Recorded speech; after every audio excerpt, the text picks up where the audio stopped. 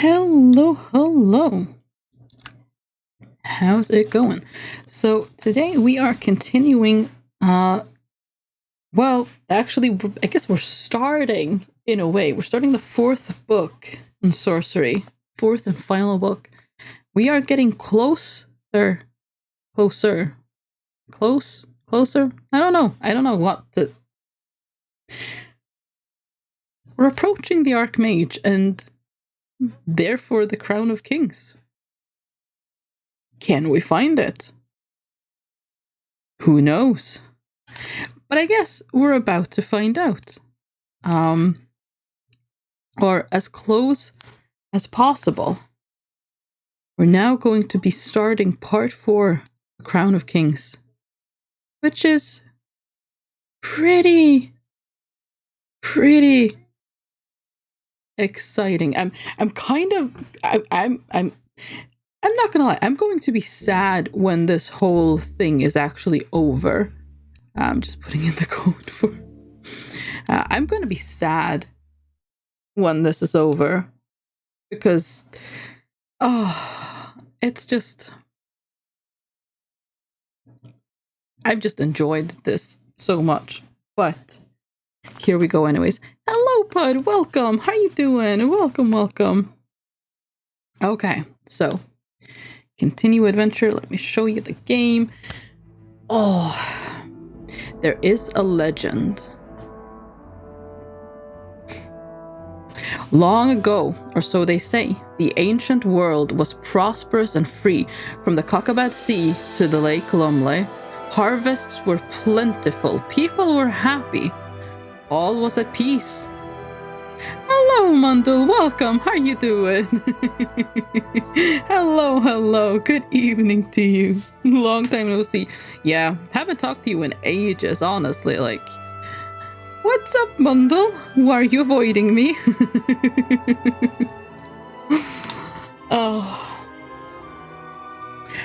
All was at peace. Even the thundering skies were calm, tamed by the arts of the sorcerers of Mampang. Then everything changed. A fearsome sorceress leveled the cities and turned the fields to dust with towers of devastating light. She heard no plea. Oh no! This sounds like me. She heard no plea, cutting down village after village. The mages scrabbled to defend the ancient world, but they were weak. Finally, the last Archmage sealed the walls of Mampang and sent out 7 deadly serpents to keep the dark sorcerers away. They failed. And now, here you are, climbing the narrow pass into the mountains of High Saemon. The price of your journey across the Backlands has already been paid. Now, the Anno land is coming to Mampang, and nothing will be allowed to stand in her path. The crown will be yours. Oh boy. I'm doing a bit better than yesterday. I should be able to finish the rest of my homework today, leaving me with only revision to do. I also actually slept well last night. How are you? That's good to hear. That is very good to hear. I'm pretty good. A little bit tired, but that's to be expected. Part 4, The Crown of Kings. Oh, we're getting there. Hello there, lovebirds. Hi, Peter. How are you doing? Welcome. Hello. Just post revenge for the bread and honey joke. Yes, probably. Yeah, seems about right. Okay, we're doing quite well when it comes to stamina. We don't have any rations, but we do have 3 gold, and we have a lot of magical stuff. Oh, click my character. Night has fallen. You climb an ancient staircase, the steps barely visible in the dark. Look back. Casting a regretful glance backwards, you can almost make out the glittering water of Lake Ilklala. It seems an age since you crossed that way. You shiver at the memory of the water serpent's clashing jaws. Check my sword. You draw your broadsword an inch from its scabbard, its edge flashing in the moonlight. The blade is decent, if hardly heroic, but it should suffice. In the distance, black smoke curls upwards. But I am not alone? Oh, right. Your spirit guide, the gorilla, is walking beside you. It is a curious reminder of home, out here among the desolation. Pulling up your hood against the freezing air, you stride onwards into the dark. You must not linger out here. Probably a good idea, yes.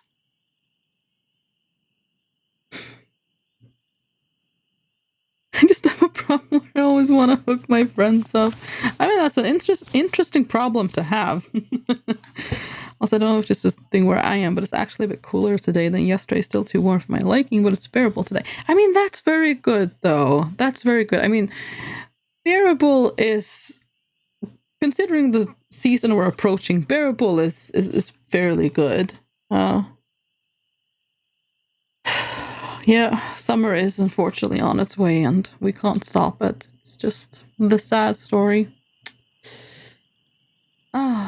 You reflect on your progress with a heavy heart as you climb.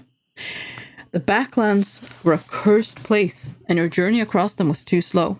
The serpent's message must have reached their master by now. Oh. Really? But I did kill them. But I guess, well, I did spend 30 days or so. So, yeah, I guess they could have come and gone in that time. We did spend a lot of time. Oh, well. Oh, well, it's fine. Walk on. Oh, yes, go give cats attention. You stride quickly up the winding stairs. I guess that's going to make this a little bit more challenging. But it'll be fine. Moonlight covers everything. The Zanzuna peaks rise on either side like jagged teeth. The path winds back and forth as it climbs, and glimpses of the brooding horror of Mampang come and go. Night has fallen, and the path will be treacherous. You should find somewhere to rest as soon as possible. Another night in the wilderness will not make any difference. The remaining serpent will surely have reached their master by now regardless. But no, the remaining serpent is encased in a crystal ball. Now, we know that, but our character doesn't. So I guess the serpent can't actually reach them because we know what serpent it is, and it is stuck. But our character doesn't know. Our character just knows that one serpent is still out there, so that serpent has probably gone. So, I mean, we're fine, actually. Hello, Kelly. Welcome. How you doing? I guess look for someone to sleep. You look aside for somewhere to curl up and sleep, but there's no shelter on the stony slopes. Sing as I climb? That sounds like a bad idea. That sounds like how you attract attention, and I don't think I want to attract attention. Watch the skies. You watch the skies as you climb, staying alert for signs of the fearsome birdmen that patrol the peaks and the eyes of ears of the Archmage. See, that's why you don't want to be going all, ooh, hear me sing, la la la la la, as you walk, because eyes and ears of the Archmage, you don't want to call on them. Like, oh, hello, find me, here, there's a spotlight, come on, find me. We don't want to do that. Birdmen aren't the most dangerous. Oh, they seem pretty fearsome. I don't think we want to, you know. Have you ever heard of man bear pig? No, but I don't think I'd like those either. Rough undergrowth springs up, shadowing the path on either side. Shelter in the undergrowth? You step off the path to shelter among the shrubs. There's a wet crunch beneath you as you lie down. Look down.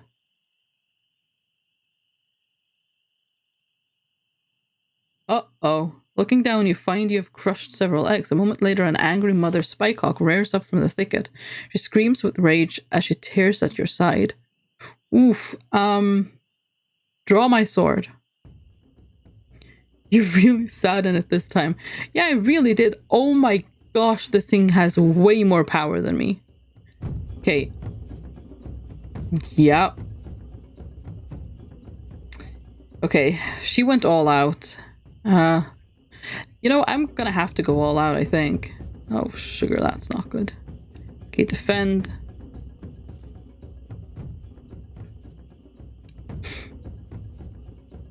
Except when it's defending, I can't really do anything.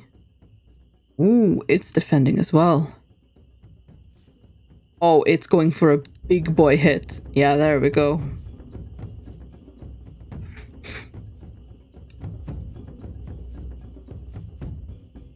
I'm doing this very wrong, by the way. Actually, no, because, well, yeah, no, I can deal with him. Oh, I should have defended, right, of course. Oh. Okay, there we go.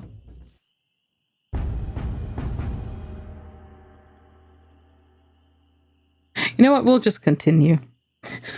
It's not a bird, man. It's just a bird. It's true. True. Sleep here. We might as well. You know what? Drink a Blimberry potion. We're quite badly. Oh no, sugar. That was our only Blimberry potion. Oh no. Well, that's been done. Oh well. Okay, dream. What is left of the night is filled with visions. You're moving through a dark cavern. Every footstep makes the ground below your boots crack. Splinters run through the stone, and some thick yellow substance oozes through the cracks. You're standing on top of a tall black tile tower, clinging onto its tiles with one hand while with the other, you wave something in the air. What is it? You look in your hand to find you're holding nothing less than the crown itself. And then you hear a cawing sound. A great shape moves towards you. A birdman. No, a goldcrest eagle, shimmering into view. The sightmasters have seen you. They're taking you home. Oh. By the bushes. During the past day, you began your ascent into the mountains. The Archmage is waiting for you. Well, there we go. The cats have had their fuss and are now going to sleep. They live such a hard life. They do indeed. Yeah, it's tough. It's very tough. I'm a little bit sad though, because our spirit changed from the bear, from the gorilla to the fox, and the gorilla has been really, really good to us. Like, really, really good to us. Dinner's ready. What's for dinner, Peter? Oh, what's for dinner? Fox is cunning and always has a scheme. He's a great burglar and dines well of those around him who never seem to see him come or go. I'll pray for healing regardless, but the gorilla has been so good to us. Is that slight amount of sarcasm I sense there? No, Pud is definitely not sarcastic at all. Search the bushes. Looking down at where you slept, you see the remains of a few hawks' eggs and the crushed bodies of two small spike-hawk chicks. Oh gosh, there's nothing else, nothing to eat or salvage. The flies have already found the birds' carcasses. You resume the climb up the endless stairs. Oh, that's just sad. I don't know, ask the Archmage, he's waiting for you. Oh no.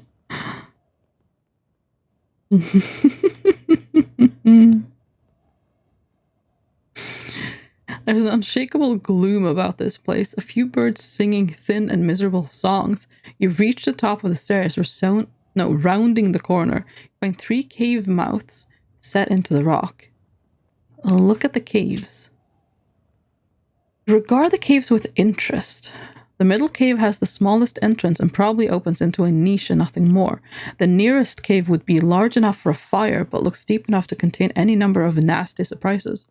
A series of hoof prints lead into the mouth of the furthest cave. Look at the hoof prints. You take a closer look at the hoof prints. They are deep enough to suggest a largish creature, but they are no longer fresh. They're at least a few days old. You also note there are no prints coming out of the cave. I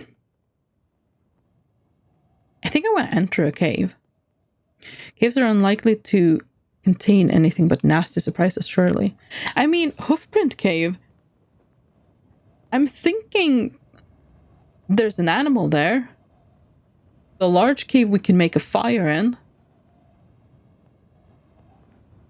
So I'm going to check the shallow cave as well, just in case.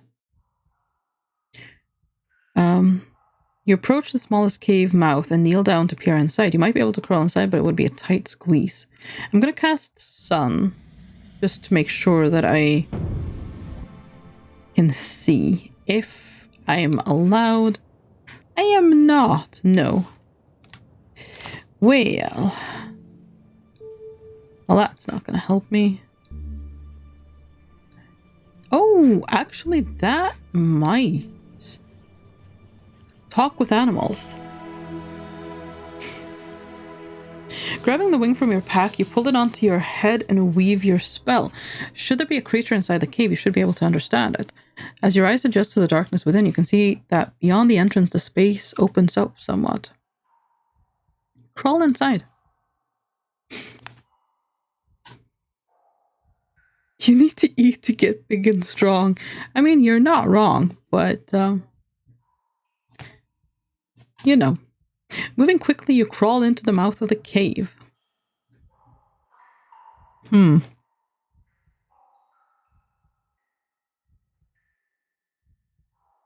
You're barely through the entrance of the cave when a terrible howling noise booms around the tiny chamber. Stab with my sword. Go to draw your broadsword, but there's not enough room to draw it comfortably. As you fumble and tug at the blade, the howl comes again, almost deafening you. Strike a light. Okay, I can't burn my spellbook. I keep forgetting that I don't have anything else. Okay, crawl back out, I guess. Because I couldn't even do magic.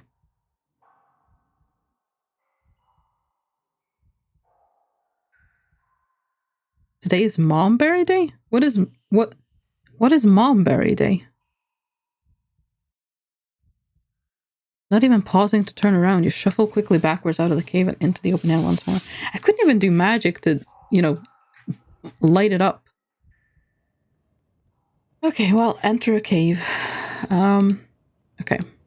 Hoofprint cave.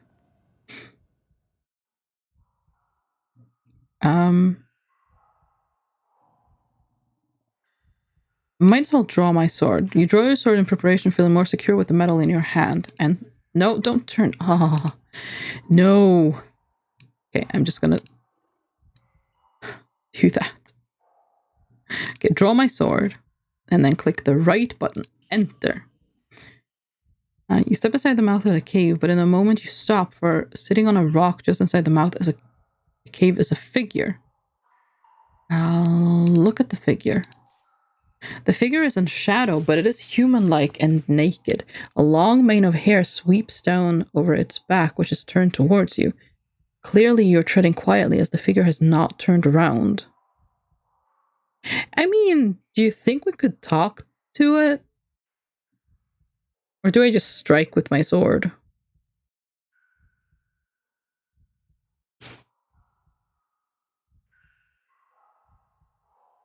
And it's human-like.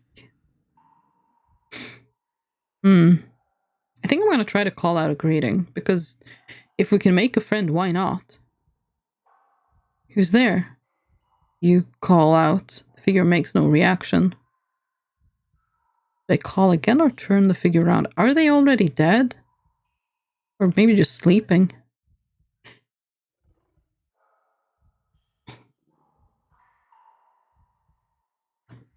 She's ready to wage another woman massacre across this land. No! I want to make friends with people. Or people like things, I guess. I don't know. Call again. Turn and face me, you call. Still nothing. Perhaps creature is deaf. Touch the creature's arm. You reach out to touch the creature's shoulder. The figure shudders for a moment, then slides from its rock to the floor. What?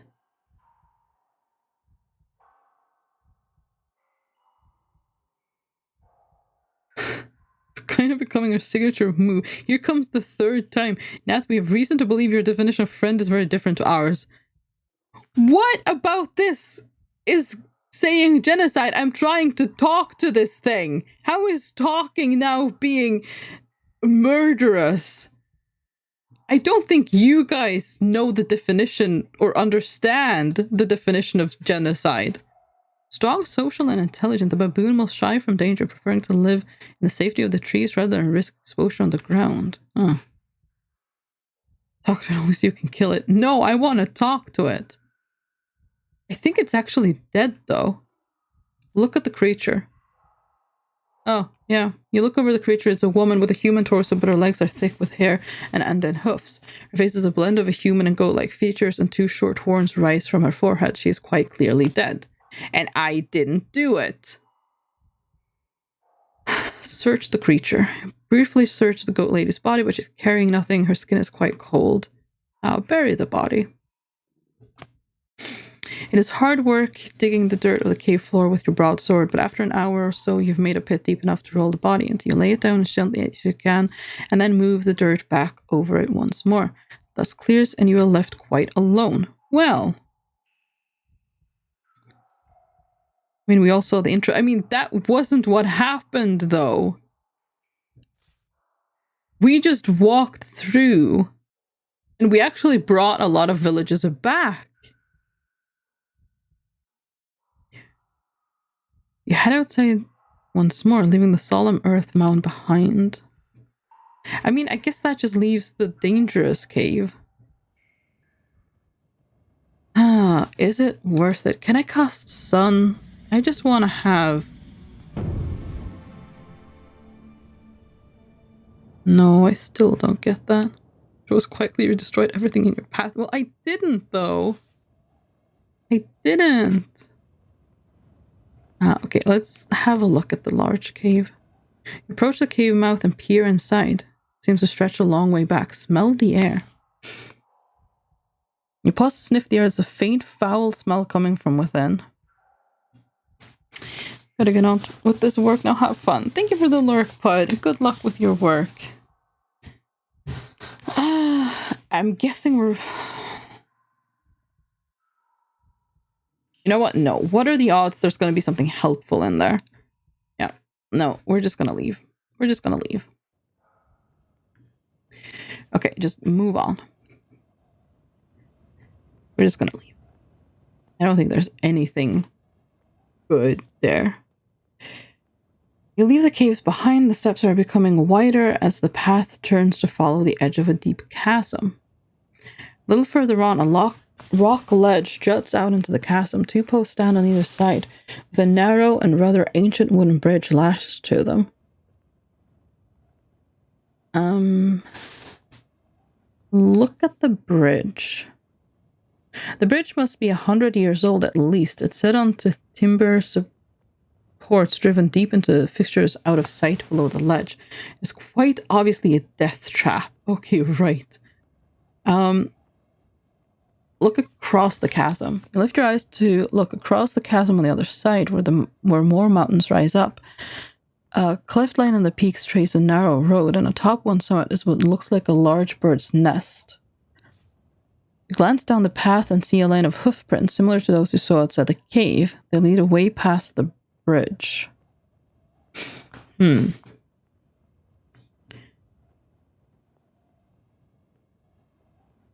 Pretty good considering you killed the first creature you came across. I didn't kill anyone. She was already dead. That wasn't me. Time to continue. If the bridge is sound, it would get you quickly closer to the citadel. Okay, so... Oh, okay, right. This is our... Oh, wow, this is funky. The map actually turns. I don't think the other maps did that. Oh, no. Didn't mean to do that. I just want to have a look at the map. Okay, so there is stuff happening over here. The bridge is obviously a death trap, so I guess we don't really want to go there anyways. There does kind of seem to be stuff on the... There is stuff over there. I'm guessing we kind of want to follow this road, though, because there are... There's, like, something there. There's a settlement there, it looks like. Might be something there, but there's a bridge there, at least. And there's some kind of a... thing here. Arbat crater. I guess maybe that's how we can enter. Oh, wow. Yeah, there's going to be a lot here, I'm guessing, to explore. Oh, boy. Okay, yeah, but I'm thinking we want to go the narrow path. Well, the winding path, not the narrow bridge. The baby birds, then the mother, it's already begun. Oh, right. Well, I mean, that was not... That was an accident. I didn't know that there were going to be eggs in those bushes, and the bird attacked me. What was I supposed to do? Math kills random birds, avian. I feel a disturbance in the force. Oh, no. Oh... Make your way along the track, then pause for breath. As the sun climbs to the sky, the winds begin to rise. A jutting rock sticks out just by the edge of the ravine. Look at the rock. The rock is like a hooked claw poking out from the edge of the chasm and looking out over the drop. The far face is grown over with thick, fleshy green moss. Collect the moss. Now you grab a handful of the moss. It feels juicy and fresh. Taste it. You gingerly taste the moss. It's fresh and quite flavorsome. Okay, eat it. You put the moss into your mouth and chew, and it fills your body with healing warmth. Look into the ravine. The ravine on the north side of the path is deep, but not impossibly so. A sheer drop becomes softer as the ground curves towards grassland within view. So, I mean, we could go down the chasm, but I kind of feel like we want to go over here, because that does appear to be some kind of a settlement. And we do have 3 gold pieces that we could possibly get maybe 1 ration at least for, or something. So I think we want to go there. Okay, make a move. Up the path. The path crosses a rocky plateau, which rises gradually. The sun is blistering hot now. You're almost in the peaks now, with the sheer drops opening on either side. The plateau is relatively sheltered, but there's no time to waste here. Along the pass. Sheer rock wall stretches high on your right, while a drop is to your left. You follow the path as it curves around. Thin heat beats down from an empty sky. The path quickly narrows, and you have to press yourself against the wall at times. You follow the trail around a corner, stopping short in view of a jutting ledge. The path turns to fresh mud pressed with hoof prints. Look at the prints. I'm guessing maybe it's the same people as I saw in the cave. Like, that's their settlement. The prints are similar to the ones you saw before outside the cave. Could there be more of the goat people here? You continue upwards, sweating under your pack head low. But as you wind around a bend, a voice like gravel calls out. Halt! Look up. Looking up, you see 2 creatures, half human, half goat, like the one in the cave. Their torsos are those of muscled humans, but supported by hairy goat legs. 2 stubbly horns sprout from their foreheads, and the 2 women hold spears at the ready, standing on unreachable ledge of rock above you. What is your business? One demands. It mean you no harm, you call back. One laughs. We'll be the judge of that, the other snarls. You have trespassed here, traveler. We are the hoofborn and will protect our home from outsiders. Where are you traveling? I intended no offense, you cry back. The guard scratches at the ground with her hoof. I doubt that, but I'm no expert on the customs of others. The creature nods. Where are you from? Okay, tell them something. You take a moment to prepare a reply. Are these creatures servants of the Archmage, or are they his enemies?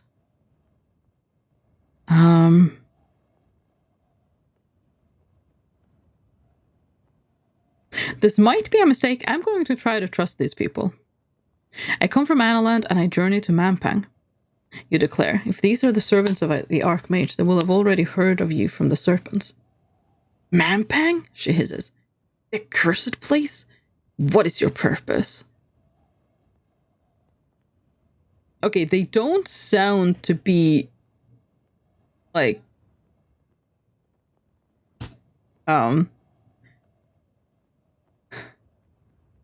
They don't sound to be allied with the Archmage, so yeah, I will recover the Crown of Kings.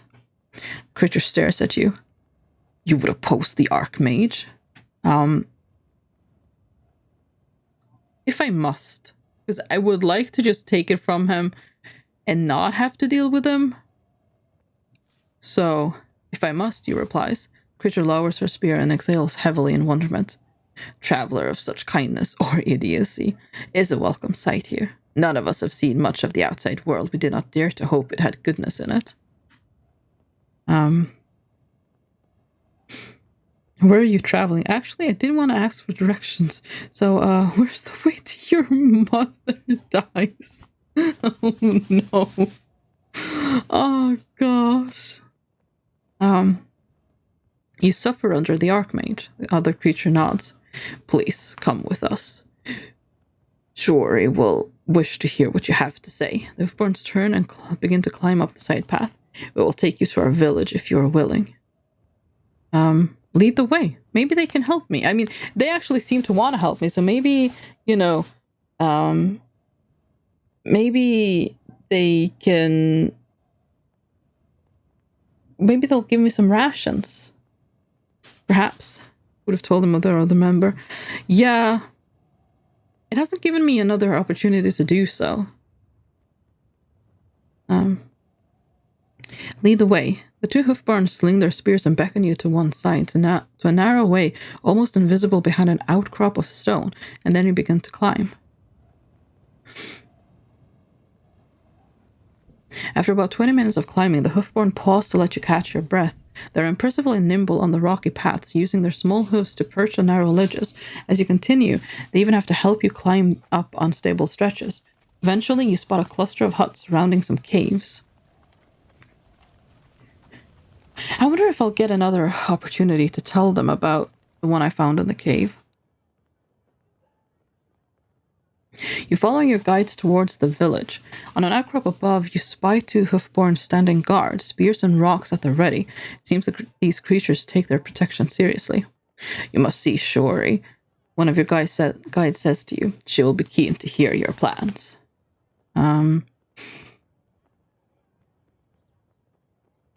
Is Sorcery your elder? Yes, the guide says. She is very wise. She was one of the first.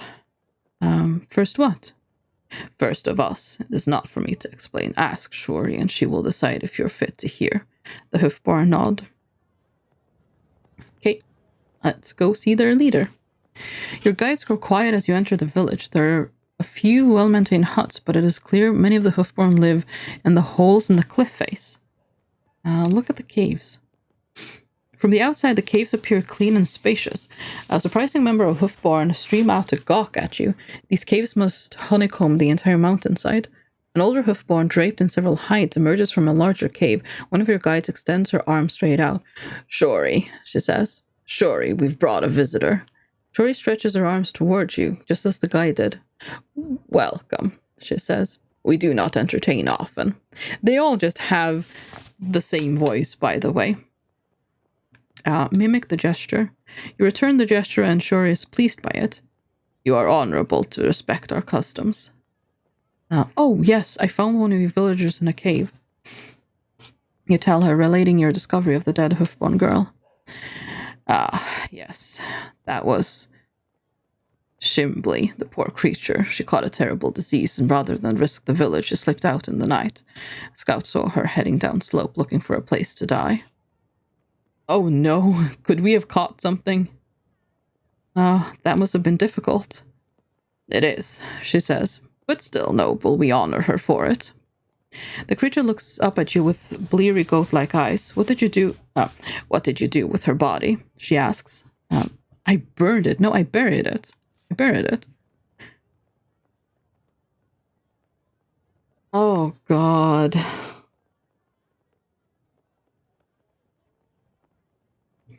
No, I wanted their help.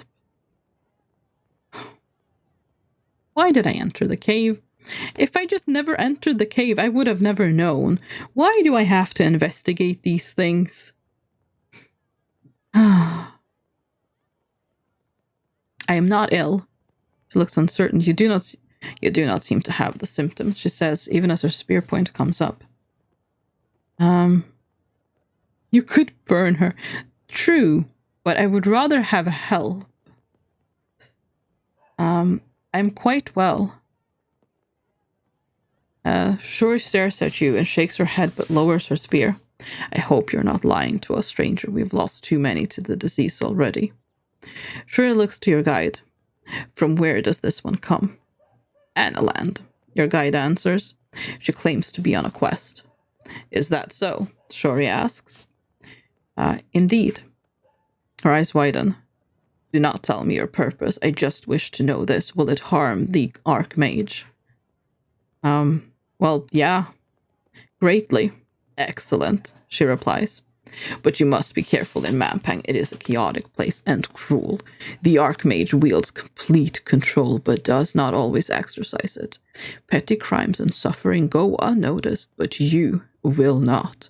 He has spies all over Zayman. It is likely he knows that you are coming. I took care of his serpents. Did you? Then perhaps you have a chance after all. May I enter your village? The Hoofborn leader takes a cantering step backwards and ducks her head. Feel free. Eat and rest. We also have items to trade if you are willing. Yes, trade could be incredibly good, and they are offering me food and rest. That is so good. At the very least, I'll be able to sleep and eat. So that's something.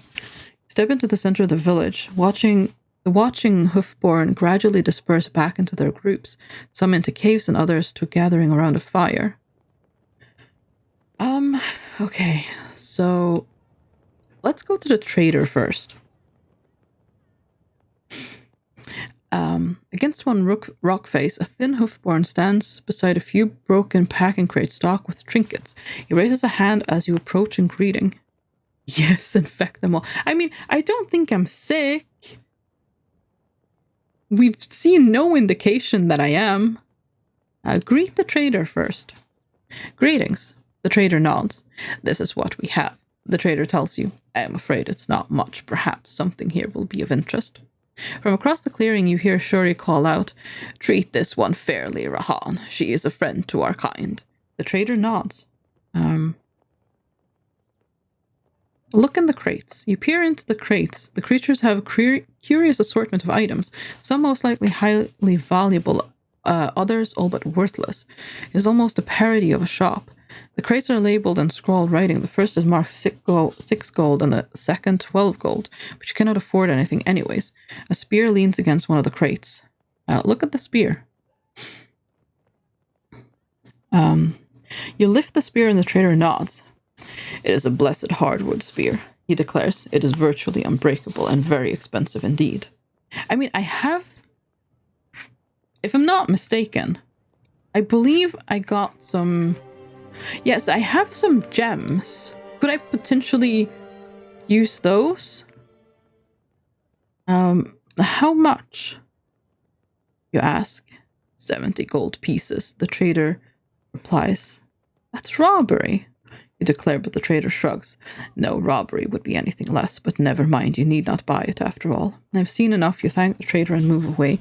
The village is small. There could be nothing more than 100 inhabitants, but I have gems. Why can't I trade the gems?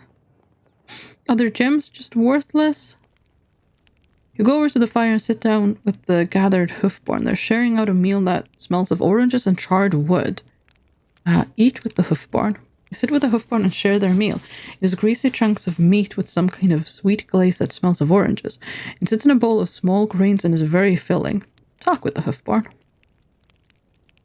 Since the Hoofborn are so entranced with the wider world, you offer to tell them of your adventures. They surround you with eager faces as you speak of the gloomy abandoned house of the blind noble Tita and the sewers of the city port, thick with slime and slurry.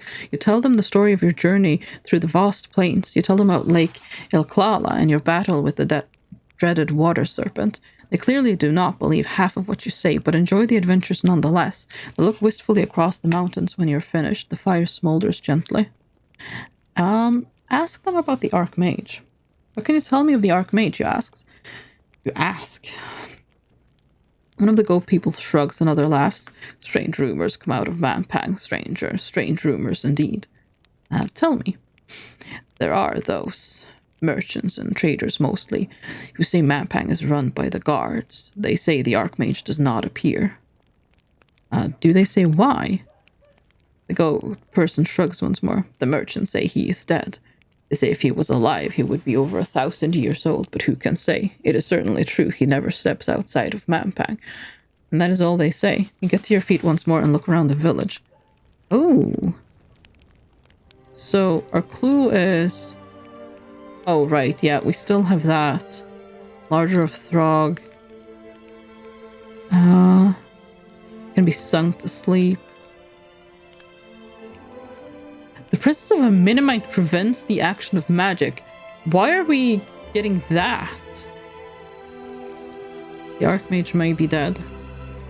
That's an interesting clue, because, like, we had Jan with us for a part of the first book who was a Minimite. But we have since not seen one, so that's interesting that that's popping up again now. You approach Sorcery, who is seated outside a largish hut, and nod a greeting. Greetings, she declares. I hope you're finding our village comfortable. Thank you. This will be our last respite, I think. She agrees. Sorcery looks away into the distance, and for the first time, you notice her eyes are blurry and weak. You are blind? Not yet, Sorcery answers. But I lose sight with every passing year. We are all made creatures, but not made to last. What can you tell me of birdmen, you ask? They are cruel creatures, but there is some hope for them, I think, she replies. They are strong, perhaps even strong enough to escape from the Archmage's clutches in the end. You've been to Mampang? Sorcery shuffles her hoofs uncomfortable. We used to live in Mampang. Several of us, at any rate, we escaped. You were the Archmage's prisoners? Of a sort. But now you're free. For now the Archmage does not see us, or else he does not care, but it is a fragile peace. Then you know a way inside the Citadel. That's actually... Not for you, she shakes her head. We climbed a fallen section of wall and scrambled down a path for freedom. We are the surest-footed of all creatures, even some of our number fell to their deaths. No, if you must go to Mampang, you will have to approach it by the gate. Okay, that's unfortunate. I was hoping to go through the wall. Okay, well... it is what it is, I guess. One of the Archmage's experiments. Sure, his face darkens. Yes. Yes. That is horrifying, yeah. Just stomps once. Oh no, I didn't mean you. I meant what he's doing. Sharp sound that echoes through the nearby caves. We are not horrors, she says. We are the product of cruelty, but that does not define us. You nod and turn to leave. One last thing, Sorcery declares before you step away. If you should find the Archmage. Yes? Kill him without hesitation. With that, she looks away, her weak eyes searching in the distant horizon for answers. There are some youths playing around in the dirt. They're hairier than their elders. Some are using all 4 legs. Will they grow into their humanity? Or are the younger ones simply more goat-like due to the Archmage's interference? Huh. Okay, well, viewpoint. On the north side of the village, there's a lookout point that offers a spectacular view across the valley below. You stay for a while watching birdmen circling the peaks across the ravine to the north. One of the hoofbone comes to join you. They are cruel creatures born of pure hate, he remarks. But they say they are nesting in the mountains outside Mampang. All birds make nests. They are not birds no more than we are goats. Birdmen cannot have children of their own. Only the Archmage can birth them. Looking around, you suddenly notice the truth of his words. In the whole village, you have not seen a single infant. So why do they build nests, you ask? The hoof-born man shakes his head. I do not know. It is a mystery. Perhaps they believe that nests will make eggs come. I cannot say. Shuri told me a little of your race. The hoof-born shakes its shaggy head. We are hardly a race. Once the last of us have died, we will be gone forever. The hoof-born strikes his chest with a palm. Go in peace, stranger. Okay. Well, there's nothing more to do than leave then, I guess. Oh well. You head for the edge of the village, but Shuri clip-clops over to you. She's armored now, with a long and heavy spear which she levels at you. Shuri? Shuri holds your gaze for a moment and flips the spear around to lie handle first. The blessed spear, she says. Take it as a thanks. It might help you to penetrate the defenses that surround the Archmage. I would like to be, oh, no, I can't accept this, but I think that would actually probably help us a lot, so thank you. You reply, nodding deeply. I am honored. You take the spear and strap it to your back. It feels, as promised, most firmly made. Now go, Shuri insists, and may the gods of the old world be with you. You turn and take your leave. We have the gorilla back! Oh, I'm so happy we have the gorilla back. You turn and take your leave. A guard accompanies you back down to the main path. You're grateful for it, as the route is so steep you risk a fall without help.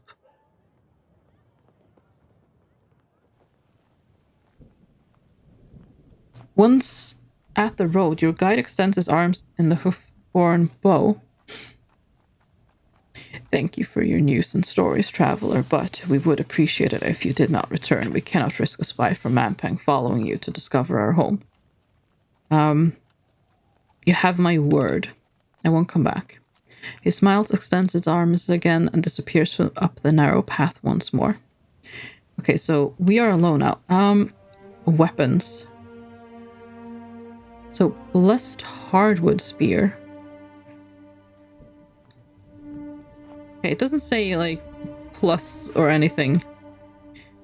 But it's probably good that we have it, nevertheless. You skitter and scramble the last few lengths down to the trail once more. The sun is sinking and the sky is turning bruise purple. It'll be night soon. Okay, make a move. There's no point in looking for the path to, because we're not going to go there anyways. The path runs in both directions along the chasm edge. Onwards, because I think that bridge is probably where we want to try and, cross. You'll walk along the edge of a sharp ledge which looks down into a deep chasm. The gap is wide, but across it you can see a path winding through the mountains towards Mampang Fortress. A rope hangs suspended in mid-air above the chasm. Its near end is coiled up neatly on the path. The sun is sinking low. Soon it'll be dark once more. Look at the rope. You look suspiciously at the rope. It's dangling quite unsupported in the middle of the chasm. Okay, I'm assuming that's going to be a trap of some sort. Look along the path. Looking to your right, you notice the trail continues. You think you can see a bridge in the distance. Test the rope. Unwind the rope from the rocks and give it a tug. It feels solid, though its surface is strange. The other end of the rope does not move from its invisible anchor. It feels quite firmly pinned. The result of a fix spell, perhaps. Look closely at the rope. It's an ordinary-looking rope with bunched cords and frayed edges, except it's made of some strange smooth material, and the surface is patterned with diamonds. Okay, what if...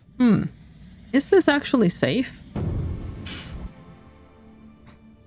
Because, we know that bridges may not be safe anyways. So sus. You cast the spell and a familiar, calm voice begins to speak to you. The voice informs you that the rope swing is a trap, but so are the bridges and the path ahead. Oh. And then, before it can offer anything more useful, the voice fades from your mind. Huh. Okay, right. So, the rope is a trap, the bridges are traps, and the path ahead is a trap. Okay.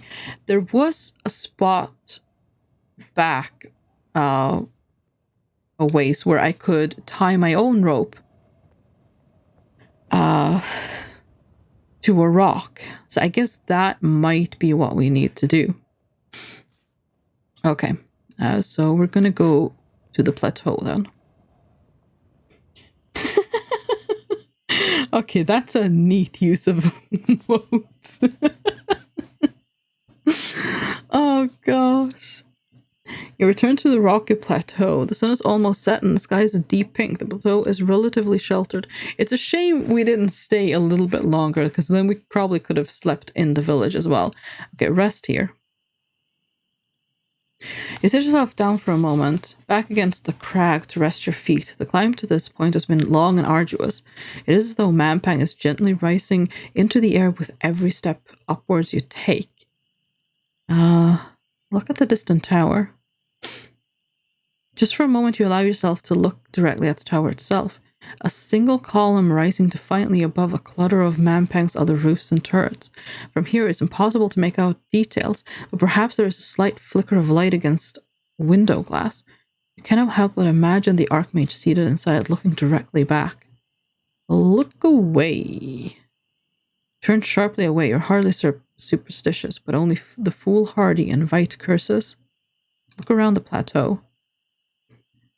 You turn your attention to the plateau around you itself. It is scattered with small stones and dust. In one corner, the ancient remains of a fire pit are as cold as ice. Look in the fire pit. You poke the fire pit with a spear from your pack, but uncover nothing of interest. It's little more than a few motes of charcoal that have not been swept away by the wind. Whoever built their fire here built it in a sheltered spot, but many years ago. Then you notice a few curious scratches in the stone near the fire pit, perhaps made by some clawed creature.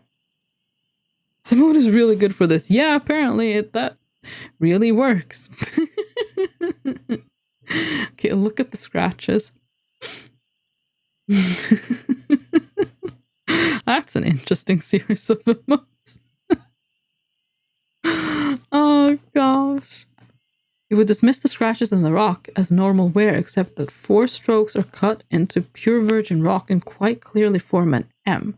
The rest are too worn or filled with dirt to read, though you can feel their lines as you run your fingertips over the stone, but you have no way to read them.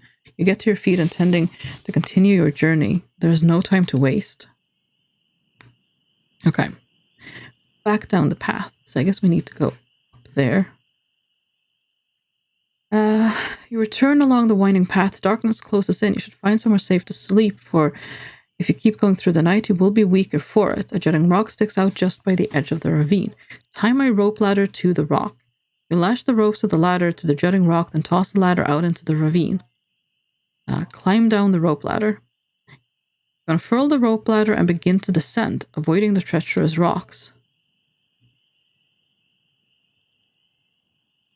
The ladder hangs freely in the air, swinging slightly as you climb. Halfway down the ladder, a screech fills the air. Ooh, a birdman streaks through the sky, heading straight for you. Ooh. Oh my gosh. Okay, you guys are making some very good things with the emotes now. That's... I'm actually impressed.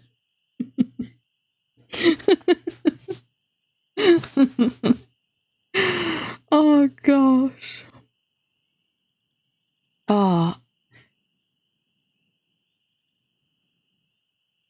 Cast a spell maybe?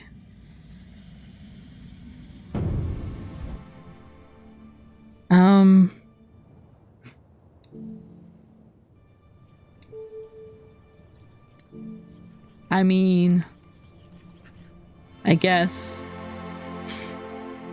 Looking to the stars, you craft the magic, winding a fireball in your palm and hurl it at the birdman. Fireball strikes him just as he closes in. He shrieks, blinded by the burst of light and pain. He slashes at random but misses you entirely and flees. The birdman opens his mouth to scream at you. I draw my sword? I guess. You draw your sword, holding the... I don't want to leap down. I feel like that's just going to hurt me. Holding the ladder tightly in one hand. Swing at the birdman. As the birdman closes, you swing your sword, slashing deep into its side. It veers away with a cry, retreating upwards for another run. Okay, I guess I just leap down. No, you leap off, preferring the drop to the birdman. I think I'm actually doing pretty good, to be honest. He slashes at the empty ladder in fury as he passes. You plunge towards the ground. Pray, I guess. You close your eyes and raise a prayer to the baboon. You begin to slow in the air as the baboon cradles you with invisible force. You're gently placed on the ground. Oh, okay. That worked out well for me. Well, fine then. The birdman circles overhead, screeching. Seeing you alive, he lands nearby, fluttering his wings while drawing a sword. He intends to finish his task. Okay, cast another spell. I think it's in my interest, since the birdmen have been, like, everything we've heard about them makes them seem pretty fearsome, so I think it's in my interest to weaken the birdman as much as possible before actually fighting him. Bind the starlight into shape around you, creating a ball of flame between your hands. You fling the fireball at the creature. The birdman explodes into a foul-smelling fireball and is gone. Okay, we don't have to fight him at all. That's actually the best possible outcome there. You pick yourself to your feet, looking back up at the worrying distance above. The moon is high. Look around.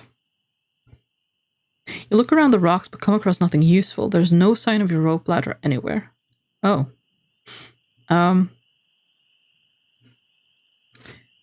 I mean, I think we want to go up the valley.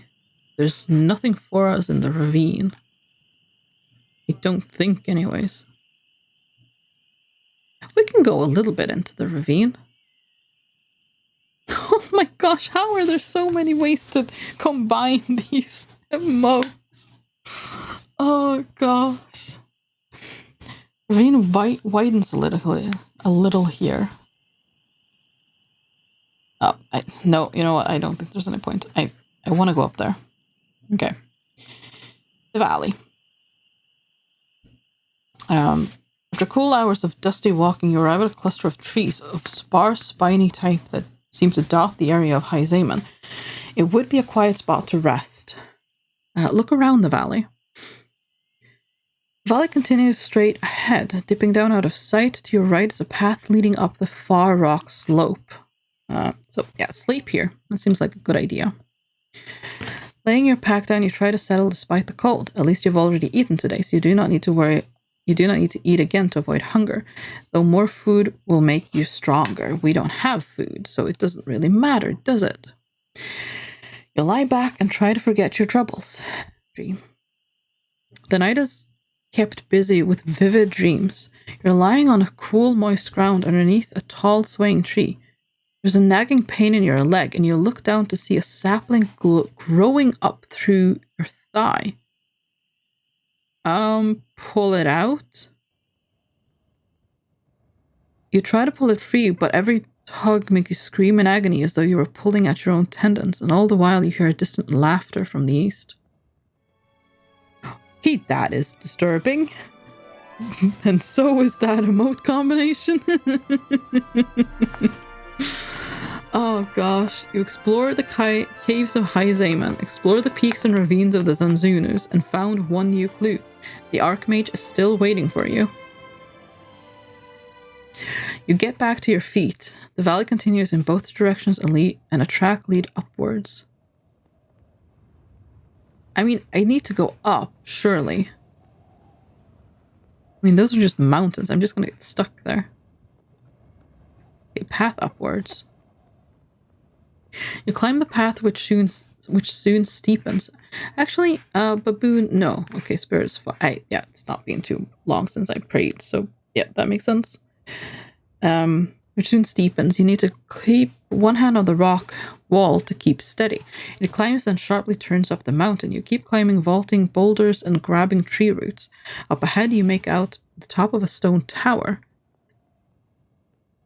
The sun breaks over the horizon. Towards the tower. The path crests a rise as you climb. A tower sits a short distance off the path. It looks to be in ruins. Look up at the tower. The tower is familiar, built to a similar design as the one you saw in the Backlands, but this one has fallen into semi-ruin. The entire top half is missing, as though struck through by a blade. Approach the tower. As you move towards the tower entrance, a shadow falls across the doorway. The shape is stooped and hideous. It would seem this place is home to a troll. It has not yet noticed you. Watch it. You watch the creature as it paces inside the ruined tower. It appears to be ordering things, moving stone blocks from one point to another. Can I talk to the troll? Approach. You sneak a few paces closer, and the troll's eyes snap up to meet yours. Then he lumbers out into the daylight. Look him over. He stands at least a head taller than you, and his shoulders fill the exit. The troll roars and bangs his massive sword against the shield large enough to squash you with. He's a ferocious enemy with incredible strength. But, okay, cast a spell.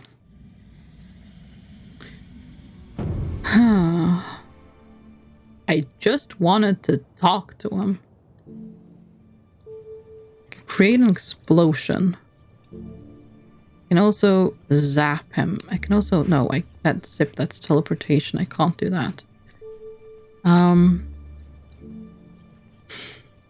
could create quicksand. I do have sand.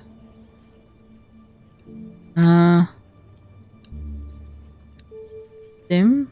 Cost stupidity. I'm not sure how that would help me in this situation. No, sharpened blade. I mean, I guess that could help me, but no. It doesn't seem like he wants to talk.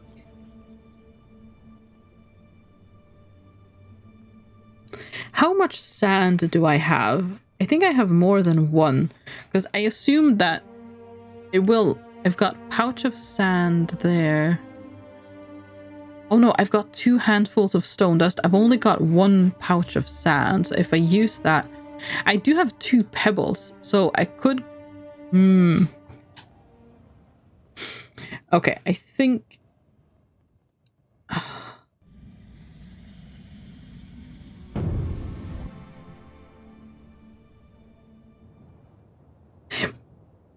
It could cause an explosion, but what if I explode something in the tower as well that could be useful to me? No, not that. Okay, I'm just gonna zap him. You weave the enchantment, building up a charge of electrical energy around your palm. The bolt hits the troll and he spasms in pain. He survives the magical assault though, so he will have to fight. Draw my sword. Oh god, I didn't weaken him much at all. Okay, but he's spasming in pain, so hopefully he's not gonna go all out. Oh boy, was I wrong. Well, oh my god, he can still do more than me. At this point, I think I'm better off if he just kills me.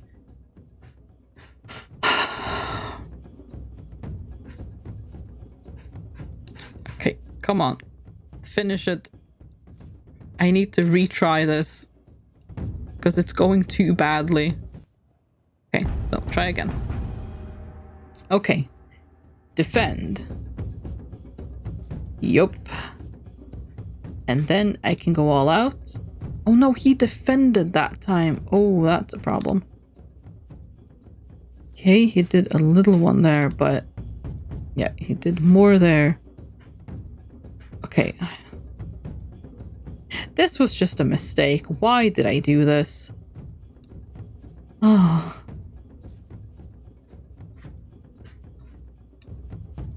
Oh my god. Fact is, he's going to take care of me before I take care of him at this rate. Defend. Oh gosh, he actually did another big one. Oh no, he did more than me. Oh gosh, you know what? Yeah, just finish it. Okay, defend.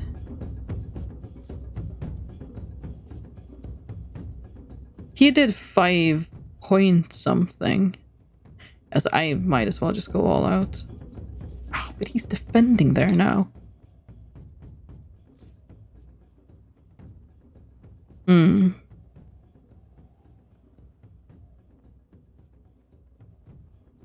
Okay, I need to defend. Huh. No, but he's gonna do a big boy attack. Yeah. If I do a little one here. But he's defending, so it doesn't do anything. It doesn't help me.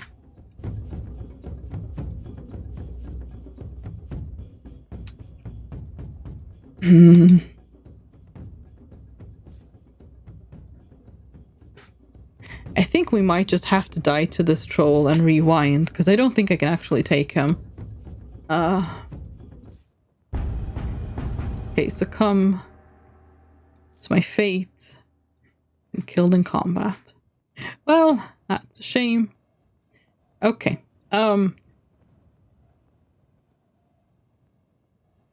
the tower. Watch. Approach. And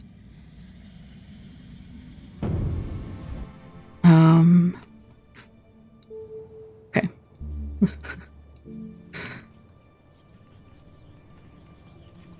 Actually no, because that does counter.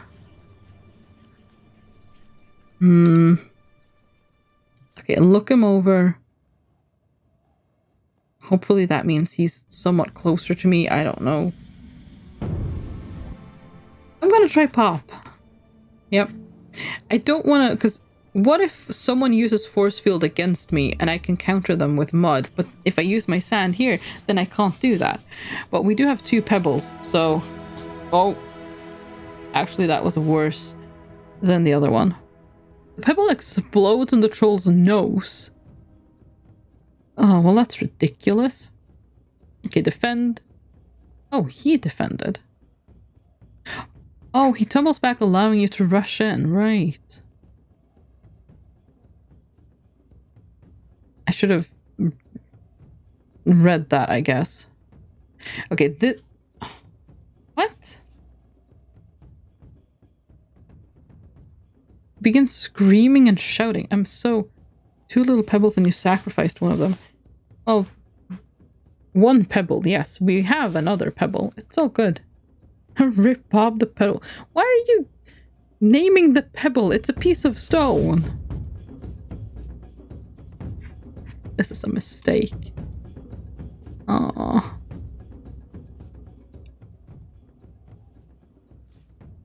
Oh, and he doesn't really... Okay, he did a big boy attack there.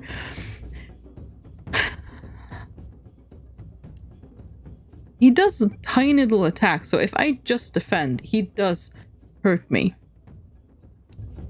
But then he does big swings as well, so I need to...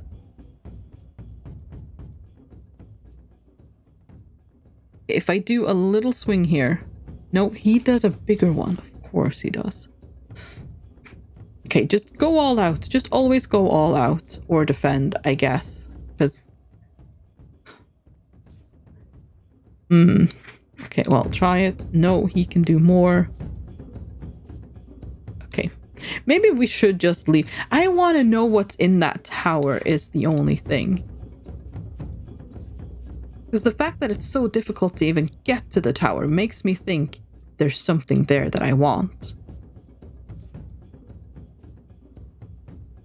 But I can't take him this round, no matter what. Okay, defend here.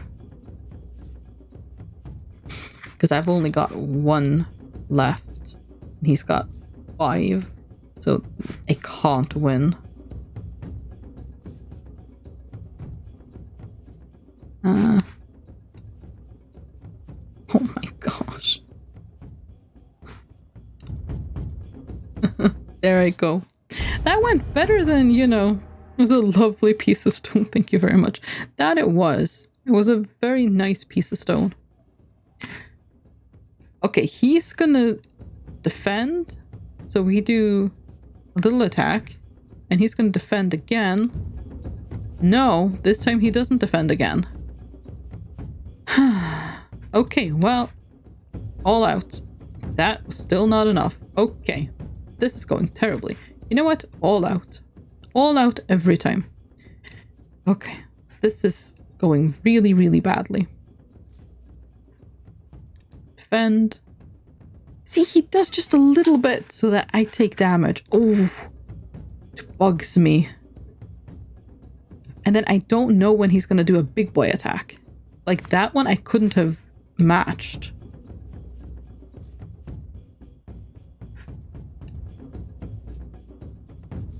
Okay,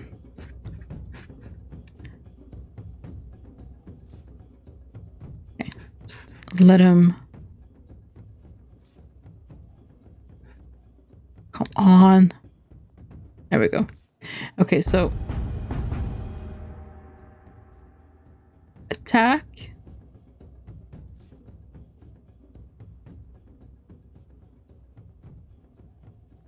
Defend. And then all out. Okay.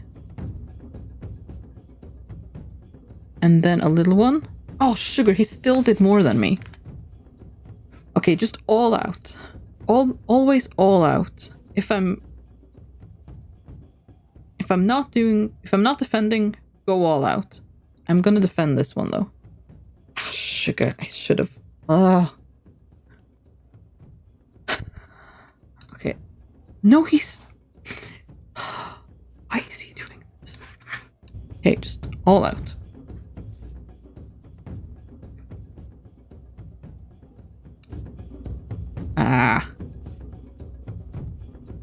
Okay, I want to retry this again.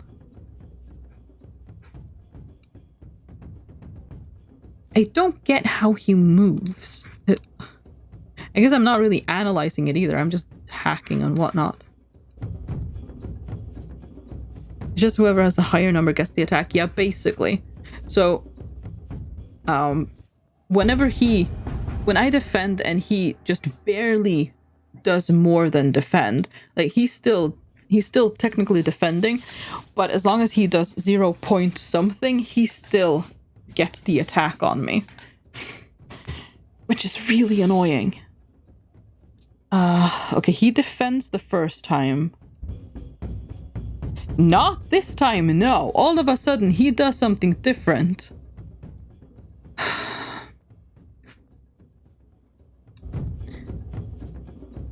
I'm so confused. Okay, he is gonna defend, but he will do a little bit, so I will do a little bit. And it's probably gonna be the same thing. Oh, sugar, he did more than me. Okay, defend, because I really can't do anything else. Defend again. Oh, I was hoping he would do his big attack now. I'm not big brain enough to actually defeat him, which is really sad. Troll's shield comes up. Is that a hint that he will defend? Maybe. Okay, I'm gonna defend here. I couldn't have matched that either way, I guess. He steps away. Oh, he's still... Okay, he's just defending. Doesn't ever seem to do more than one, so in your attack, just make sure to do one afterwards, then do the one perhaps, I know. Kind of know. Didn't look at this fighting system. Yeah, no, it's... Like... I think technically there are hints in the text that help you know what he's gonna do. But... I don't know, I'm not good at reading it. But he tends to do like little attacks, but then he also does big attacks, and he has a lot more attack power than me.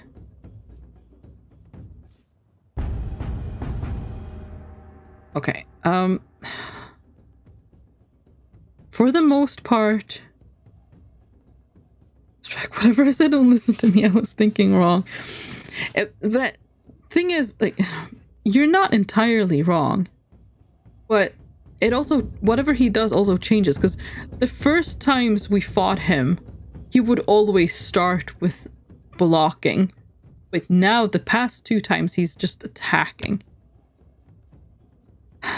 Well, I can take him this time.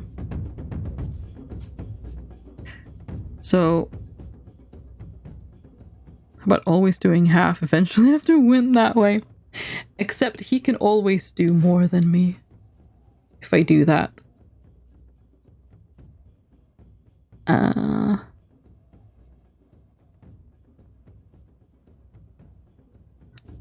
Okay, he's defending. And he's probably going to defend once more. Yep, I barely did better than him there. But I can defend this time. But the fact that he did 0.2 means that he attacks me, which is annoying. Yeah, but the AI is just random generation. I mean, he is building up strength, though.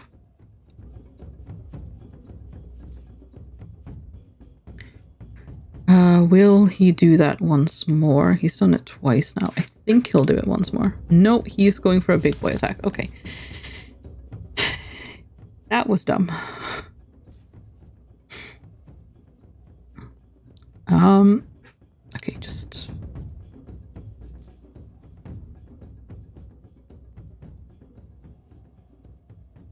okay. Yep. And then I'm gonna hope that he attacks with a big boy attack, and he does. Okay, good. So, I go... He basically does... I think... No, he did a bigger attack again. Sugar. Okay, well, I need to defend now, and he just does a little bit to injure me. This is so bad. So bad. Oh my god.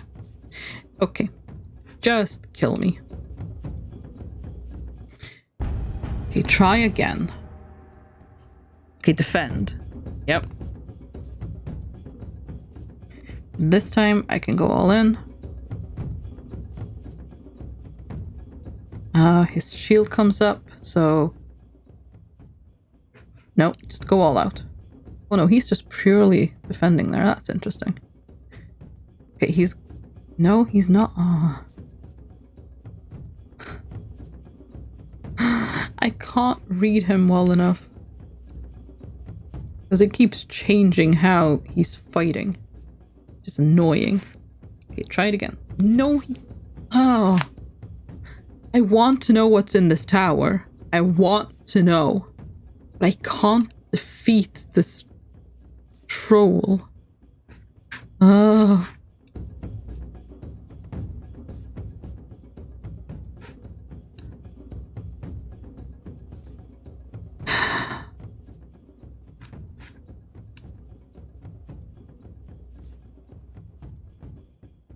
Okay, I need to defend.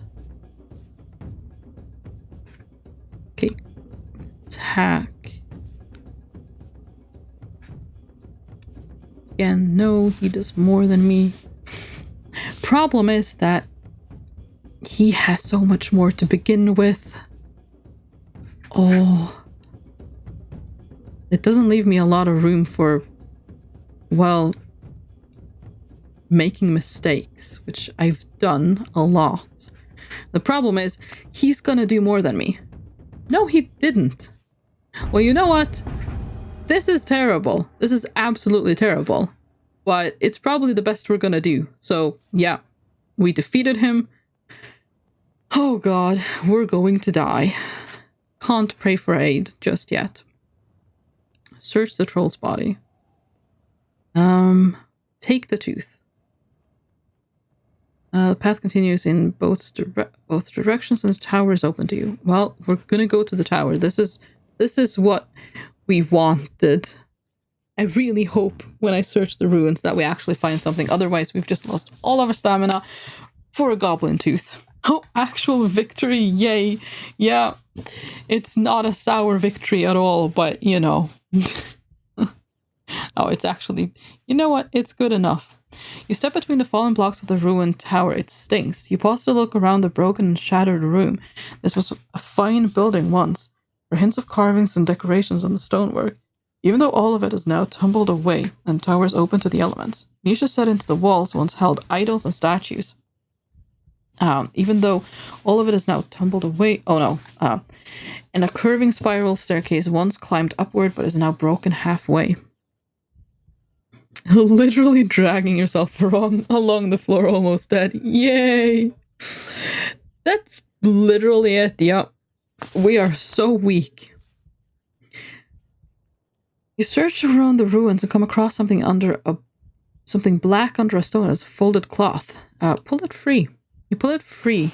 The cloth is thick and heavy, and has been neatly folded into a square. There's something bulky inside, which you can feel through the cloth, but whatever it is, it's not heavy. Unwrap it.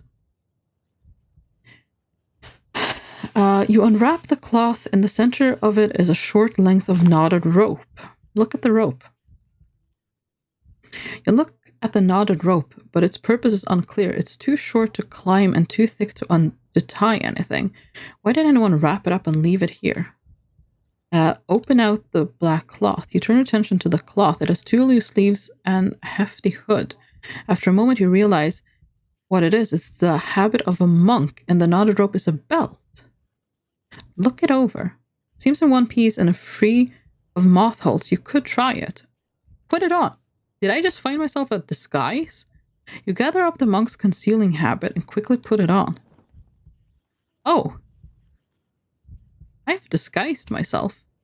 You will now pass as a monk. Climb the stairs?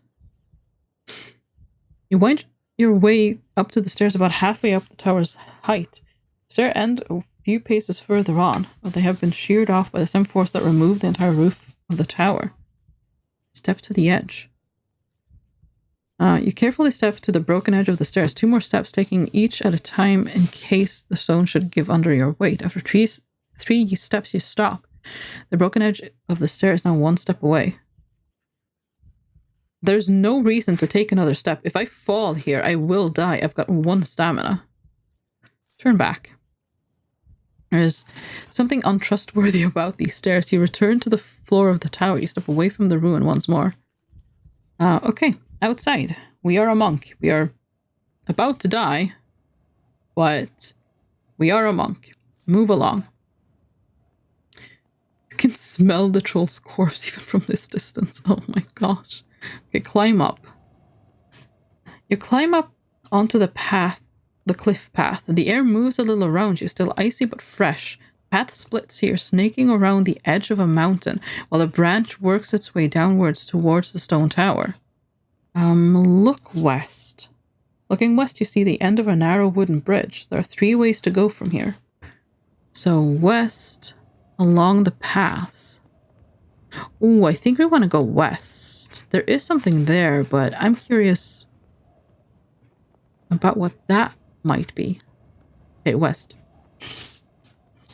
Follow the path westward away from Mampang. A narrow rope bridge leads south across the ravine from here. Well, we already know that the bridge is a trap. This is the other end of the bridge you saw on your way up the path on the other side of the chasm. Time to continue. Yep.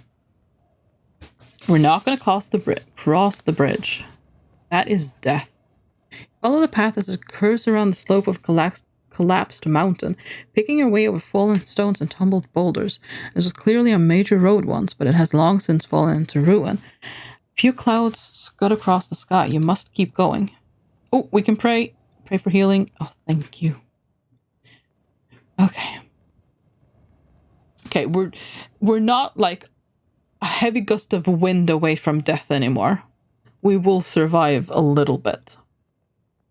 You follow the trail around the mountainside. Finally, the road ends outside a ruined building. The path beyond the building is nothing but rock and ruin. Enter the building. You approach the door to the building.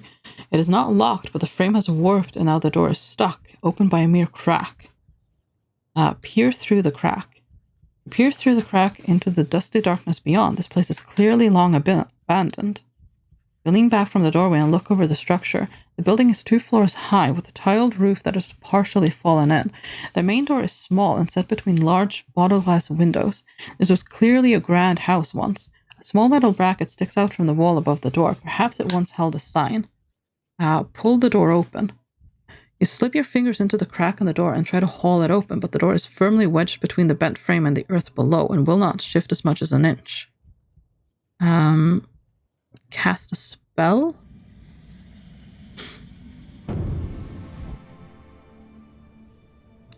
J, what does that do? Oh, no clue.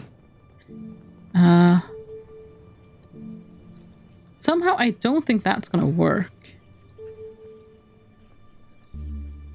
6? Clone the caster.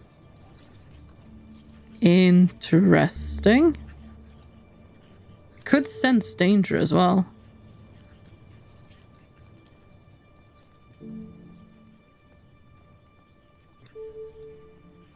I can also cast Hot.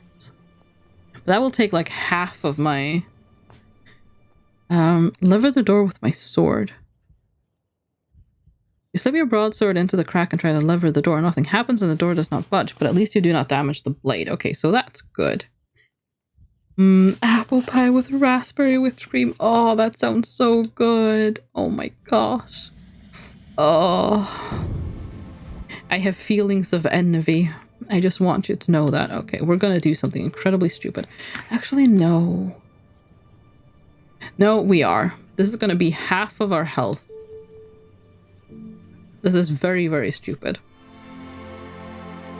Consulting the constellations above you, bind the spells, summoning a fireball in your palm, blast the door. Then you hurl your fireball at the tavern door and it explodes into charred fragments. Dust and still air drifts out from the dim interior of the building through the doorway. Which way now? I mean, obviously we go inside. Pick your way through the buckled doorframe. Inside you see a large room dotted with tables. Grass peeks up between the floorboards. The roof is collapsed in one corner and ivy trails down the broken beams, settling on a long counter. Check behind the counter. You lean over the counter, but there's nothing there except a row of barrels, all split open long ago with an axe. There's a rack of bottles that still seem intact, however. This must have been an inn. It sits beside a well-trod road, so travelers must have come this way at some point, but it has long since fallen into disrepair. A mug sits on the table, its handle missing. Across the room, there's a cramped passageway. Look at the bottles in the rack. You look along the rack. Most of the bottles are wine or exotic ales, but one label catches your eye: firewater. The bottle is dry as bone, as are all the others. Oh, well, that's sad. Search around. You make a quick search of the corners and rubble piles, unearthing a moldering piece of paper and a few coins. Examine the paper. The paper is flimsy with age, the writing faded. You only may manage to make out a few lines. The beckoning finger welcomes you, sorcerer, to the last resting place before the fortress. A hot meal is 2 bronze pieces and comes with a cup of ale. Bread and cheese are 1 bronze piece. It seems unlikely that the prices are still valid. However, there are no beacons here to help you rebuild the place. Pick up the coins. Punching over, you pick up the coins and examine them. They're very thin bronze, green with age. On one side is a simple picture of a bird of prey, talons outstretched. On the other, there's a profile of a hooked-nosed woman with a stern expression. There's writing along the edge of the portrait, but you do not recognize the language. Are they simply ancient or from a faraway land? But in your travels to the past, you have never seen a coin like this, or another portrait of this woman. Make a move. Could explore the hallway or leave. We're gonna explore the hallway. We have to. I mean, we have to explore this as much as possible just for the fact that we sacrificed literally half of our health to get here. So there. You make your way down the hallway. It leads to several back rooms, but most have collapsed, and now only the nearest 2 are accessible. One is smaller, only containing a single bed. Look around. You look around the empty hall and discover a handle in the ground, a trapdoor leading to some kind of a cellar, perhaps. The back rooms are almost certainly mere wreck and ruin. The large room. The rotten door of the large room yields to your touch. Brackish water seeps from the wood. In the room beyond are many beds, but they have been stacked against the wall. A chest lies open, its lock smashed. and one spot in the floor sags alarmingly. Examine the sagging floor. You look at the sagging patch of floor from a cautious distance. It seems rainwater has pooled here and drained through year on year for some time. Leave it alone. Floorboards are so rotten they would probably not support your weight. You step carefully around the weak point on the floor. Look in the chest. Turn attention to the chest, but find nothing beyond splinters and dirt inside. The lock was smashed open some time ago.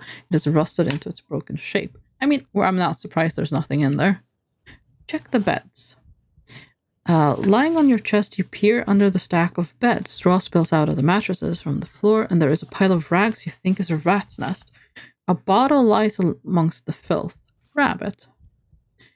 You grab the bottle from the brittle straw. Pulling it out onto the light, you see it is a potion of fire water. What kind of incels potions? You stand years of dust clinging to your shirt.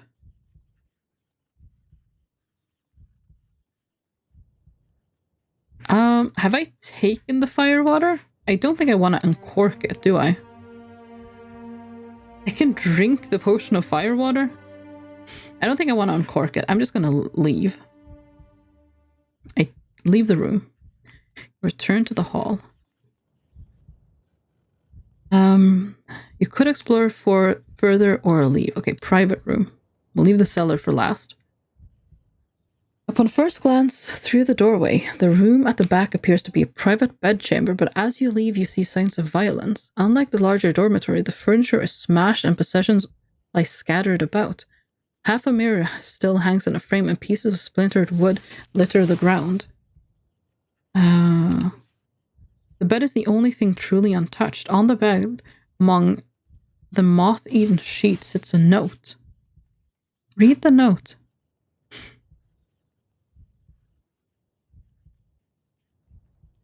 You pick up the note off the bed and read it. Horrors, it reads. Surrounded by horrors, I have discovered the tavern is haunted. I must flee. If you read this, heed my warnings. Run. Run now. A voice pipes up behind you. But it is fake, you know. Turn around. You turn around, but no one is there. Still the voice pipes up again, this time from the hallway. You worked on that for a whole afternoon, it says. Sounds like a young girl. Show yourself. You call, I'm out here, the voice responds from the hall, then giggles. Come and get me.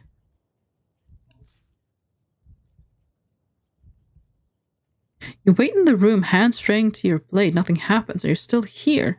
The voice asks. I hope you are. I've had no one to talk to for so long. Okay, leave the room. There's no other way out of this room and nothing more to find. You head from the room and back into the hallway.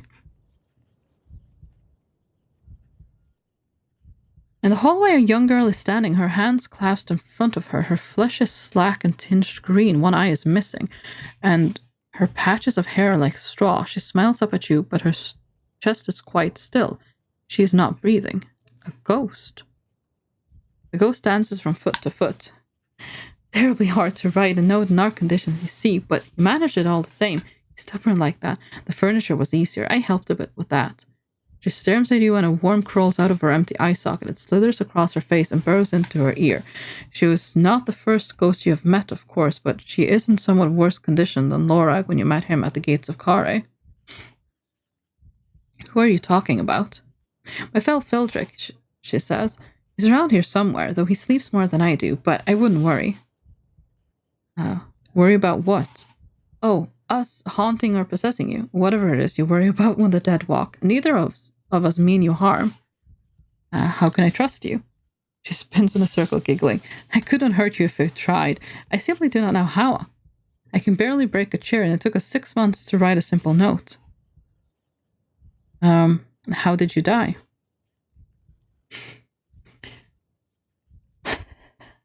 You ask. Oh, it's too horrible to repeat, she replies cheerfully. But I'll tell you where, and she points a finger downwards. I'm not sure I deserved it. Is Fildrick dead too? Oh, yes, very much so. He died after I did, I think. How long ago was this? She wrinkles her nose. Hard to say. A long time. I remember the tavern being full of laughter and travelers, but was that after I died? It might have been. The note said this place was haunted. You tell her. The note is a fake, but not that part. The girl replies. It is haunted, but we're not horrors. Could I ask you a favor? The girl says, the worm peeking out of her ear. You may ask. You reply. I may not grant what you ask. That's fair, she replies seriously. But it's a simple thing. I've been trapped here for so long, but I believe you can help free me. Then a voice booms from out the room. Stop right there. I'm guessing that's Fildrick. Just then, a second ghost strides into the hall. Look him over. He is or was a well-built young man. A hooded robe now in tatters clings to his frame. The skin of his arms is frayed like cloth in places. And white bone peeks through. You will leave, he shouts to you. Never return. The stay is to invite death. Didn't you read the note? Nonsense, the girl retorts. This mortal can help us. We could be free. If I can help, I will. The girl's eyes light up. Imagine being free, Fildrick, she cries. Going into the sunlight, seeing new people. Fildrick rubs his face, the skin flaking slightly. No, we cannot leave. I had to get some bread to eat after that message. Oh, yeah, I understand why. Why not? I cannot remember. He looks at you with hollow sorrow. But I know it is important that we stay in the inn. Why have you forgotten? Death. There are many things I can't remember. The girl remembers more than me. Will you help us? The girl pleads, turning her big round eye sockets at you. Fildrick shakes his head. No, you must leave. We are the dead, and you should be afraid of us. What keeps you here? An old spell, the girl says, but a simple one. Who cast it? Fildrick coughs. Someone old. No, someone long ago. Spell of binding across the threshold to keep spirits within. Were you present at the casting? Yes, I think so. I think I was alive when the spell was cast. I do not remember if the girl was. The little girl spins in place. Who can say?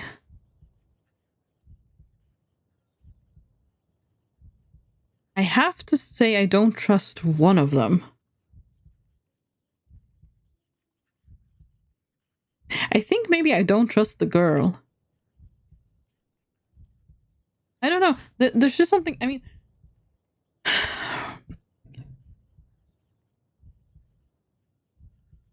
I think of the two of them, I trust Fildrick more. I don't necessarily know why, or if that's a... There's just something about, like, he is very... I don't know.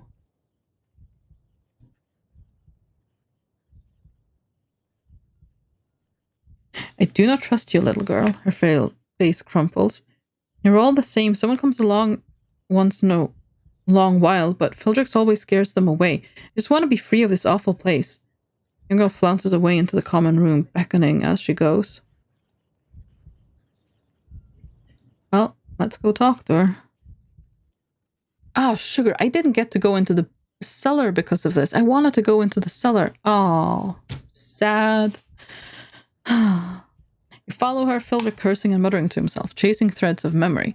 Once in the common room, the girl points to a musty roll of parchment stuffed underneath an old crate that you did not notice before. Pick up the parchment. You pick up the roll of parchment. It is cracked with age, but still readable.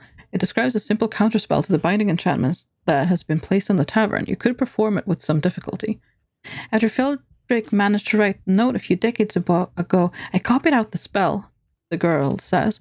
The old one was useless and in the wrong language. Fildrick is becoming increasingly agitated. But how did you get it? How did you get this? Traveler left it behind, she says. Fildrick shakes his head. That does not make sense. The counterspell will have to be tailored to the enchantment. It must have been created, but I cannot remember by whom. Does it matter? The girl snaps. It will work, yes? Will you perform it for us? The girl tries to yank your arm, but her fingers pass through your elbow. Look over the spell. Glance down at the spell. It is a star graph and nothing more. There's no clue as to what stars it binds with or what affordances it might have any effect. How can you be so sure it will work? You demand. The girl looks at you with big round eyes. It has to, she murmurs. It just has to. I'm not sure if I should do this. Fildrick seems very adamant that this is not a good thing. And how did they get... If the counterspell has to be tailored to the enchantment, and it must have been created, but by whom? Ooh, I don't know. Is this a good idea? It might not be at all. But then... Oh gosh, what do I do? Can't pray to the baboon. I mean...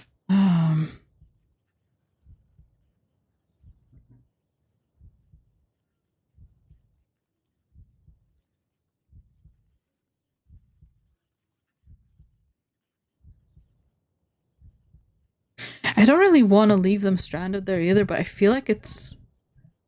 I feel like it would be a mistake to do the spell. I don't know. Oh, thank you for the hydrate, Mundle. Oh, gosh. Hail the trees, you may never forget its water, of course. How could one ever forget?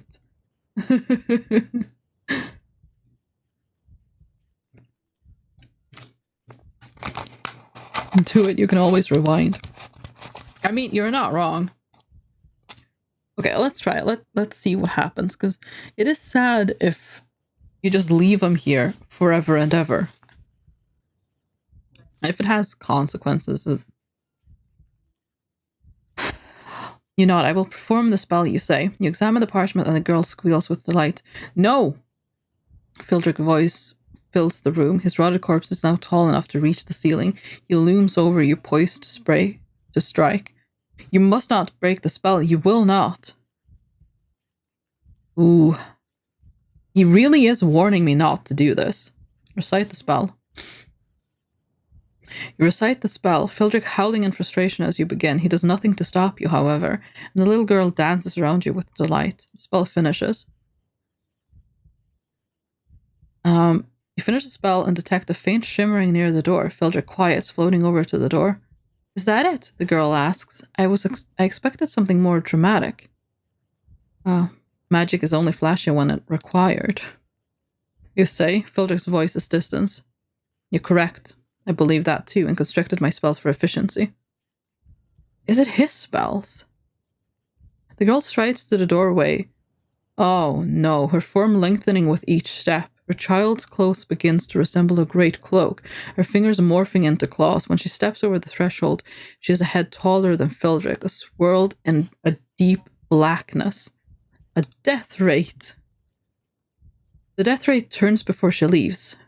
Thank you, human. It has been far too long since I tore a soul from a still warm body, but your gullibility aided me, so I will reward you with your life. Fildrick chokes back a sob as the monster vanishes into the wilderness. Let's rewind. Let's not just absolutely ruin Fildrick. Yeah. We should have listened to him. Okay, I'm going to go to the cellar first, because I actually want to know what's in there, and that's another reason I'm not too sad about rewinding, because I kind of want to know, I'm going to be honest. If I'd gone to the cellar, there's probably going to be something here that warns me about the situation upstairs, isn't it? Trapdoor groans as you open it, and the stench of mold wafts up. You descend the ladder, nearly falling as an old rung snaps beneath your foot. Light filters in through cracks in the ceiling. Look around. You peer around in the gloom. The floor is dirt with mushrooms peeking through, and in the corner a tree has managed to grow. It only reaches your chin, but you spy a few very small apples hanging from its branches. Can I cast Sun?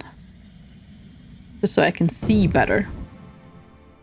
We have an S. We have Sun. There we go. You wind the stars into order around you, and the sun jewel in your pack begins to pulse and throb with a brilliant, blinding light. The corners of the room jump to vivid life. Okay, pick an apple. You grab a single healthy-looking apple from the tree and stow it in your pack. Are there not more apples? Could I not pick 2 apples or 3? Maybe there is just the one. Examine the mushrooms. The mushrooms are scattered around the cellar, glistening in the dim light and glowing slightly. There's a large cluster in one corner which you squat beside. Eat one. You break off a corner of one of the mushrooms and pop it into your mouth. It does not taste very nice, especially with the flicks of dirt on it. The side effects, however, are almost immediate. Oh gosh, not this again. Sparkling lights. Maybe I should stop eating mushrooms, actually, now that I think about it. This is the second time, and it just... Yeah, this is just this... Oh my god, I've literally eaten the same mushroom twice. This is exactly the same thing that happened. Oh, good lord. A fat worm's made of firecrackers seems to be crawling out of one of your eyes and crossing the bridge of your nose into your other eye. Leaves a slime trail of pink fire in its wake, but that is not all. Flashing shadows. No, channel your inner orange. Yeah, basically. Also, yes, wee really describes this. Oh, God. Strange shadowy creatures, bats perhaps, have removed the top of your head. One by one they take out your memories, polish them, and organize them into a better pattern within your skull. You remember your father and the time he grew 20 legs and used some to pin you down while others fed you soup. This is weird. Bangs and crashes. Oh god. Well, we're one heavy gust of wind away from dying again. Explosions are going off by your ears, making you jump from side to side. The explosions match the rhythm of your heartbeat almost, but not quite precisely. The dream coalesce. An endless mountain path curls up between high cliffs. The cawing of eagles echoes overhead. The vision fades. My head hurts. Your stomach begins to rumble as you stagger once more to your feet. Then it lurches. You fall to your knees once more and vomit violently. Your throat burns from the acid. You pant to regain your strength and stagger back to your feet, wishing there was some water to drink nearby. Climb back up. Go to the ladder and climb back. It's only now you notice the extent of the damage you did to the rungs on your way back. There's nothing to step on. You're stuck down here. Call for help. Call out for help, but of course no one comes. This place has been deserted for hundreds of years. You're quite on your own. Can I climb the walls? You feel the walls trying to climb out, but there's no holes, just crumbling dirt. But if you dig too hard, the building above will no doubt collapse on you. Search the floor. With growing panic, you begin to search the dirt floor in all directions, trying to find anything that might help you. Finally, in a muddy corner, your fingers close on something. It is a hand. The hand has mostly rotted away. The remaining pieces of dry, stringy flesh are colonized by mushrooms. Who buried it here? And where's the rest of the body? The hand bears a ring of polished green metal. Oh! We can now teleport! Slip off the ring! And our spirit is now the fox. You slide the ring off the cold flesh of the finger. For a moment, it sticks on the skin at the knuckle, but you work it free, imagining the knuckle its owner might have made. Then you slip it onto your own hand. It is cold. Cast a spell. Honestly, I was just gonna float up. I just wanted to see what would happen if I searched the floor, but this is fantastic. So zip. Cause teleportation. Magnificent. You craft the spell, trusting your luck as the ring of green metal on your finger begins to gleam like a serpent's eye. You close your eyes and your body is wrenched away, and a moment later, you reappear on the floor above once more. Neat! Okay, that was worth it. Okay, go back to the private room. I still want to have this encounter, but... okay, look in the mirror. You look into the fog mirror, noticing how much the journey has aged you. Then over your shoulder, you catch a glimpse of something, movement. Examine the furnishings. You peer at the smashed furnishings, picking up the leg of a chair. It seems somewhat deliberate. You cannot think a scuffle would produce such an effect as this. It looks rather as if someone attacked the furnishings directly. Yeah, look at the bed. Read the note. A fake. Sorry to disappoint you, the voice replies, but you'll be disappointed if you aren't scared, and you shouldn't be. Turn around. Turn around, but no one is there. Still, the voice pipes up again, this time from the hallway. You worked on that for a whole afternoon, it says. It sounds like a young girl. Okay, so show yourself all there. Leave the room. I mean, we've done this.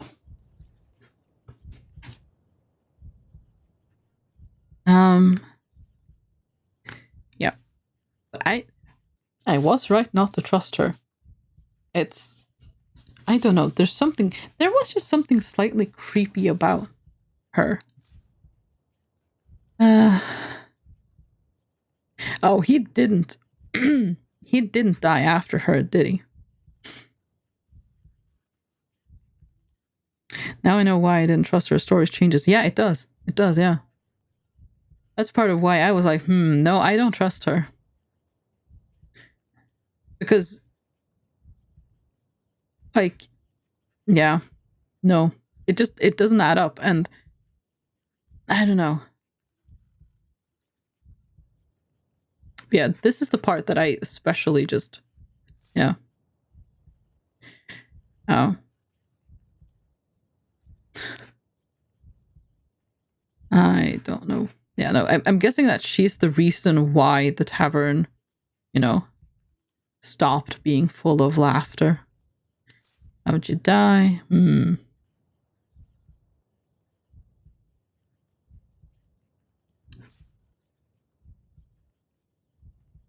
You may ask. I'm just gonna... Okay, turn around. I'm gonna greet him this time. Begin a greeting, but it cuts you off before a word is formed. You will leave, he shouts to you. Never return. To stay is to invite death. Did you read the note? Okay. If I can help, I will. I'm doing that just because I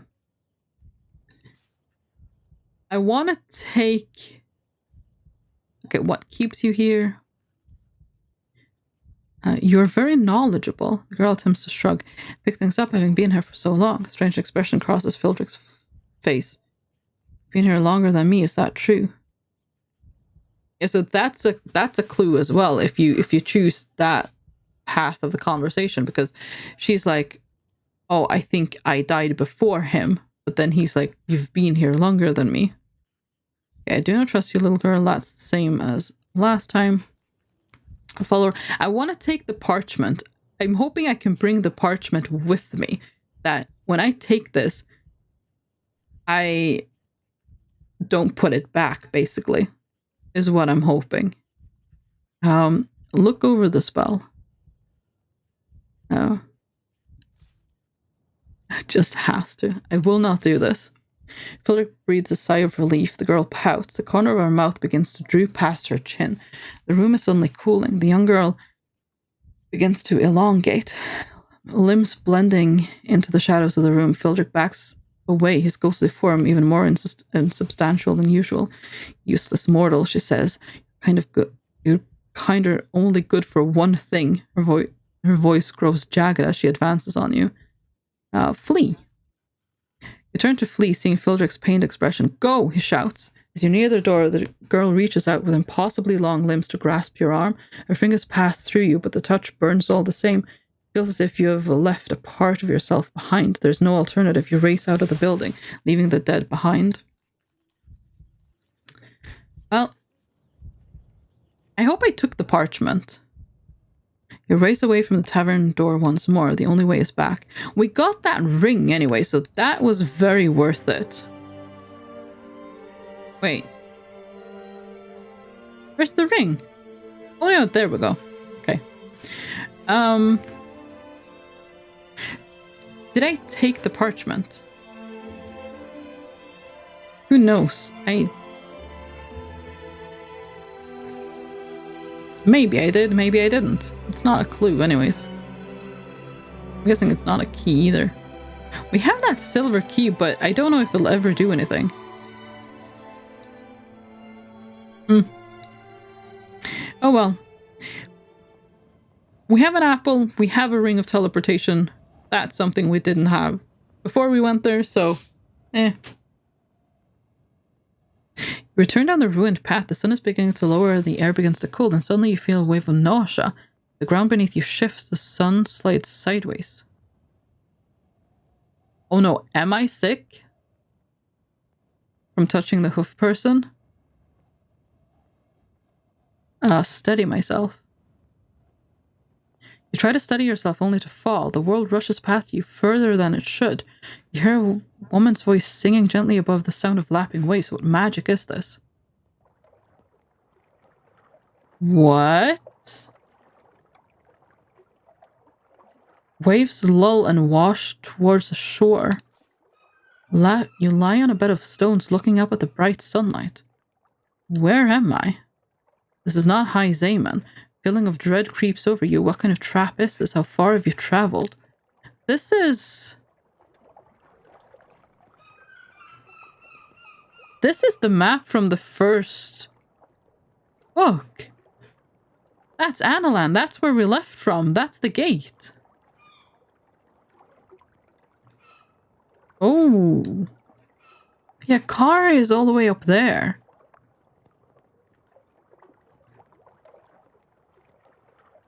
Okay. Stand. You pick yourself to your feet, woozy as though you had been asleep for a long time. Greetings, murmurs a voice, warm and welcoming.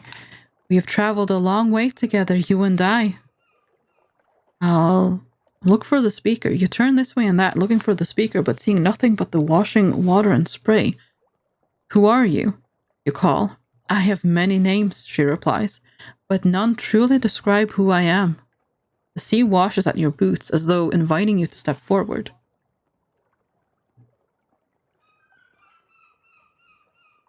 Okay, step forwards. A gentle wind tugs at your cloak, and as you follow it, you realize where you are. We're standing on the shore of the Kakabad Sea, barely half a day's walk from Analand. The shore. You crunch towards the shore. In the glinting water, a boat slowly rocks to and fro, and in the boat sits a woman with a loom.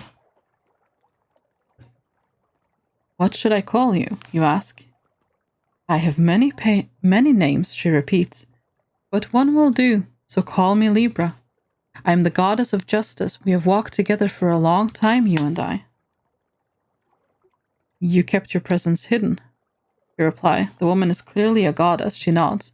There are many times the warp serves only to support the weft, she answers. Tell me what you want with me, you reply. I bring you here to deliver a warning. Our road together has almost reached its end. Her voice is filled with sadness. I have kept you safe many times, saved you, but I can do no more.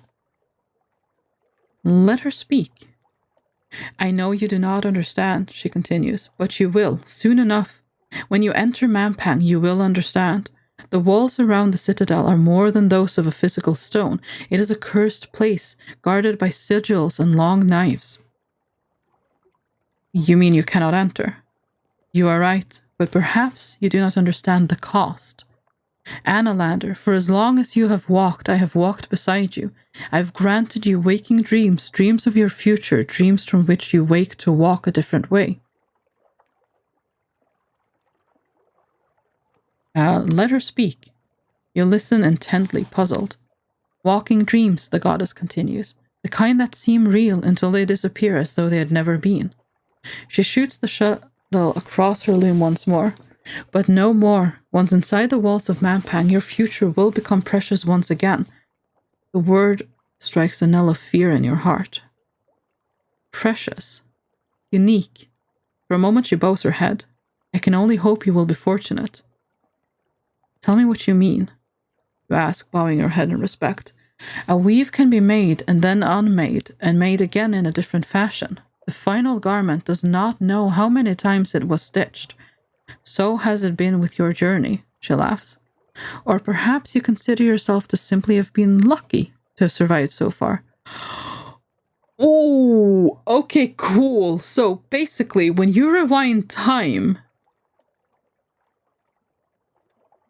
is that what this is kind of referring to? That's very, very cool if so. A large wave strikes the shore. As it drains, the boat tilts and begins to drift away. The woman makes no move to stop it, merely continuing to weave. Wait, you call. How can I leave this place? But your words are lost on the water. She is gone. The thought of the long journey back to Mampang begins to sink into your mind. The cave. You step away from the water towards the mouth of a dim cave. Inside, the stone drips salty tears. These tunnels must be flooded at high tide. Look around the cave. The cave walls are jagged and irregular, formed by lashing waves and the shifting rocks of 1,000 years. Here and there, crystal seams wink from deep within the frozen stone folds. Go deeper. You push deeper into the cave, climbing over fallen stones, following the line of the deepest darkness up into the towering cliffside. Somewhere overhead are the low hills around Kantapani, and a short climb from that is your home. You climb higher still, upwards into the rock, when something in the distance begins to roar and moan. You are not alone in the darkness. Keep climbing. You keep climbing. You climb higher still, fingers slipping on the wet rock, as a great wind begins to rush through the tunnel, gathering in strength and force as it tries to push you back. Your fingers and feet slip from under you on the stones, falling. As you begin to fall, the stars reach down to catch you. Oh.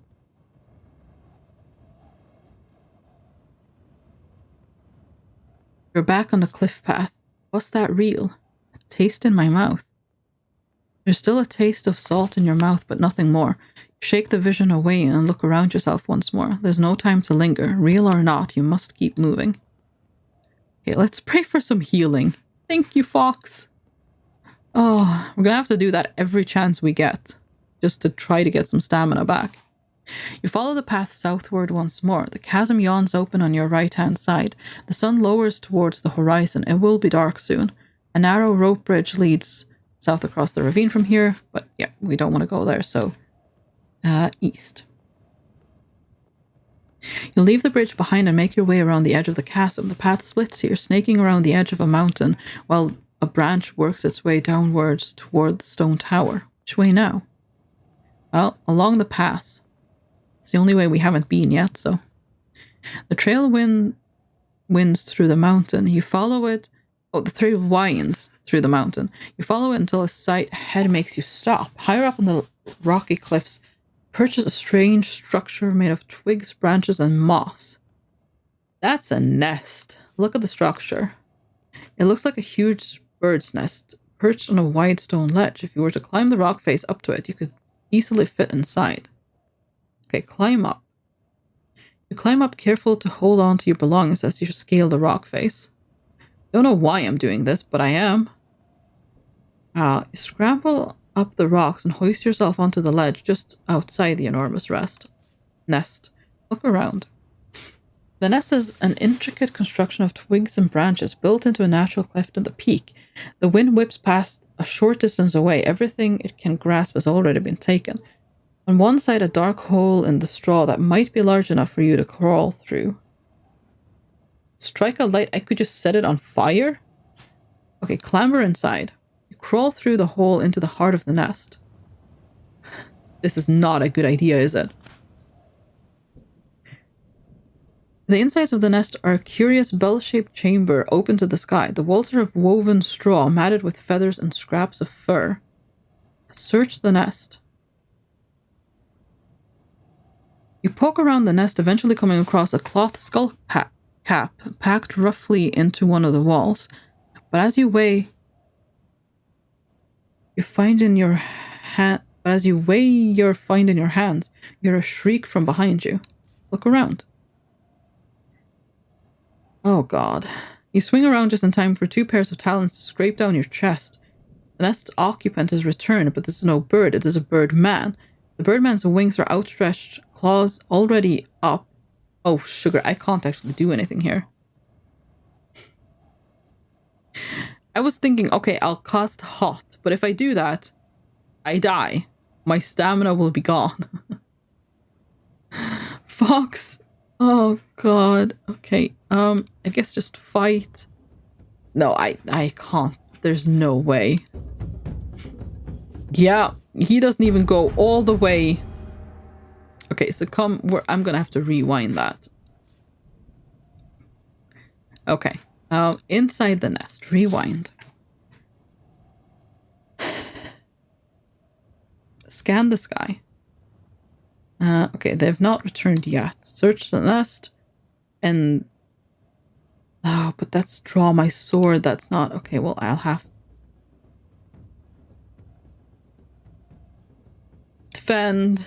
Oh, he's... of course. Oh. Okay, try again. Oh, okay. Oh, and he opens with... okay. Well, fine then. Oh gosh, no, there's no way. I can't do this. Yeah, just go all the way, because I can't survive even defending anyways, so it doesn't really matter. Why am I doing so much when he's defending? That doesn't make sense.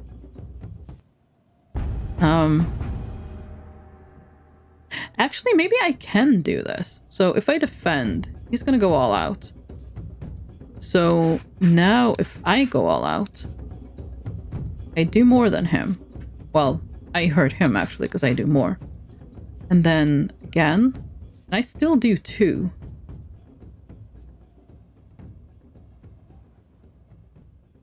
But do I need to defend or do I... okay, I'm gonna try this... oh, sugar, he did more. Okay. That was bad. I am dead. I have to make all the right decisions, but if I am lucky, I could potentially do this. Oh, but I think he's going to be able to overpower me now. No, he's not. Okay. Or at least he didn't. Okay, still not. Maybe this is lucky for me. He's defending now. So, if I defend this time, and hope that he did as much as he could. Okay, I think I need to defend.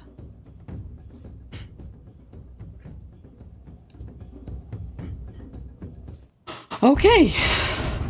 We're apparently going to be just an inch away from life the entire time, I guess. But hey, we made it through, I guess. Look at the nest. Jeez. It says though the birdmen are not sure exactly how a proper nest should be. The place is a weird hybrid, part nest and part straw hut. Crawl back out of the nest. So, did I get something from that? Like, the black...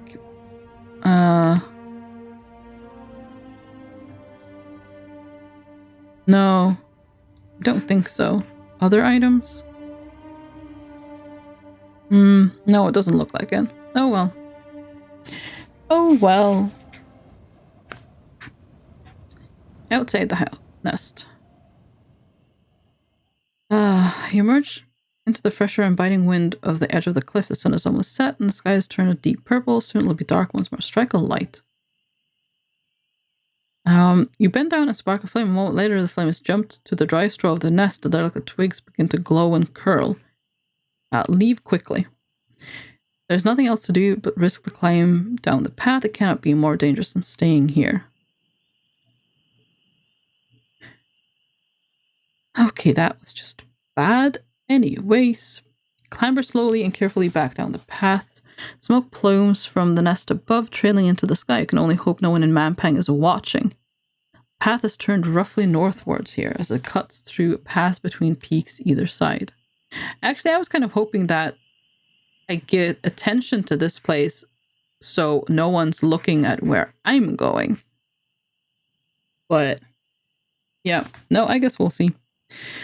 You head down a slight incline. Mampang looms into view once more. It is as though these mountain passes had been carved to ensure no one approaching could forget the citadel's looming presence. Pressure-wise. Presence.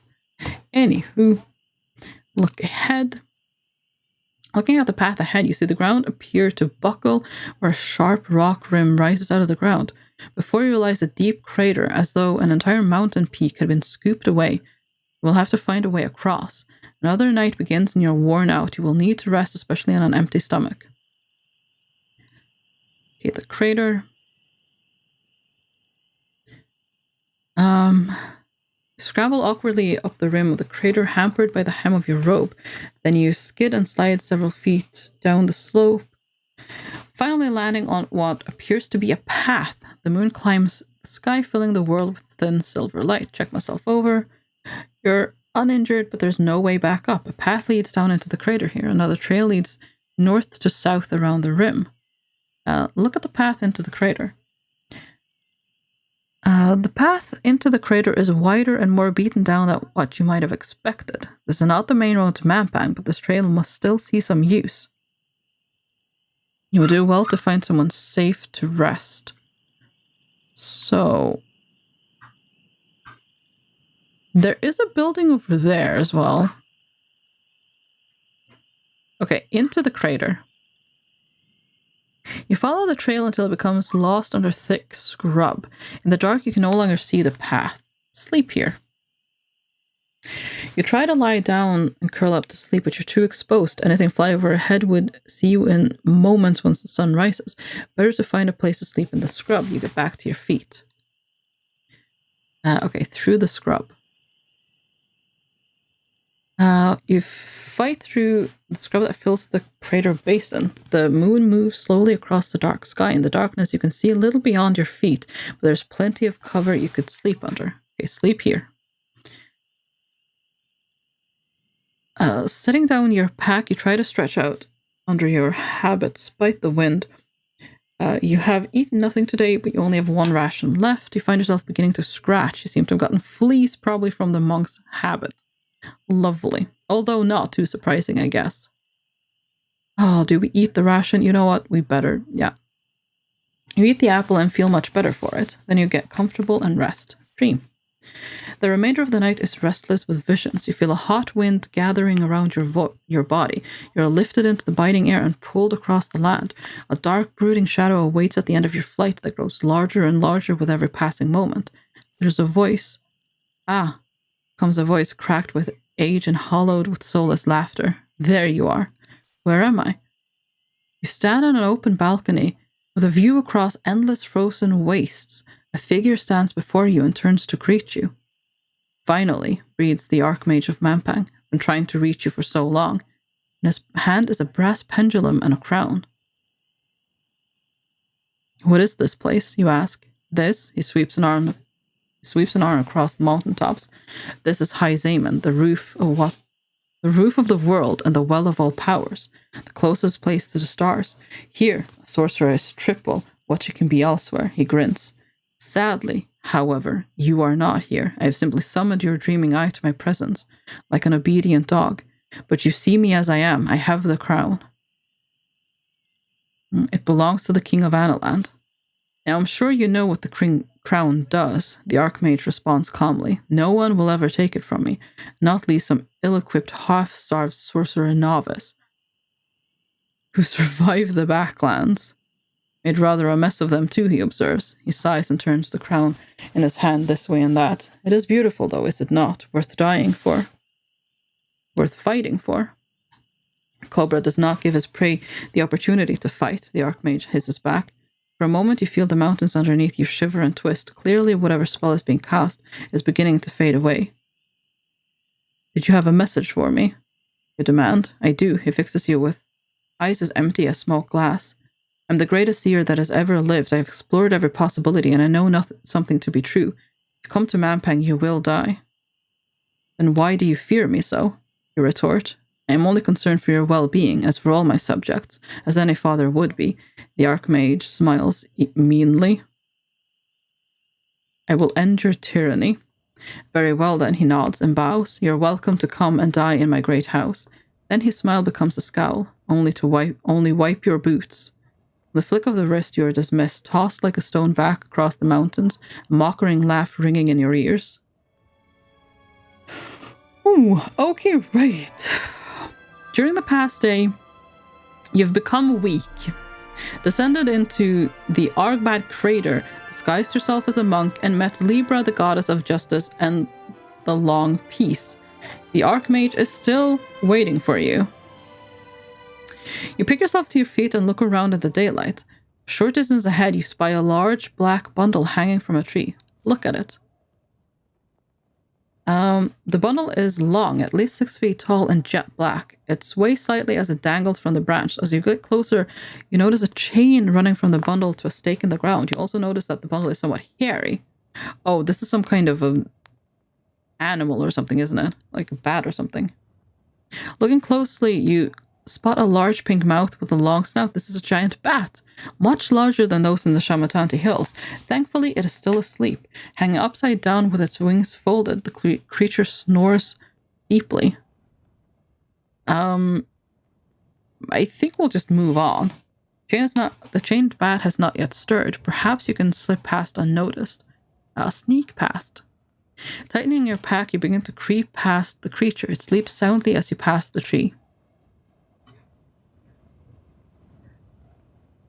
But then the creature snorts, distracting you for just a moment, and you step on a branch with a crack. Run.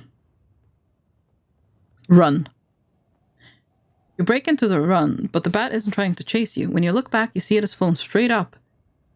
At the apex of its fly, it opens its mouth wide. Cast a spell. You open your arms to weave starlight, but you cannot do it fast enough. The bat opens its mouth wide. No sound emerges, or at least none that you can hear. All the same, when you turn your eyes northwards, you can see 2 dark shapes peel off from the air above Mampang. Start running. You do not waste a second more, but start running through the undergrowth. The trail runs in both directions through the crater. Oh gosh, alarm bat. Yeah, it really was. Oh, I can pray for healing. That's probably a good idea. In case I need to fight. Oh, sugar and spice. Okay. So, follow the path. Maybe I can escape into that house. The sun breaks over the horizon. A thin plume of smoke rises to the east. You're still running. Looking back, the bat has landed, but the shadows in the air have disappeared somewhere. They might reappear at any moment. You must stay low. Look at the smoke. And from what you can make out, the smoke seems to be rising steadily but thinly. It is more like mist than smoke from a bonfire. Slip onwards through the crater. Low building. I'm more interested in that than the smoke. You pass by a low stone building in the waste. The early morning sun makes the air glow. Look at it. The wind washes through the upper story, and gripweed and yellow bright spark peer out from the shattered windows. The building was perhaps once an inn, perhaps a trading post, perhaps a place for guides to welcome newcomers to the great fortress beyond. Now it has crumbled to half its state. Pick the bright spark? You pluck a sprig of bright spark as a bright yellow flowers, but is completely useless as most wild plants are. You quickly toss it aside to wither. Oh, why did I pick it? Go inside the building. You put a hand on the frame as you step through the listing doorway. Wouldn't it? That's an interesting alarm system, though. But it also doesn't seem very effective because I seem to shake them immediately, unless I still at some point could get attacked. Of course, who knows? You enter the crumbling building. It's missing its roofs. You are exposed to the sky. Okay, yeah. So the likelihood is definitely something. With great care, you search the rest of the room, but find nothing of interest. The building is quite empty, but carved on one wall is what appears to be a scratched message. Read the message.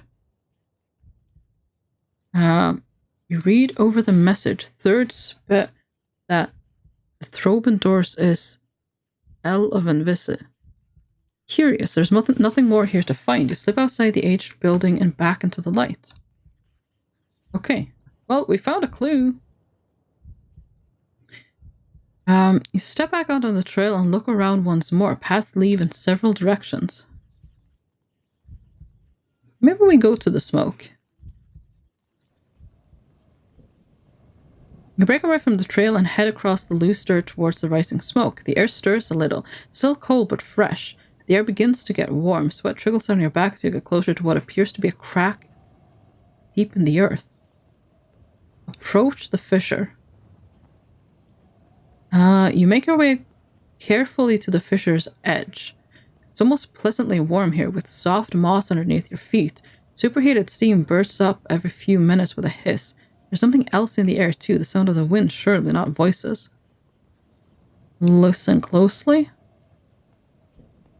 Straining to listen, you make out distinct voices coming from deep inside the vent. It is like standing on a balcony above a room full of whispering people, all crowding for attention at the edge of your hearing. But how can anyone survive down there? Look into the vent. The vent is a jagged crack in the earth. The black stone is deeply cut, strange shape flicker within the rising jets of steam, seemingly murmuring. The voices mutter and curse. I think we're just gonna leave. Make a move. As you turn, you hear something approaching from behind you. A voice murmurs in your ear. Ah, there you are. And you feel the definite presence of a hand resting across your back. Turn around.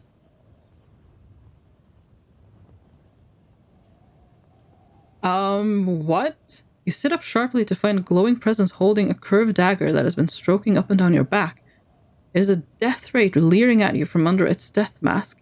In one bony hand it holds something up, something short and white and stubby. I've been looking for you, the death ray breathes, voice rattling. I've developed a taste for you, you see. What? It opens its jaw, revealing a terrible black void, and it delicately pops the thing into its mouth. Is that my finger? Because I gave up my pinky finger to a thing. Did that thing just eat my finger? I imagine that would be white and short, white and stubby.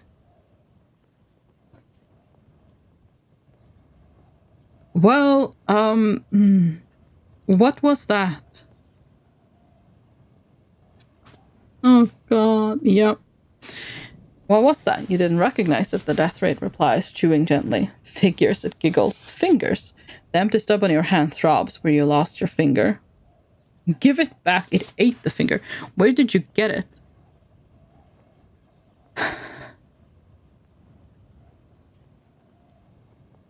You demand. Dug it out of a hillside in the dirt. The death ray answers. I've been following you ever since, it grins, my darling. What? Okay, this is creepy. I don't want to wield my magic chain. I've kept this for so long. What if I need it? But I think that's probably the only way I can survive this encounter. I also kind of want to see what this does, because that makes no sense at all to me. Give it back. You demand. Oh, it's no use to you now. The creature replies, teeth clacking. Besides, I've come to ask you for another. Well, that's not gonna happen.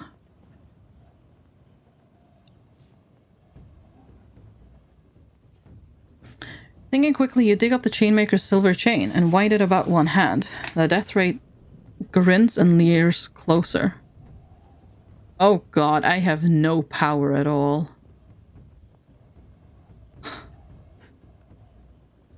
One is the extent of my power, okay.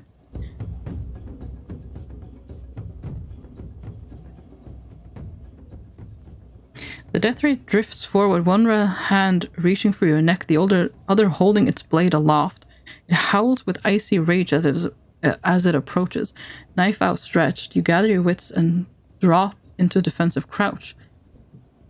Turn most of the blow, then adjust your grip and try to settle your nerves.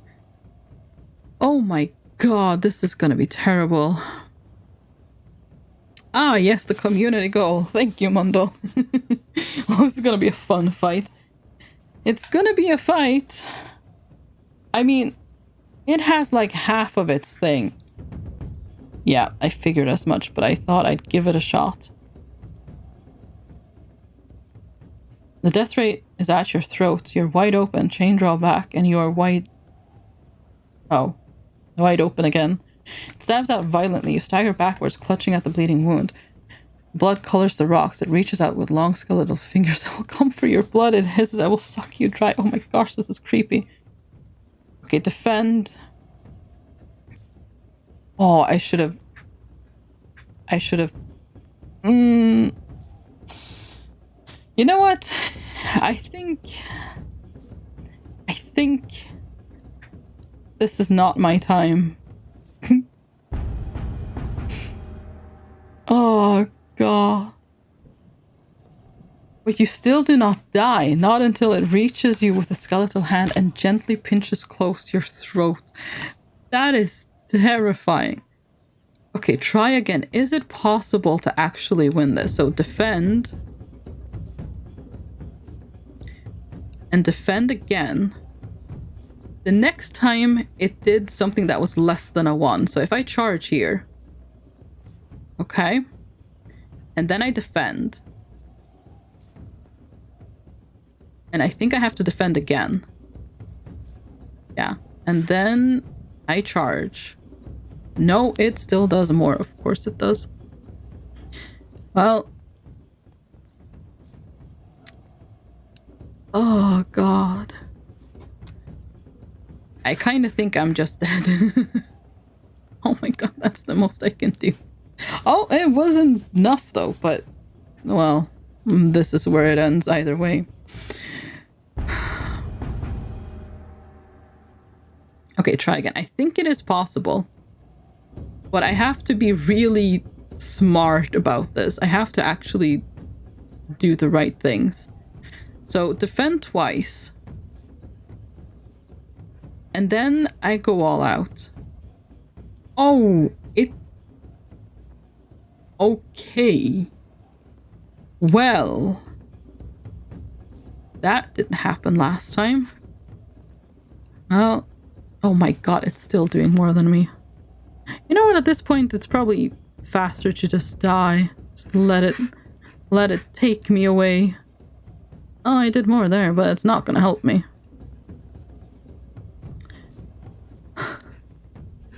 Oh my gosh. Oh.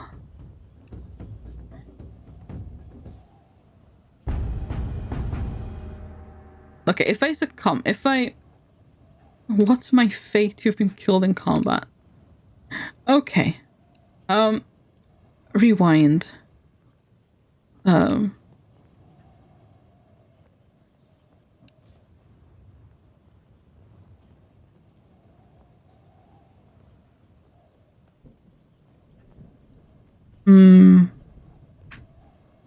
Can I? No.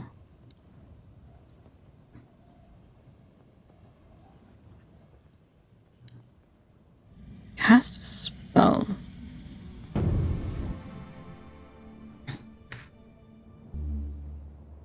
And that doesn't do anything. Cost sleepiness. Huh. Brass pendulum. The Archmage, as I saw him in the dream, had a brass pendulum and the crown. Interesting. Oh, sus. No, I thought I clicked the D. Oh, Doc. That's not gonna help me. R.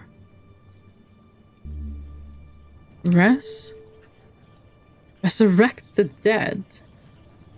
I do have holy water, but I don't think that's gonna help me. Wrap. That's also not gonna help me. Okay, I don't think spells are gonna help me here. Who's there?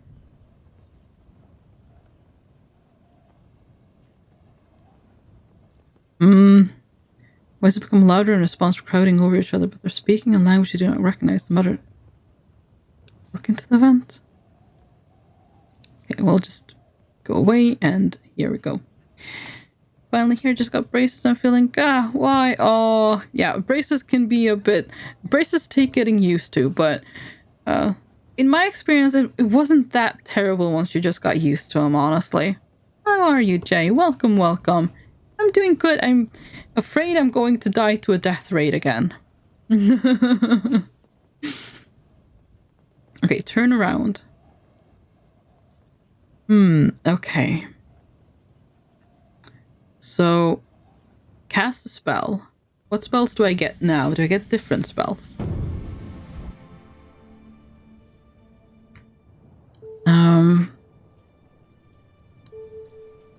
Walk. What does that do? I can create a shield. That has some... Read minds. Oh, tell. I actually thought I hit the G, so I was... if only I still had the fast... Fine, well, I'm used to the food part is what's getting me. A day after Passover, Easter. Oh, yeah, that's not too fun. Oh, don't worry. God, I already have my teeth fixed. Don't worry, just brace for the worst and you'll be fine as a teeny tiny white tooth. It's true. It's not too bad. Oh, sorry. That was weird. I could do that, but it's gonna take 3 of my stamina. I kind of feel like I need all my stamina.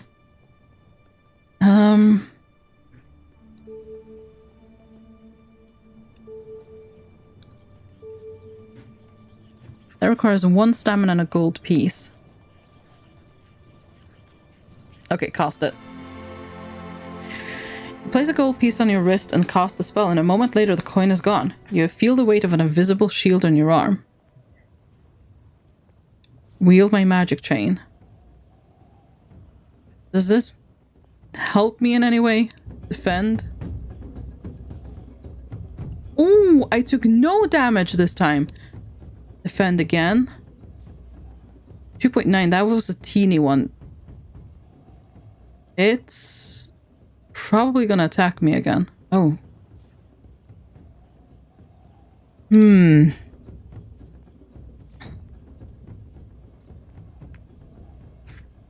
Okay, charge. Oh, sugar. Okay, but... Oh, right. No, I defend. Yeah, I wouldn't have taken him anyways. Okay. So, as long as I'm defending now, I don't actually take any damage. So, he's going out there.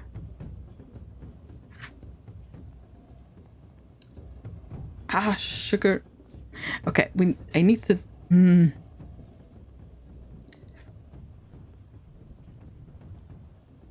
Oh, no.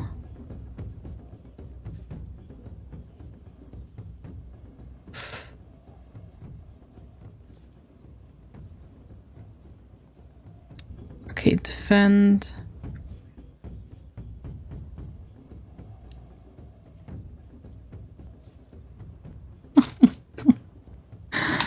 Oh, you know what? At this point, just let me try again, please.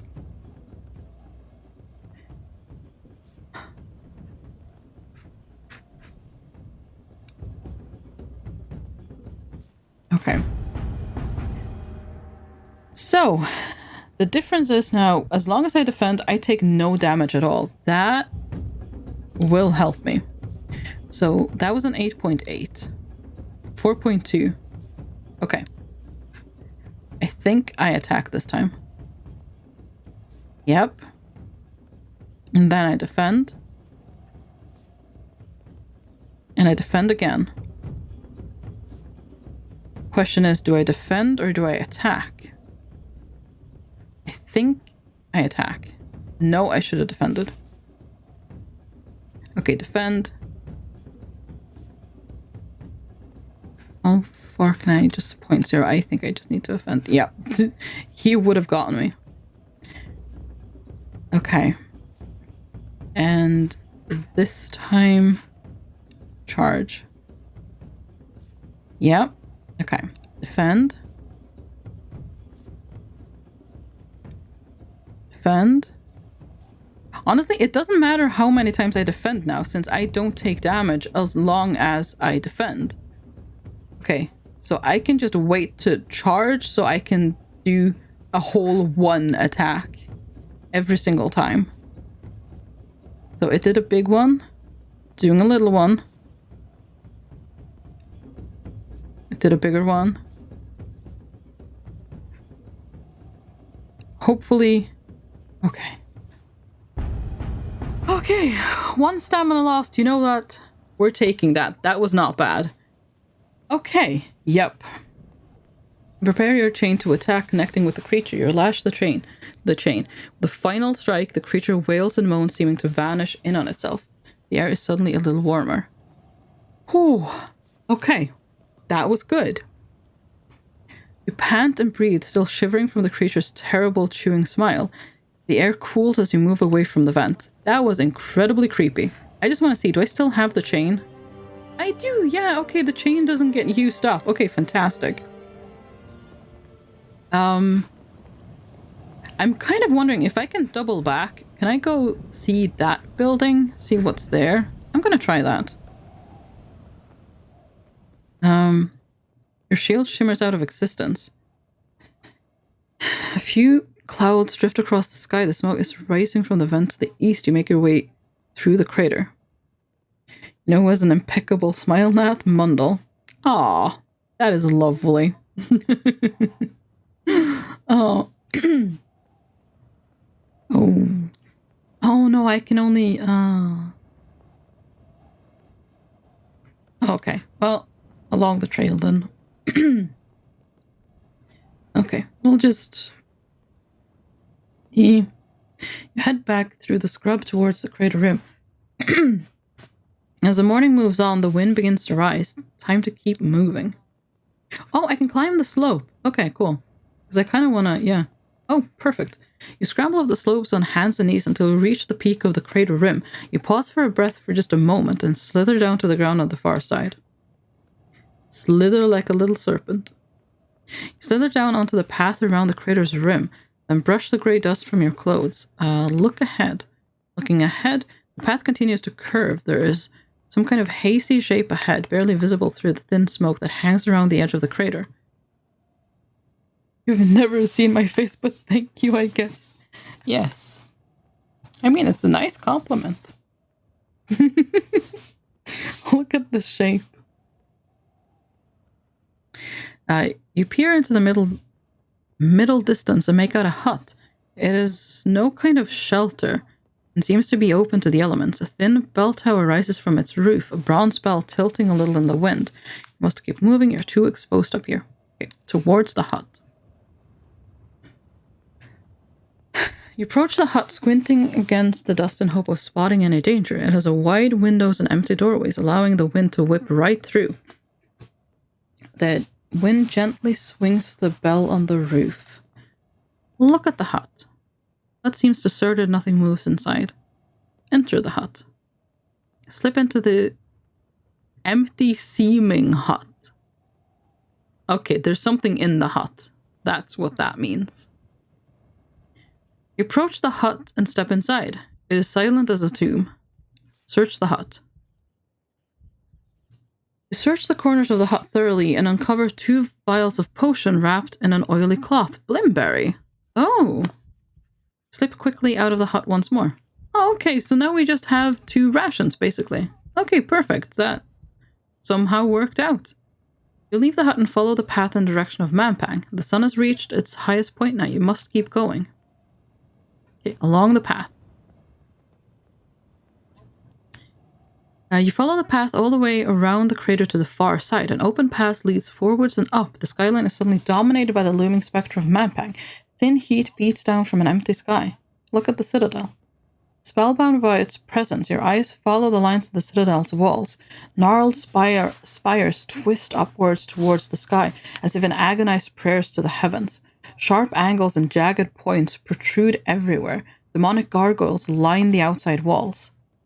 Look away. You try to look away, but you cannot. It is as though the towers have gripped your eyes. The sight would be enough to break the courage of any brave soldier, and its effect on you is much the same. You feel a knot of fear bury itself in your stomach, where you cannot shake it. Despite the shivering at the sight of the citadel, you feel yourself compelled to step forwards. I mean, we have to. It's literally our quest to go there. You clamber up the far slope of the crater until you are on the main road once more. The sun is beginning to lower and the air begins to cool. Look down the pass. There are most likely guards stationed with view of the pass. This is the only route into the citadel, and it's certain to be guarded. Rest here until night. Maybe that's a good idea, actually. Pray for healing. Because under the cover of darkness... Yeah, that's probably a good idea. Looking at the pass ahead, it would be best to try and cross under the cover of darkness. You settle down to wait. The sun disappears behind the tall mountains, and a few stars appear between the peaks. You get to your feet once more.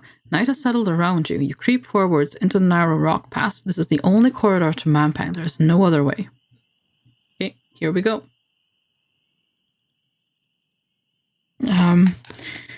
Make your way slowly forward. As the narrow walls close in on either side, the sun disappears. Stop and listen. You still your breath and listen for any movement, but hear only the wind whistling through the pass. Look ahead. In the darkness, you can make out little but the slight curve of the road and the mountain slopes that cut out the sky on either side. Climb the rocks. You grasp the rocks and try to climb, but it's too steep. You only manage to climb up a few feet before slipping back down. The pass lies open. There's no obvious signs of traps and no ways around. Okay. Well, then forwards we go.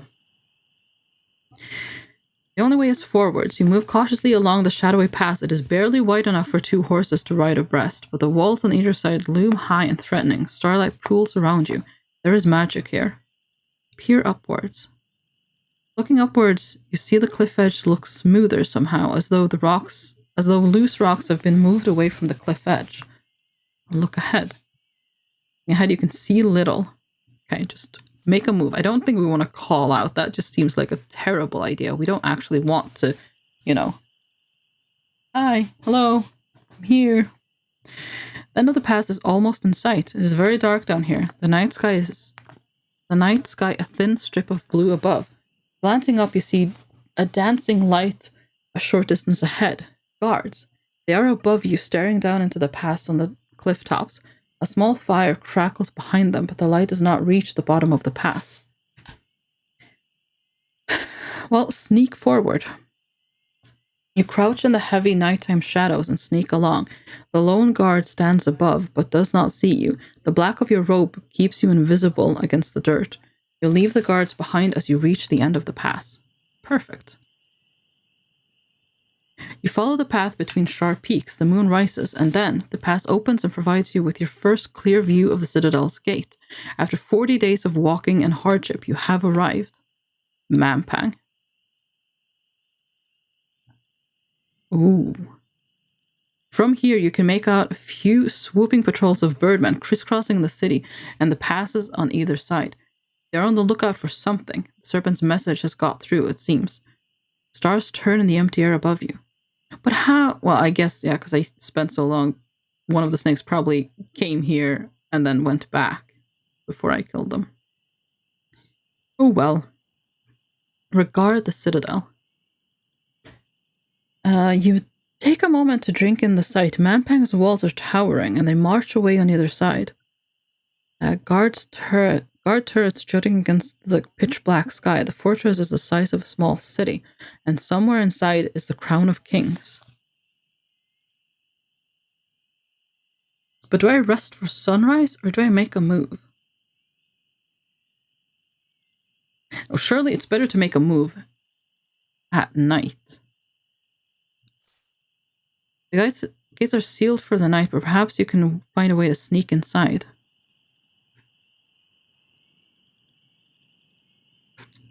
Well, there's a door there.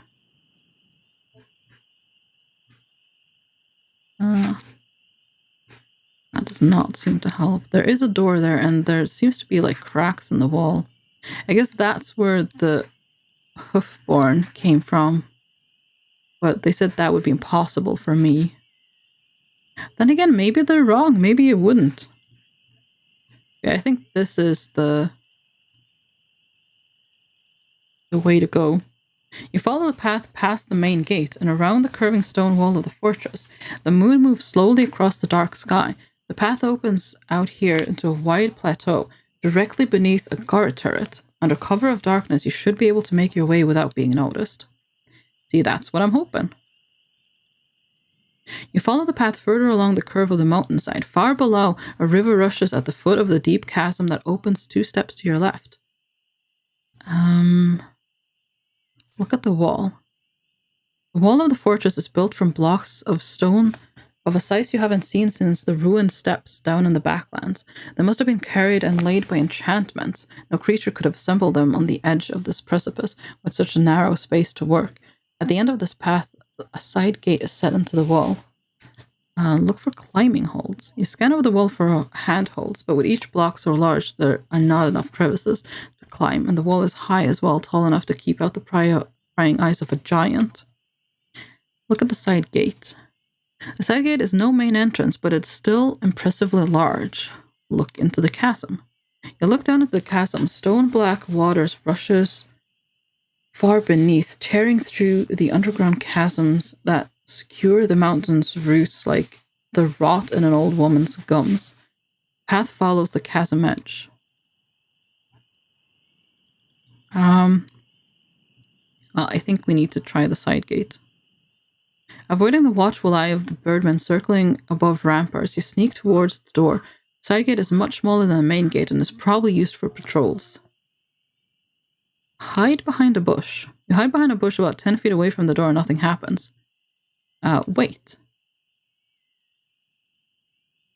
Okay, you continue to crouch behind the bush. You feel quite safe, but you're not making any progress. Okay, stand up then. You stand once more. There is a stone overhang over the doorway. You could perch there, but it wouldn't be high enough to climb over the wall. Look at the door. You approach the door, sizing it up. It seems solid enough. You would not be able to smash it open even if you could do so silently, and there does not seem to be a lock. It must be barred on the other side. Okay, climb to the overhang. You pull yourself up onto the ledge above the door. It is only wide enough to support you and will take some balance to stay up. Knock on the door. You swing the flat of your broadsword downwards and there's a resounding thump. From behind the door you hear some muttering and cursing as footsteps approach. You hear the bar being lifted. Wait. Oh boy. Well, I mean, this is going according to plan, but I'm not so sure that this is a good plan. Can I pray to the fox? Yeah, I'm at 16 or 17. It's probably for the best. It's fine. You stay silent as the door opens and a black elf in patchwork armor pokes her head out. Seeing no one, she steps through the doorway, looking behind bushes and around the corner. Ooh, slip down or drop on her. Surprise! Yep. Ooh. Drop on her will probably be a fight. And I don't know if that could attract attention. Slip down, depending on if there are more people there or not, maybe slip down could just allow me to slip unseen through the door. I'm going to try to just slip down.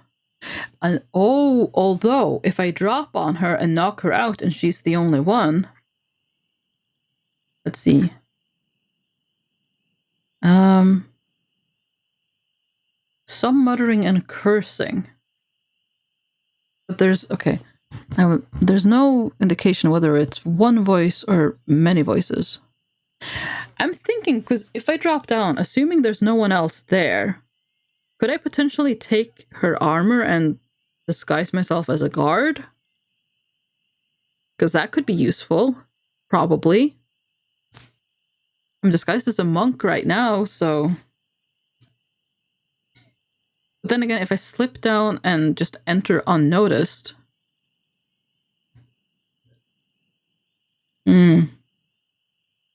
Choices. And I don't really know what to choose. But I guess... Okay, I'm gonna try to just slip down. You drop silently, the guard still searching behind the bushes. Slip into the door. Like a shadow, you slip into the doorway. You bolt the door behind you, breathing a sigh of relief. You've made it inside Manpack. Except there are 2 surprised guards standing a few feet away from you. There is no time for anything but your sword. Well, here we go.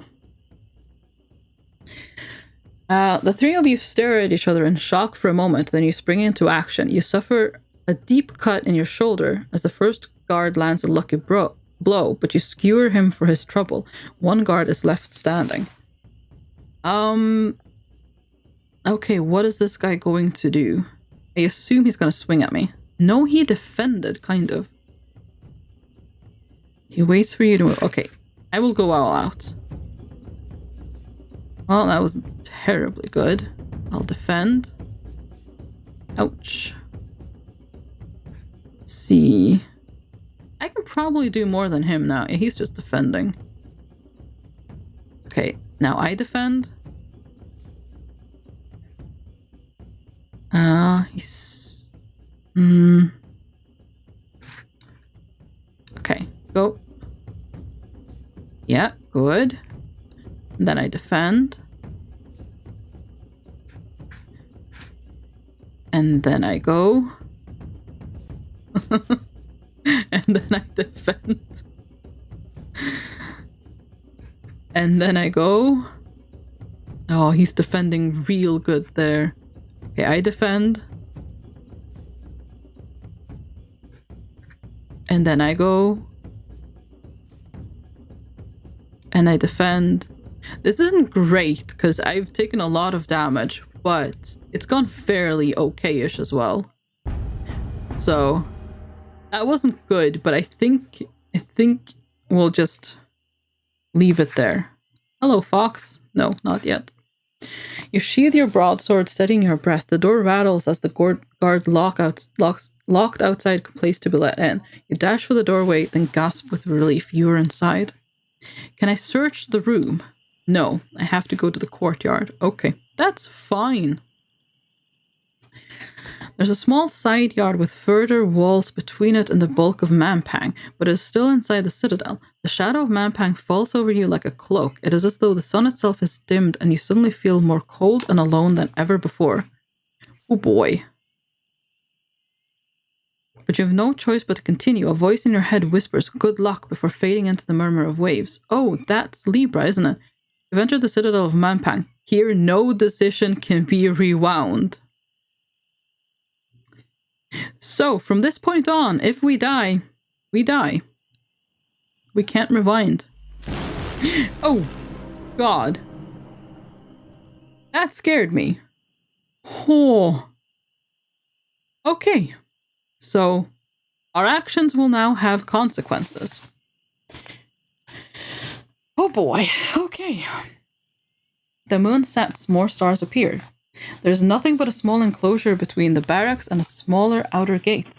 It is most likely used for training exercises and the like. A small fire crackles in the central brazier, and a few guards sit around it. Look around.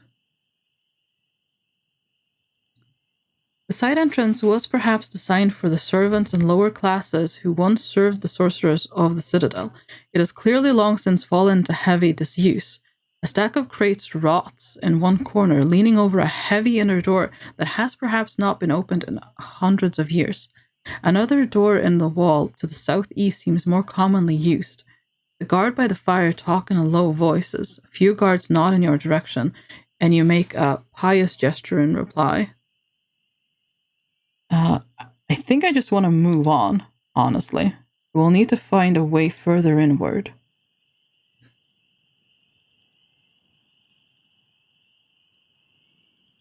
Okay, so that will take me into some kind of a room, but I'm thinking, so the guards know I'm here, and they probably think it's weird that I'm coming in the side entrance rather than, you know, the actual entrance. So I'm thinking if I can get through the old door, then this looks like a field, and if I'm lucky, the grass might be tall and easy to lose someone in. Yeah? In here could just be more guards. Oh, let's sure hope I'm right. You step over to the door, almost invisible within a low arch in the heavy stone wall that shields off inner Mampang. It looks like it hasn't been opened in centuries. The hinges have rusted into red metal fists. Look at the door. The door is ancient. The handle is large. Iron ring set on a rusty rivet. Surely it will not simply open if you turn.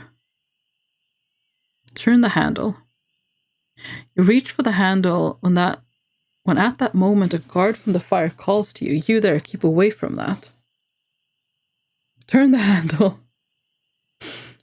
You go for the handle anyway. I told you to stop, the guard shouts. That door it's too late. Tiny needles flick outwards from the handle of the door, burying themselves into your palm. You feel the cold sensation of poison entering your veins. Your arm begins to stiffen.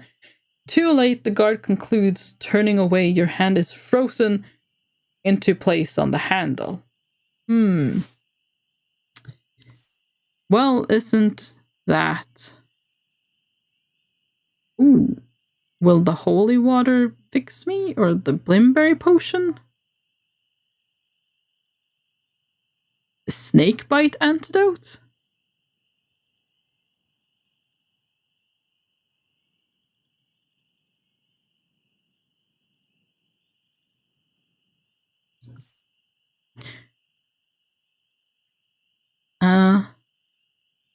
Desperately, you grab the vial of blimberry and uncork it with your teeth. Is this poison cured by blimberry? You have no way of knowing, but there seems nothing else to try. A healing force seems to flood your veins, and the cold in your hands and over your heart abates. Gasping and grateful for your life, you lean a moment against the stone wall as your eyes slowly refocus themselves properly. Can I cast a spell? What can I cast? I mean, maybe it's not that. The guards don't really seem to care too much, I guess, so maybe it doesn't really matter. I could just do that. But again, that's half of my... I can't rewind either, so the things I do here now actually have...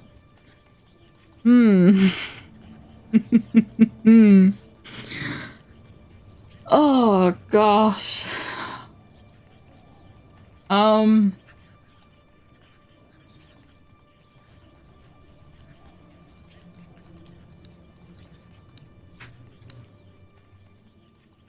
Move away from the door. Step away from the door once more. You found a clue. Alright. There's no way from the outer yards of Mampang to the inner city. It is sealed to all. Okay.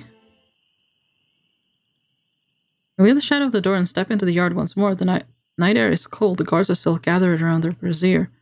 Look at the crates. I guess. Because they don't seem to care, so why not then? Crates have been discarded over many years. Those at the bottom rotten to a putrescent pulp, while those at the top are more or less intact. They rise to almost the level of the inner wall. Soldiers at the brazier murmur to one another. Look at the barracks. The door to the barracks is hanging open. Peering in, all is quiet and dark. Go over to the fire. Stilling your nerve, you go over to the fire pit where the guards are sitting and take place on the ground. One looks at you with keen eyes. Who are you, stranger? Simple monk.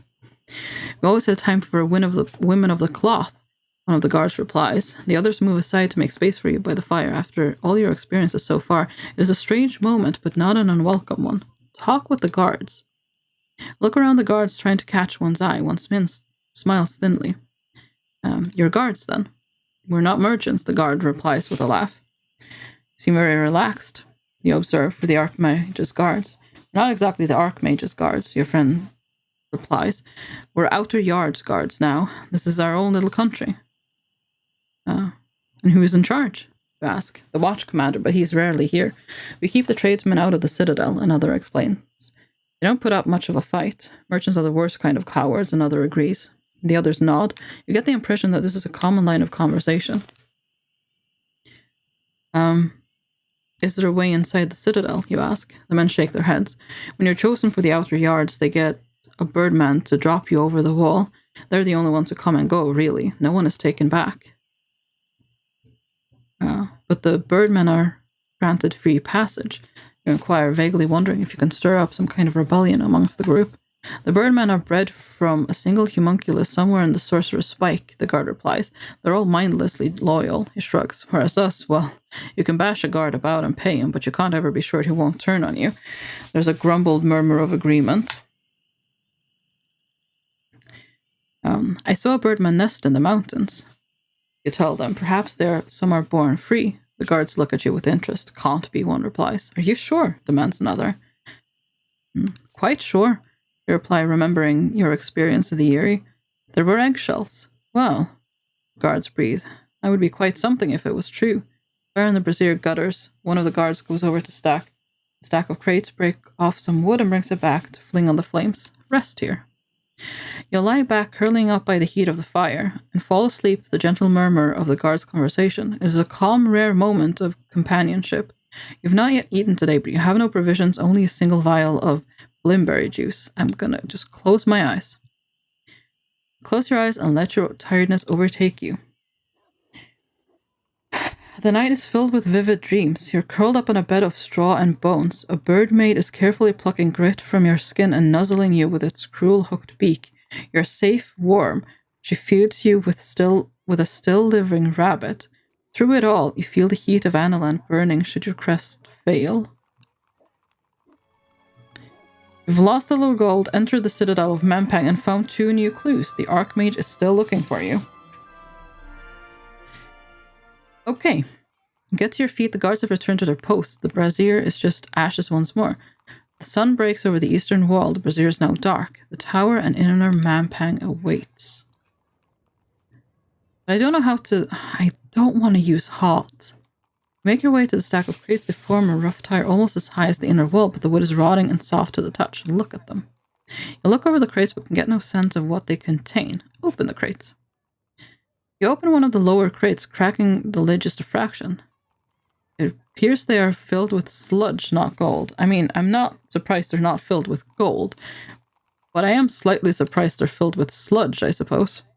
Climbing would be suicide. The stack would topple, and if not, you would be seen. Where will you look next? So, I mean, we've already tried the door. We know that it... You go back to the old door, but you're aware not to touch it this time. Cast a spell. I mean, I have healed a little bit more now. I guess I could summon a goblin. I don't know how that would help me, but I can.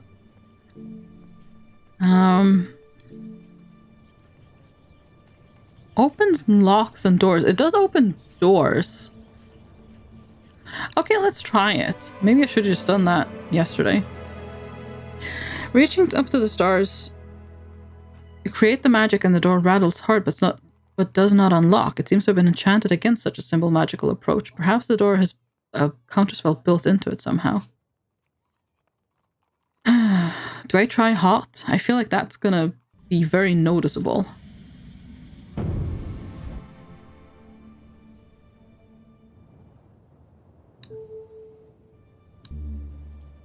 I could sus. Okay, let's do that before I...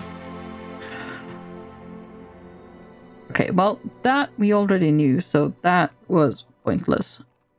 Okay, fine. Let's do it. This is... This is how it all ends. Cast the enchantment, winding a ball of flame between your hands, then you toss the fireball at the door, which explodes with a flash of fire. Cover my face.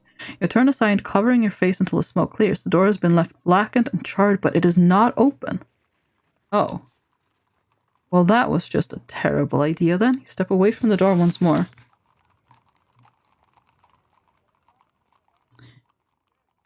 You leave the shadow of the door and step into the yard once more. The air moves a little around you, still icy but fresh. A few guards march from the outer gate to the door out of the yard. Which way now?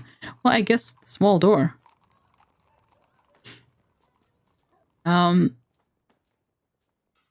enter the shade of the barracks. The barracks are reasonably quiet. Most of the guards must be out on patrol. A closed door leads south. Listen at the closed door. You pause to listen at the closed door to the south, and you hear the quiet sound of singing. The language you recognize, it is the common tongue of Analand. That's interesting.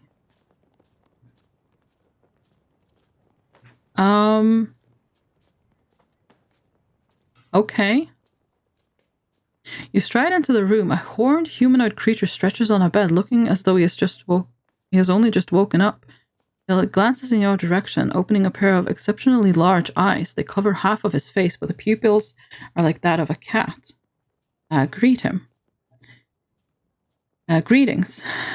Sister, the creature remarks, nodding to you. You nod in return. He kneels before you, and with shock you recognize what he is. A sight master, one of the guards from Analand. What is he doing in Mampang?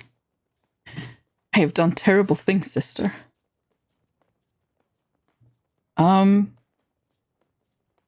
Absolve him.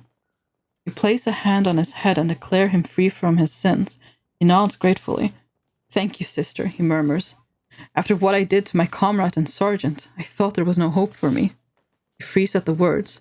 This is the one who betrayed the sergeant, whom you encountered at his end out of Lake Ilklala. Ooh, I could just run him through. I kind of feel like that's not a good idea, but he did a very bad thing there. I mean, that was actually awful. I'm kind of tempted, to be honest. I am a little bit tempted. But also, they're gonna know I'm here if I do that. So I guess we'll leave him. There's nothing you can do to save the sergeant, and any revenge might risk revealing you. Without another word, you turn and leave. The traitorous sight master is still staring at the ground. Well, I still kind of wish I could have, stabbed him a little, but oh well. Okay, along the hall. You hurry along the corridor. A powerful smell emerges from the smaller door on one of the side of the corridor. The other is what looks like a dormitory. Inhale. You take a deep breath and then cough violently as you place the smell. The small door is a latrine, and the smell coming from it is akin to that of the sewers of Kare. Oh, you could go either way down the corridor, but lingering would be a bad move. I'm gonna try the barracks. Maybe there's something we can loot here. You enter the room to the north side of the corridor. Cots line the walls. At the foot of each cot is a small chest. There's also a table in one corner piled with papers and scraps of food. A smaller door leads off to one side. Search the chests. You flip open a few of the chests and rifle through them. Mampang's guards are a downtrodden lot to go by their meager possessions. The first few chests you open are entirely empty. Most likely, the prospect of hot meals would be enough for many guards to sign up, and the threat of violence would convince the rest. Check the table. You shuffle the papers on top, finding little of interest. Letters to villages nestled in High Zaman, and a scorekeeping sheet for a dice game that must have been quite heated since it's splattered with blood. Beneath that is a missive directing guards to kill on sight, a weary-looking woman wielding a broadsword. You cast a quick look over your shoulder. A guard may appear at any moment. Look through the small door. Take a break from ransacking the guard's possession to check the small door. It leads to a changing and storage area. A few cloaks and bits of armor hang on the hooks on the walls, and suddenly you're sent sprawling by a blow from behind. Oh boy.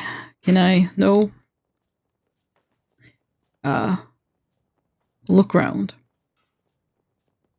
You look around to see a bleary-eyed black elf guard standing over you with fists raised. I don't know who you are, he yawns, but no one steals from the outer yard guard room. You've made a mistake. You begin. Not me, the guard replies, booting you in the stomach. Get up, worm. Okay, cast a spell. But there's not... Actually, can I summon...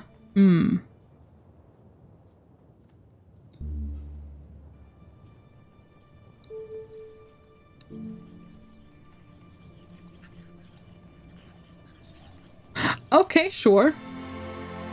Looking to the constellations overhead, you craft the spell, and your jewel of gold begins to shine and gleam. The man leaps to his feet and snaps to attention.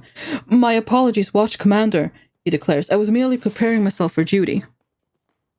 Get to work this instant. The man gulps and nods fiercely. Yes, Commander. Sorry, Commander. He begins to rush for the door. Wait, you demand. The man freezes. Can you open the side yarn gate?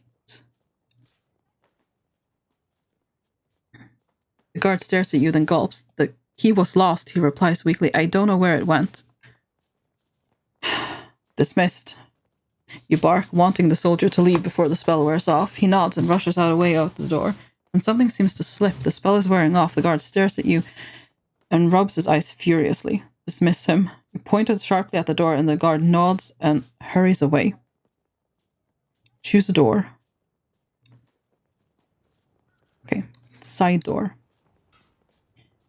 You step through the doorway into a small dressing area. Benches line the walls under racks of hook. Inspect the rack. You paw through the cloaks, finding parts of uniforms. A hat here, a cloak there, a piece of shoulder armor, but nothing you could use for full disguise. Pinned to the wall, though, there is a shift rotation scrawled in rough hand. Read the notice. The list of names is large, nearly the size of a town's entire guard assigned to the main gate and the side yards. Several groups are down to patrol the passes and the crater, while others patrol the outer walls. Just as you had suspected, none of these guards seem due to go inside the inner wall. Look under the benches. You kneel down to look under the benches, hoping to find a key to the gate in the side yard, but you find only a few buttons and a bit of ancient fluff. You return to the main dormitory. Okay. I was hoping to find a disguise, but no. Okay, choose a door. I don't think we should stay here anymore. The hallway.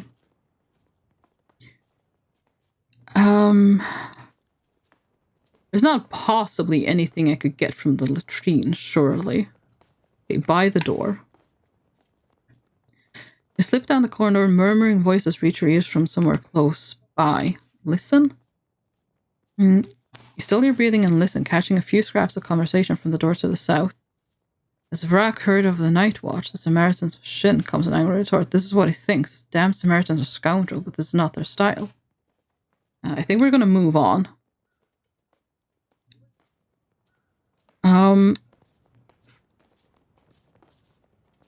Actually, this doesn't help me at all, does it? Because the yard...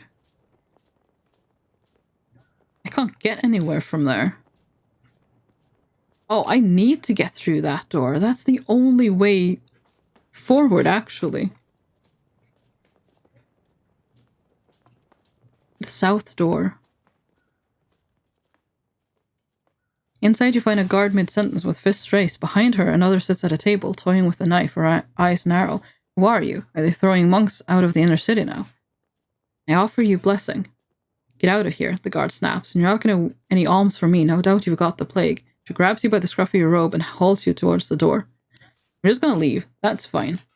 You'll leave, or rather you're thrown out. That's fine. Step back into the hallway. Okay, move on. The yard isn't going to help me, though. There's nothing there. The latrine?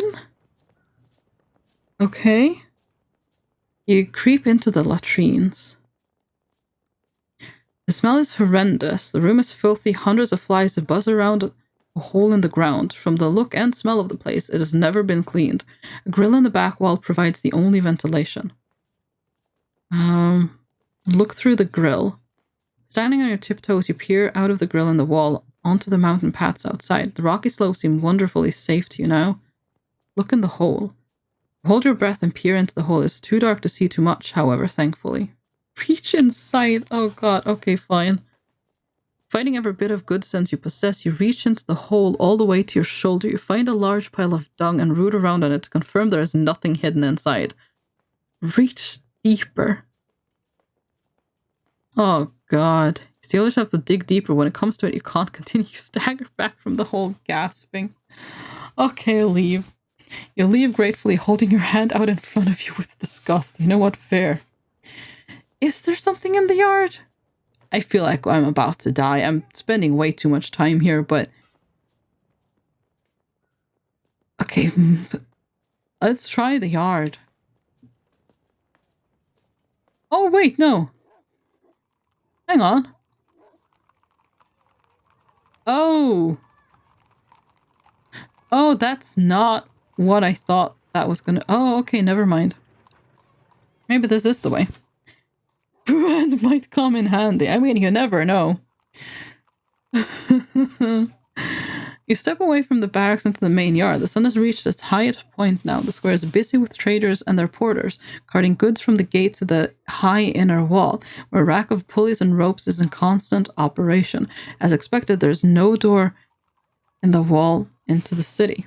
Look around. Doors are set into the walls on either side of the yard. To the east, rich smells comes from a noisy kitchen. To the west are the barracks. Watch the pulleys. You watch the crews on top of the wall, working the pulleys on top of the wall, transferring goods into the city inside. Perhaps there's a way to use them, but you cannot see one. There are scores of people working on every rope and nowhere to hide. Watch the traders. Most of the merchants are stopped at the gate, but a few are allowed to drive their carts all the way up to the far wall. Here their goods are unloaded, strapped to ropes, and hoisted over the wall, presumably into the citadel proper. Gold coins are shuttled back again. It seems remarkably elaborate. Talk to a merchant. You find a merchant waiting for a free rope. He nods a cautious greeting as you come to stand beside him. Sister. What are you trading? You ask. Leather, skins, and fibers, the merchant replies. It's a small enough trade, but it serves me well. What are they used for? He shrugs. Shoes and clothes, I suppose. I don't really care. Have you been inside Mampang?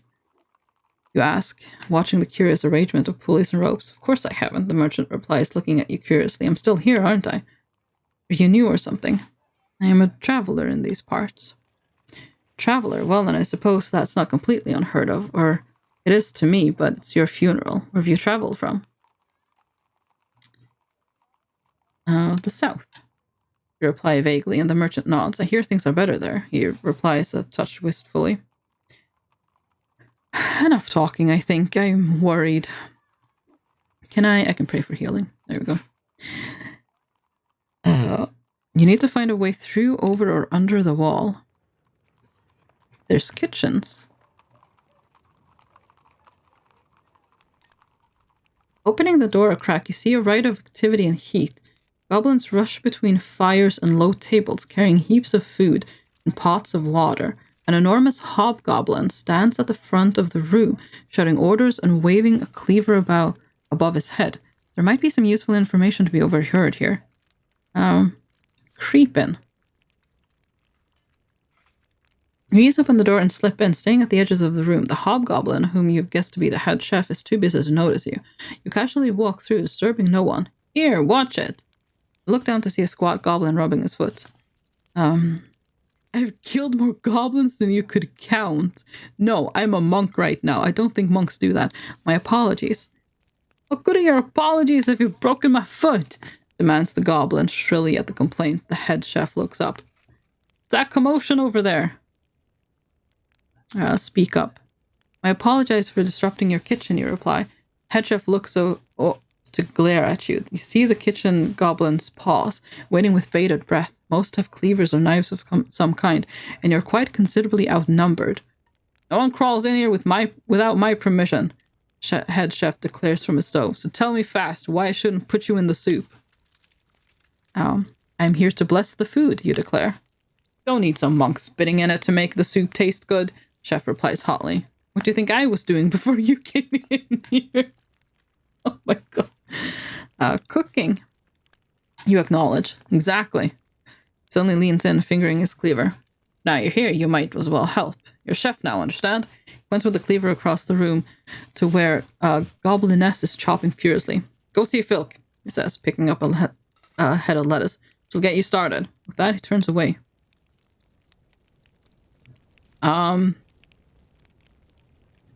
Okay, I guess we're a cook now.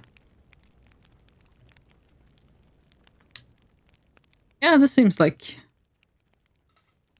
what we should be doing. You make your way around to the counter where the hobgoblin pointed out is trying to lift a bag of potatoes that's almost her size. She collapses under the weight, but scrambles out from under the bag when she sees you. She is gigantic for a goblin, but still a head shorter than you. Her apron is mostly stained dirt and a few threadbare ruffles. Help her up. You reach a hand down and pull her up. Filk, she announces, and you realize with a sickening feeling that she is vainly trying to tidy the thick mount of greasy hair on her head as she speaks. Greet her. You greet her and explain that you're the new assistant. Filk is clearly impressed. Finally, we have someone who can reach the top shelf. But before you start there are a few rules. What rules? She nods. First, never annoy the head chef. Second, don't drop anything. Third, don't go in the larder. Oh.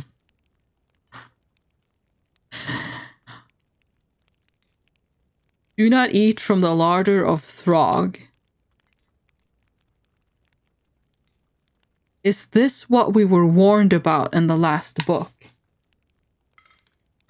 Okay.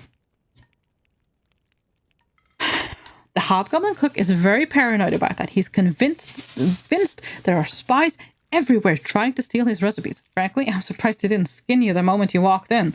She blushes at some unknown thought. Spies? You ask with some interest. Oh, I don't think they're real. Who would steal an old Thunderbolt's recipes? He doesn't even use spices.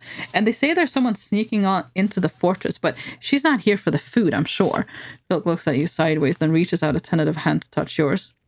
Let her touch me. Stay still, and her cold, greasy goblin flesh settles on your arms.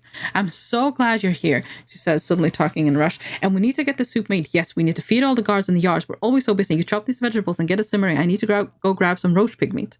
She turns to go. I'll be right back. You can start the cooking, can't you? Of course. Good, Filk says with a nod. It'll be nice to have an expert pair of hands around here. She leaves you to your task. For you is a chopping board heaped with vegetables, onions, turnips, potatoes, and a few purple orbs you don't recognize. You will need a knife. Are we just actually going to be a chef now? You go over to the knife rack and pull out a blade. Two goblins across the kitchen are talking in low voices. Archmage, one remarks. It's a bit of wood the guards prop up against the tower window. The other goblin laughs.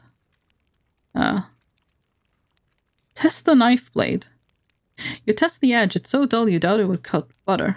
If it's a bit of wood, the second goblin whispers. How do you explain the birdmen? They're not natural. Sharpen the knife.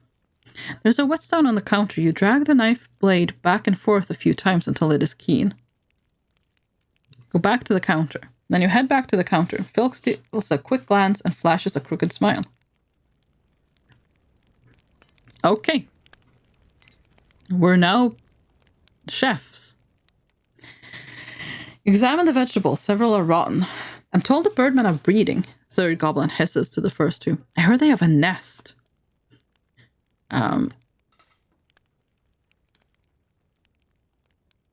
Chop. I don't think they're gonna be happy with me throwing out the rotten vegetables. Chop them finely.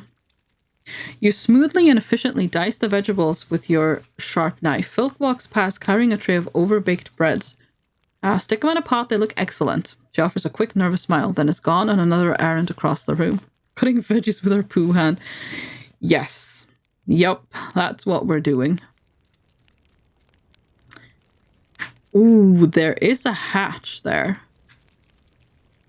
But I kind of want to stay away because we were warned about this.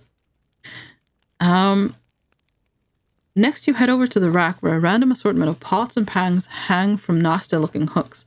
Most are dented or cracks. Some have holes rusted in the bottom. Don't be stupid, the first goblin whispering nearby hisses. Birdmen can't lay eggs. Think how big they'd be, and we'd be using them to make our omelets, wouldn't we? All three snigger at the thoughts. Take the dented pot. You grab a serviceable pot. It's dented and old, but it should hold its water. Take it. You heft up your pot and head over to the stove. Returning back to the stove, you fill the pot with your finely chopped vegetables. You add the cleanest water you can find, which isn't very clean, and place it over the fire. The group of goblins are still muttering. You should pop through one of the tunnels and find out, the third goblin says. Oh, except there's no tunnel in the larder, of course. That rumor is totally false. Okay, so there is that. Stir.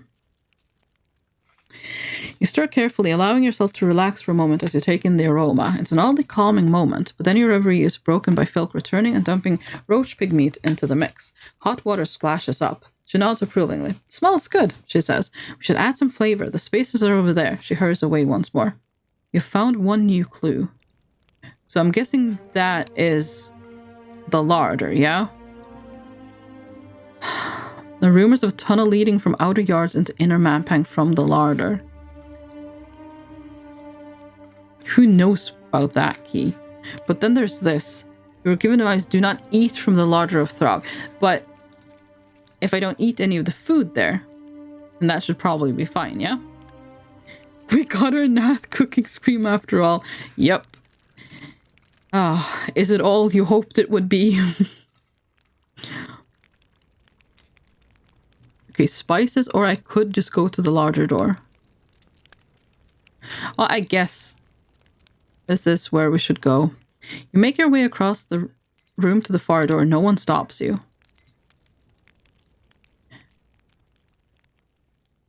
You open the door and slip into the larder. It is stocked with food that looks actually edible, unlike most of what is piled in the kitchen. But there doesn't seem to be much more to it, except that you were told that somewhere in here is a secret passage to the heart of the fortress. The door opens behind you and Filk slips in, somewhat breathlessly. I thought I could help, she blushes.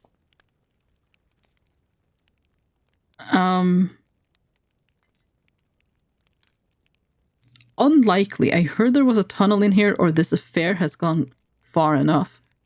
Can I? No.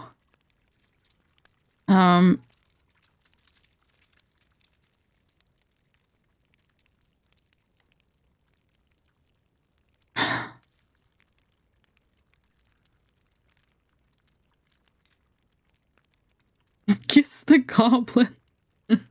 I don't think I can.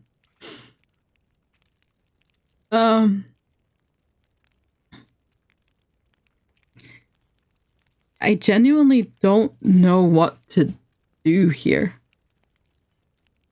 I don't think it's a good idea to just outright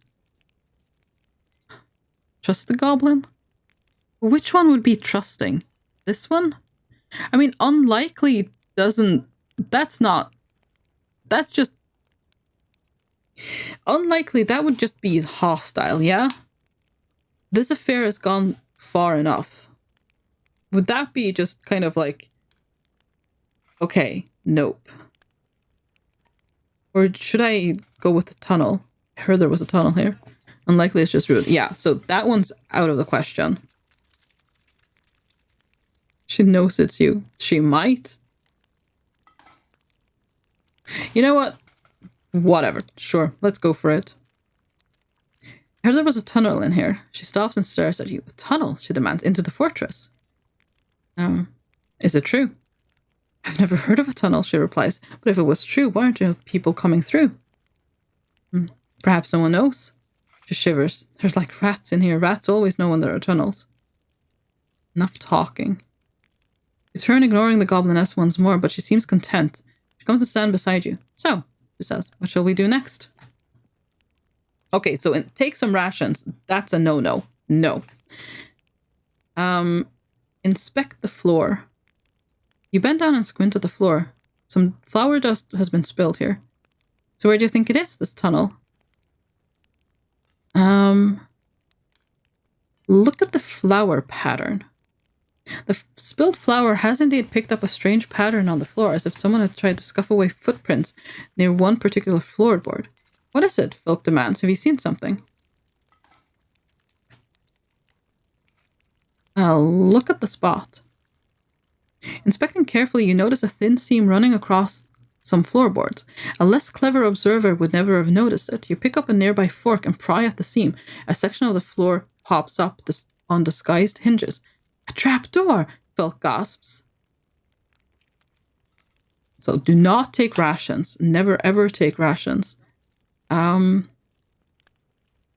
down the trapdoor. You peer into the darkness below the kitchen. A chill breeze is rushing along the tunnel. It must go some distance. What is it? Phil breathes. A tunnel inside. Do you want to come? Inside? They're all mad inside the walls, she shivers. I won't even be able to sleep again knowing that's here. Well, she doesn't want to come with, but I gave her a choice. Filk is tense as you peer out down into the hole. You could turn back or descend below. I mean, we kind of have to descend, so.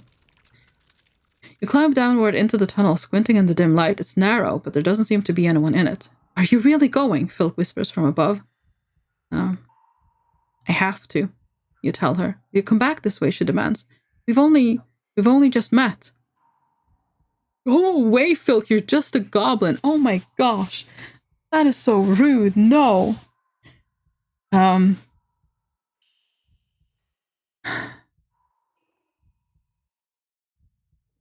Prepare yourself, Mampang is changing. But I can't come with you. Look at that tunnel, I won't fit. Isn't there another way? I'll come back for you. You promise, but she shakes her head, not believing. Goodbye, she whispers in reply. Hope you find whatever it is you're looking for. With that, the trapdoor closes. She closes the trapdoor over your head. You hear the scrape as a flour bag is shifted on top of it. And the distant wail of tears. There's no turning back now. I mean, if I can come back for her, I will. She was actually nice. She loved you. Oh, Phil. Oh. You think we can come back to her? She was nice.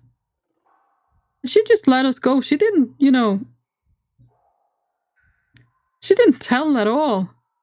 You slither and slide your way down into the darkness of the tunnel. It is unclear who built this. There are no supports or indications of construction. There seem to be tooth marks in the walls. We must come back for Filk. Yeah, I really think we should. I hope we can come back for Filk. Poor Filk. Aw, poor Filk. You splash on through the shallow water. The rock walls drip with dank moss, and the smell is stale and fetid. There's no way to tell how much more of this there is to go. Okay, well, we keep scrambling onwards. You splash onwards. The tunnel turns a corner here, rising upward toward a chink of light. Around a corner. You climb upward, using the rough edge of the tunnel as footholds to ascend. There is a fresh scent from somewhere overhead. Keep climbing. After some more clambering, you come within sight of a grate in the ceiling. Light filters through, and standing right on top of it are a pair of feet. Listen. You wait a few seconds and are rewarded with the guards above beginning to chatter. Keep your eyes open, gruff voice murmurs. Say she's on her way. Who? You know who? I'm not worried, second guard replies. No assassin can kill the Archmage, however clever they are.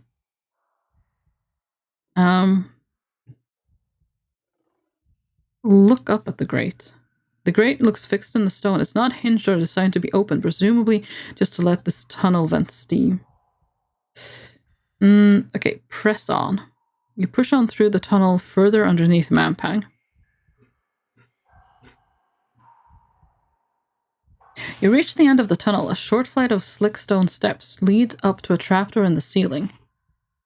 Look at the trapdoor. The trapdoor is set neatly into the rocky ceiling and closed tightly. It looks as though it hasn't been opened in a very long time. Try the trapdoor. You scramble quickly backwards, keen to get out of the tunnel as quickly as possible, but the trapdoor, when you reach it, is so firmly locked it does not even shiver when you shove at it. I'm thinking I can probably try stop there. Should work. I'm hoping. You turn the starlight into alignment around you, but nothing happens. The trapdoor does not even shake.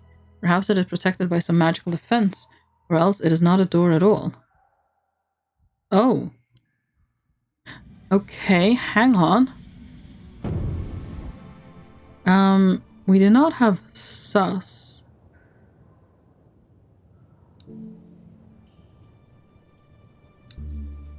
What's pep? Oh, cost strength. Well, I mean, that is potentially useful. What's yob? Summon a giant. Probably not. Okay, what if I bang on the trapdoor? Bang on the trapdoor, it doesn't even budge, not even slightly. More suspiciously, it barely even booms. Pull at the wood. You pull at the wood of the trapdoor, and after some work with the chopping knife, a strip falls away, relieving smooth rock beneath. Seems this once was a trapdoor, but has since been filled in, perhaps with a petrification spell cast onto the wood itself. There's no way up from the tunnel, it seems. You turn back hopelessly towards the thin light from the grate. Okay. You return along the tunnel, and you hear something growling. It seems your banging has attracted attention. Of course it has. Listen. Stop to listen. The sound is all too familiar. It's the yawning growl of a rat bear. Sound is getting closer. Draw my sword. Oh, hi, Mr. Rat Bear. Hastily you draw your sword, but the creature is already upon you, sweeping deep into your flesh. Oh, did it already get me? Oh, this is terrible. Okay. If I'm lucky, it'll still attack. Oh, good enough. Okay, defend.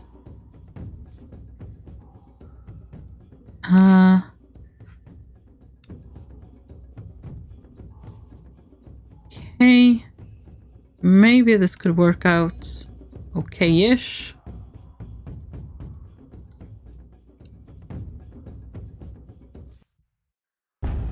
Okay. Decent dueling, that's probably the best we can do. Stop to recover your breath, but though you are alive, you're still stuck down in the dark. Throw something at the grate. Find a chunk of stone and toss it up against the grate. The guards stop talking immediately, and you see the feet move this way and that. What was that? One hiss. It sounds like it came from.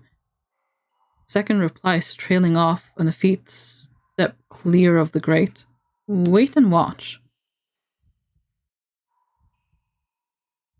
You wait to see what will happen. A moment later, an eye appears at the grate. It blinks twice, trying to focus. By Gred, the eye's owner declares a moment. There's a woman down there. She looks like a monk. Greetings. Greetings, replies the guard uncertainly. What are you doing down there? You heard an awful noise, the other remarks, like there was a monster down there. I'm lost. You certainly are. That's a sewer. Can you help me out? No, apologize, sisters. These grates don't open, never have. Just keep going along, the other guard remarks. You'll find your way out somewhere. Good luck, the first finishes. You settle down to wait. There seems to be nothing else you can do. Hours pass. Outside night has fallen. Then you hear a distant rumbling noise. Oh, good God. Did we die in here? Is that what's going on? Oh God, you brace yourself, fairly certain that what is coming. Water. A high, heavy torrent of water that fills the tunnel. You have moments before it strikes. Gasp a breath. You fill your lungs, then the wall of water strikes, thumping hard into your body. The world is turned upside down and you cannot see for the bubbles rising. You're only held in place by clinging onto the hole in the ceiling. Pull myself up. As the water rises, you grab onto the grate and haul yourself upwards, fighting hard against the current. Keep pulling. You keep pulling, hauling yourself towards the hatch. Things brush past your body, washed away by the current. Open the grate.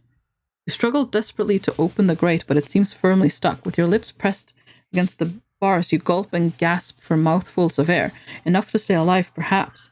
Then the water begins to recede. You drop to the floor of the tunnel once more. Still, your fleas have been washed away. More light filters down from above now that the guards have gone. Listen. You listen closely for a few seconds, but hear nothing. Okay, so. Cast a spell. What do I cast? I mean, is Dop gonna work there? Okay, that's not gonna help me.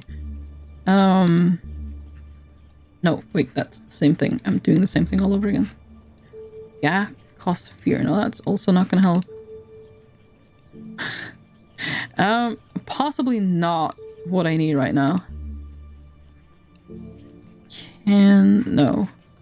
Kid? I can create illusions, but I don't think that's gonna help either. I can do sap. I can also do Zen.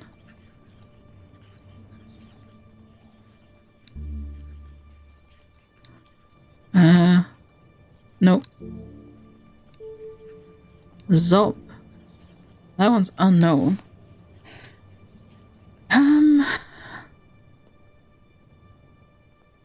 I could try Dop. I mean, it doesn't hurt me to try. It costs 1 stamina, but that's not too bad. You weave the spell and the grate overhead flips open. Okay, honestly, I did not think that was gonna work. Climb up through the grate. You jump to try and grab the overhead grate, but you cannot reach it. Oh, well. That's a fine and dandy thing to fix. Zen is what we need. It was Zen, wasn't it? Hover in there. There we go. No problemo. Consulting the stars, you bind the magic and the medallion begins to glow as you rise gently up into the air. Float through the grate. You float up and out through the open grate. You settle to the dirt of Mampang and kick the grate shut behind you. You try to shake the water from your cloak. You're in a narrow alleyway between 2 large buildings. At the far end, you can see a glimpse of some kind of plaza. The moon is high. You slip your way forwards. Ooh, we are inside. Okay, nice. We actually made it in. Oh, if only Phil could be here with us. There's barely enough space to walk between the 2 buildings, which list inwards on both sides. Look at the buildings. The buildings on both sides are toppled by large glass domes. The one on the right, larger than the one on the left. You sidle onwards down the alleyway. Huh. The alleyway widens out a little here. As it approaches the square at the end, you are inside the city. Time to explore. Looking around, you're surprised to find that this part of Mampang is more like a city than you expected. There are merchants, laborers, and swaggering guards. Washing hangs from hooks outside stacked houses. Suddenly, there are far more wicked glares and knives tucked into belts than even in Kare. Suddenly, you feel hooked fingers catch your arm. Turn around. You turn around and catch a glimpse of a hoary old beggar pulling at you, but then something happens and you lose sight of him. A moment later, the tall buildings of Mampang that you've traveled so far to reach have disappeared. Huh? What? This is book 2. Isn't it? This is Kare. But yeah, it is. Okay, this isn't weird at all. You stand in a humid climate. Tall plants lean down on all sides, and a thin, watery sunlight leaks through some kind of glass ceiling choked with weeds. Where am I? You look around startled. The beggar is still here, but no longer holding your arm. He stands taller and seems better fed. That's better, he declares. Now we can talk more freely. Who are you? My name is Throben. Oh, hang on. I feel like I remember that. Well, I recognize the name. Do I? Or have we come across a name that's similar? The beggar bows most politely. You notice he wears a circlet of finger bones on his head. Some have called me necromancer, but they only mean that death has never stopped my work. Greetings. He bows again. Where are we? This is a favorite little spot of mine, a forgotten corner of Kari, the lost gardens of Briar. Even the gardeners who work here can't remember the way in. It's all on the maps, but no one can find the entrance. My own little fortress. He reaches rather tenderly for a nearby plant and pulls off a graying leaf. Throben smiles. Come, let's walk a little, shall we? He begins to saunter between the trees and you follow. This place is hidden from the Archmage, you observe. Quite so, Throben replies. The Archmage would chew a death sponge mushroom and then eat my brains if he had the chance. Best for all of us that doesn't happen. What have you done? Moved us elsewhere, Throben replies, so we can talk. Throben points at a nearby flower. Do you see this one? Purple thornweed. Only grows in one place. The slope above my home village. Where is that? I grew up in the same village as the Archmage, you know. A small place in called Kariyama. Maybe you've heard of it. I have. He sweeps away, his face hidden from you. This way now. He steps between two plants and disappears.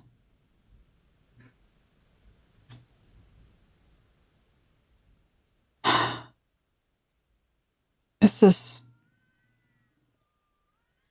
most strange.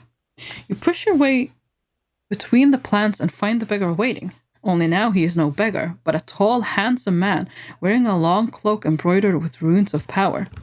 There you are, he booms. I was told to expect you. Told by who? My younger self, I think, he replies. Though it's not always easy to tell. He frowns. Please excuse any confusions. I use these gardens for conversations quite extensively, but I have to space them out. One cannot have things overlapping. Now then, he smiles. I believe will be talking about Mampang and your impeding death. Will you help me? I won't save your life if that's what you mean, he replies. I may make your death a little more valuable, however. He points up. The dome is gone, and now it is nighttime. Stars shine overhead. I like these gardens for one reason above all. Can you see what that is? Constellations. Exactly. He sighs with heavy pleasure. Look up there, he declares, pointing out. This is one of only 2 places in Kare where the stars of the Zed spell can be seen. The other is in the North Gate, but that spot's rather too busy. What do you know of that spell? Oh, thank you for the posture check and the hydrate, Mundle. Oh.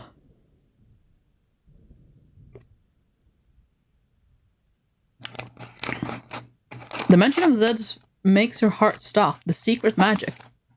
The most powerful knowledge, unknown to all. What do you know of that spell? You demand. Zed, he intones, is the great discovery of the necromancers.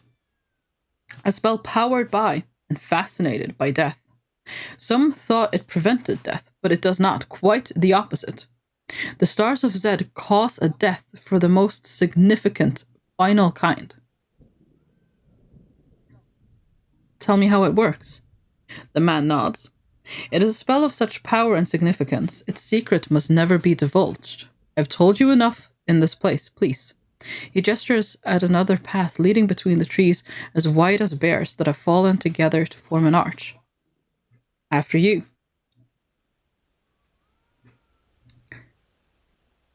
This is going to be a different version of him now, then.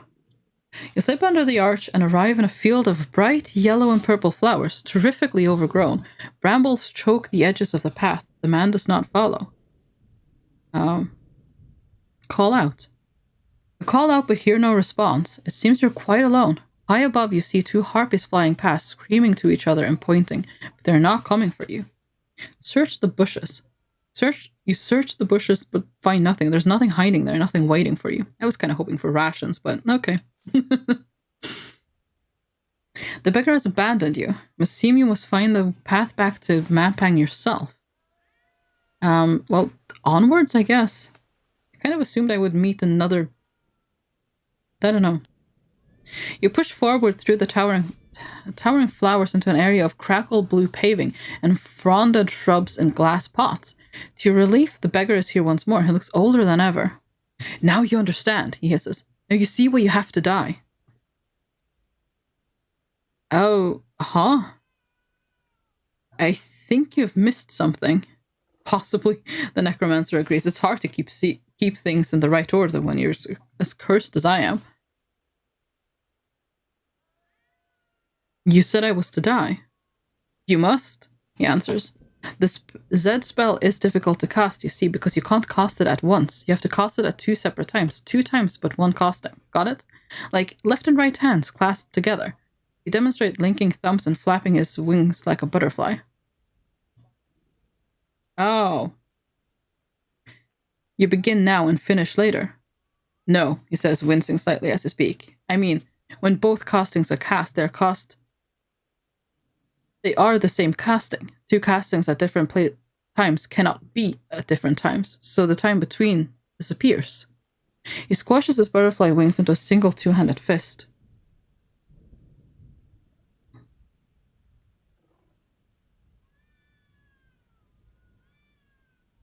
So this is a spell for traveling in time. That's like saying a cart is a machine for pushing the world backwards. The beggar spits a tooth and picks it up to admire.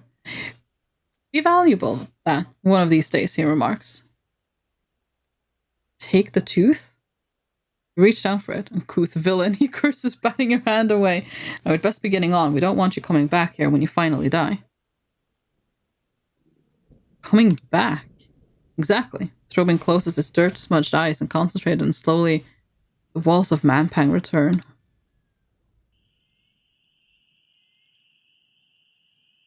I'm confused. There you are again, smiles the beggar, who is now as he began. He lifts a crooked finger. Not a word. There are spies everywhere. One last thing to do. Draw your sword. Why?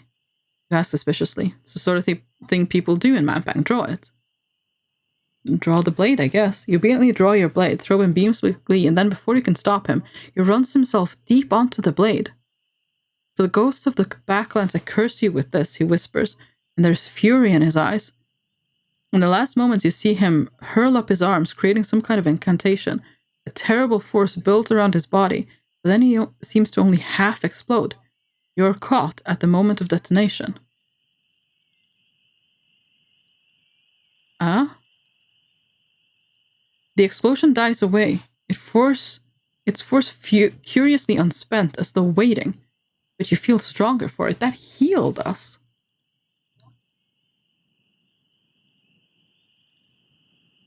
Huh. Okay. You look around, still disoriented. Well, still disorientated. But there's no sign of the beggar. The narrow alley mouth opens onto the square. This is now the dead of night. Do I sleep here? The alley isn't a bad place to rest. It is quiet, secluded, and offers plenty of shadow. Laying your pack down, you try to rest despite the strange noises that drift through the air. You've eaten nothing today, but you have no provisions, only a single vial of blimberry juice. So we don't need to heal because our stamina is now full, so I'm just going to close my eyes. You lie back and try to forget your troubles. Dream. The long night is kept busy with visions. You're buried in thick, foul slime that covers your eyes and mouth. A hand reaches down and down through it, trying to pull you free, but the harder it pulls, the deeper in you go.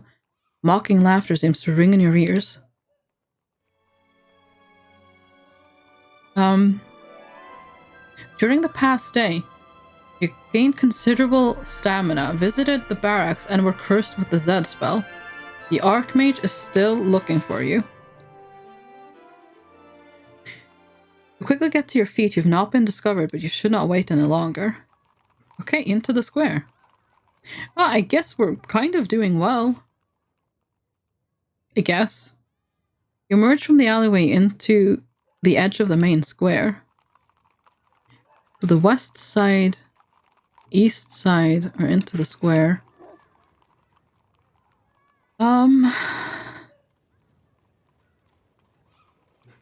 Huh.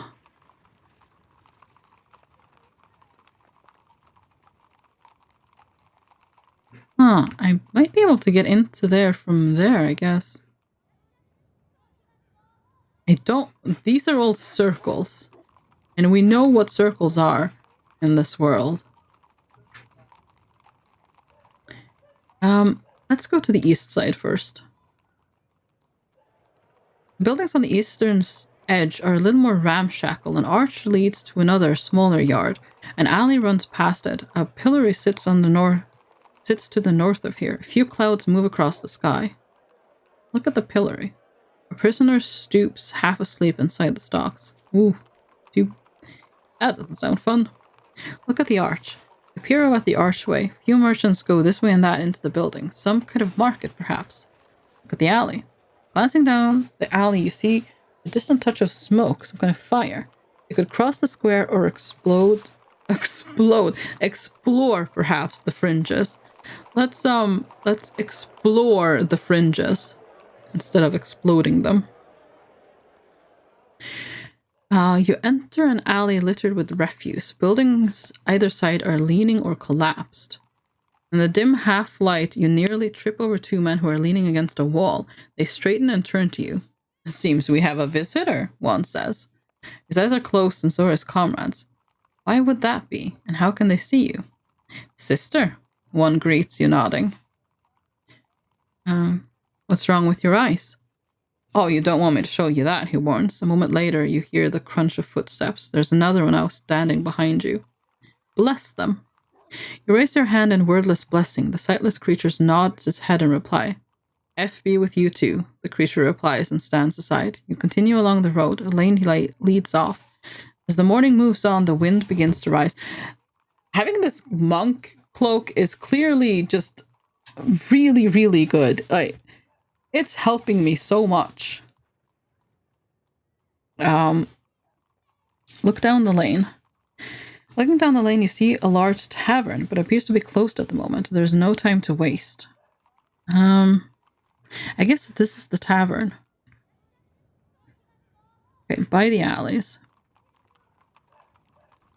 You follow the road to a junction where a collection of nestled winding alleys lead away. As the sun climbs towards its zenith, the wind blowing between the buildings picks up a little. Peering down them hints at a maze of twisting paths and shadowy nooks. There's a small fire here, which a few figures sit glumly round. Look at the people. The people gathered here have a cluster of tents to one side, along with packs of gear. A small fire burns in a dugout pit, and they sit around it, chatting over bubbling stew. Look at the alleys.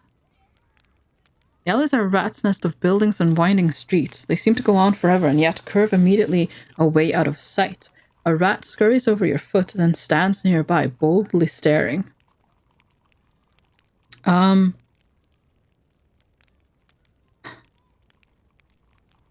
Go up to the fire. You approach the fire and invite it to sit down. Maybe we can have a snack with them. The people around the fire are all friendly enough and in good humor, dressed in shabby clothes. You address the chattiest of the lot. Greetings. And greetings yourself, she replies, laughing, jerking a thumb back at you for the benefit of the others around her. What is this place? This is the backside of Manpang, she cries, and the others laugh. Do you live here? You can call it that, she shrugs. We're working, really. We're treasure hunters. I do not see much treasure. You say, good one. It's in the alleys here, hidden in the loops. It's hard living because you never know where to look. And these alleys are enchanted. Cursed, more like. The paths wander. Or maybe it's the buildings. All I know is that you find a garden one day, you walk the same route the next, and stumble into a temple instead. The eyeless god themselves could navigate this place. But people live in there. You insist. How do they survive? It's only a few, even then luck, I'm guessing, or instinct, like a pigeon has. The ones that are born in the alley seem to find their ways in and out again. Do you know your way around the city? You ask. We're the best gutter rats the city has to offer, she replies. You can get from anywhere to anywhere in this place. Tell me Mampang's secrets, you say with a hint of threat in your voice. Bigger secret of all, she murmurs. They say that's in the old abandoned college, but we don't dare go there. Some do, other remarks. None come back, though. Whatever the Olives have got, the inner college has it 10 times worse over. Hunter pokes your arm. What about you? By Greta, you? I'm just a traveler. She laughs. Mampang doesn't get travelers, unless something's changed around here. The alley's dangerous. Oh yes, first off, you probably get lost and starve to death otherwise. There's no telling what will appear. Like Kelman over there once ran straight into a dragon. Next day, of course, it didn't. Anything else? A few treasure hunters get stuck and lost, probably caught by whatever shifts around the alleys themselves. They're quite mad, so keep your sword handy. Do people come out of the alleys? You ask, looking at them curiously. Sometimes. I met this girl last week who just stumbled out, a fortune teller. She read my palm. What was her name? She called herself Briarpatch. She replies, or just Bria for short. Oh, we met Bria. Huh. Treasure hunter picks her teeth. Look, good luck to you if you go that way, but I wouldn't. Now if you get to your feet. Look at the buildings. The buildings surrounding you are old and poorly built, in stark contrast to the marital efficiency of the rest of Mampang. Once they're sagging and leaning, but you can see shadows moving in the windows. Despite the grim setting, people still live here. Explore the alleys, I think we want to do.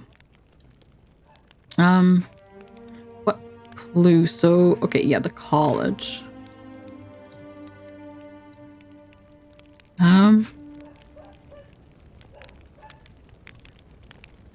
I mean, this place seems interesting.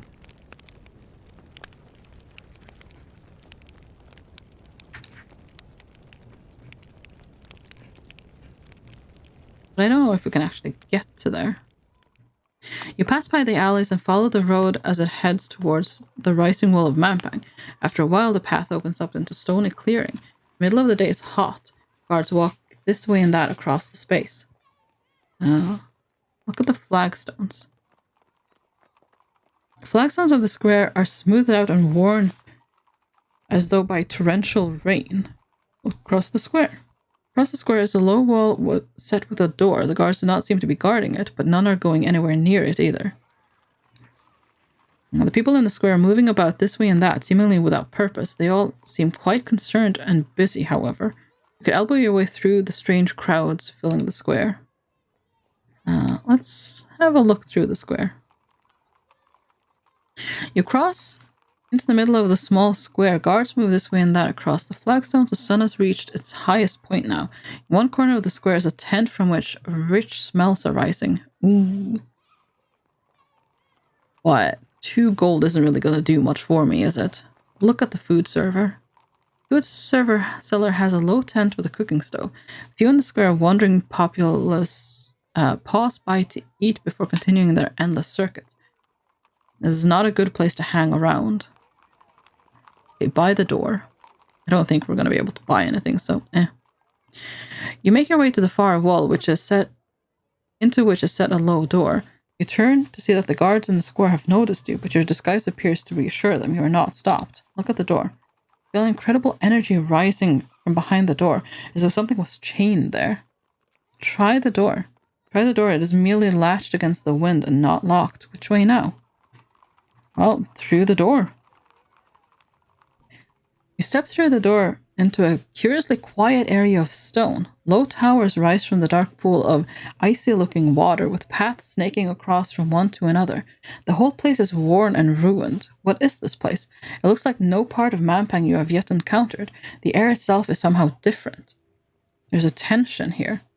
The air itself feels tightened, as though the world is stretched thin here, a taut drum skin pulled over a too wide frame. It feels as though the tiniest step might unleash a powerful rupture. Look at the stars. You look up for the stars but can find nothing. The starlight seems to bend and divert before it can reach you. As though being funneled away. Look in the water. The water looks cold as ice and has no reflections. Look at the towers. Some of the towers rise to the heights of trees, while others have been cut down, and others are nothing but circles of rubble. Smoke rises from some, while others crackle with gentle light and energy. This place is clearly buzzing with power.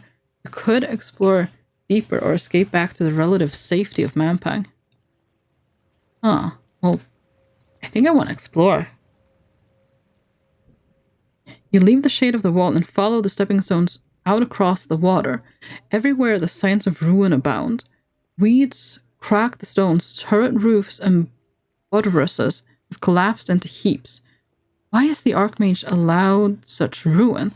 Surely the rumors of his death cannot be true. Thin heat beats down from an empty sky. You reach the base of a stone tower with a curved archway at its base. The path splits around it, but you must keep moving.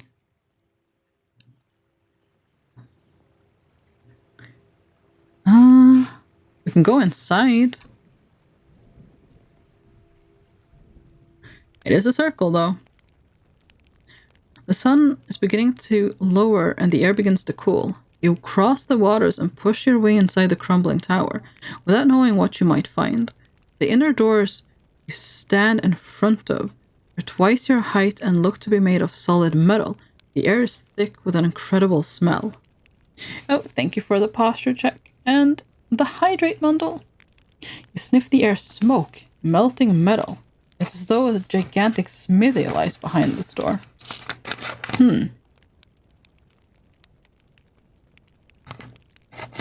That's interesting.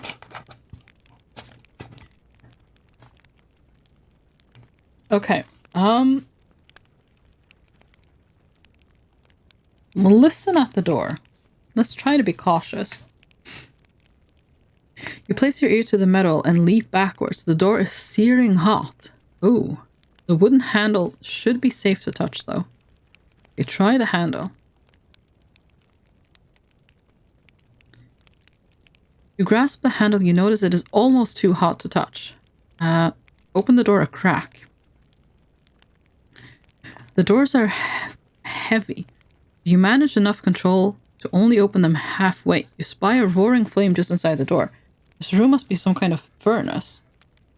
Okay, I don't think we want to enter that room. It does just seem to be fire. You hurry quickly away from this place, pulling the door close behind you. Yeah, that doesn't seem like where we want to be. Step back onto the path and follow it a short way. You reach the base of a stone tower with a curved archway at its base. The path splits around it. The wind picks up a little spray of the water and splashes it in your face. It stings where it touches you. Look into the water. You lean out over the path and look down into the water. It is black, reflectionless, as though infinitely deep.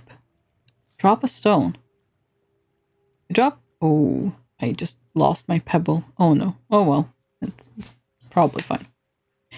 You drop one of your pebbles into the water. It sinks without a trace and without even a ripple. The air seems to fizz and crackle with secret energy. Which way now?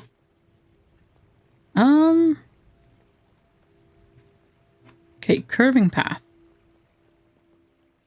You're crossing the stepping stones over the dangerous waters once more. The sun begins to dip, heading towards the horizon. The path ends at a tower. Look at the tower. The tower is squat and wide and has clearly been long abandoned.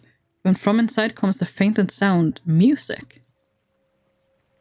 Interesting. The wind picks up as the evening draws on. You enter the next tower nervously. The chamber inside is bare except for an empty table at the center. Various items lie around it, as though they had fallen off the surface during some kind of earthquake.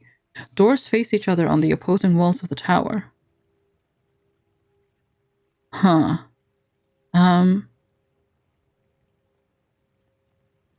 Look at the things on the floor.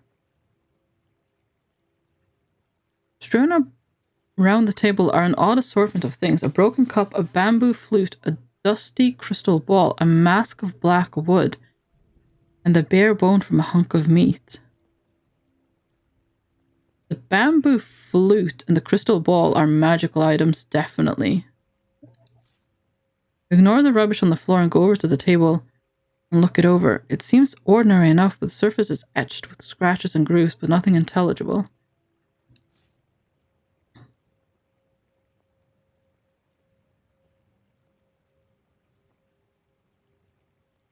Oh no, so it is a face mask and then the bone is something as well. Everything here is useful.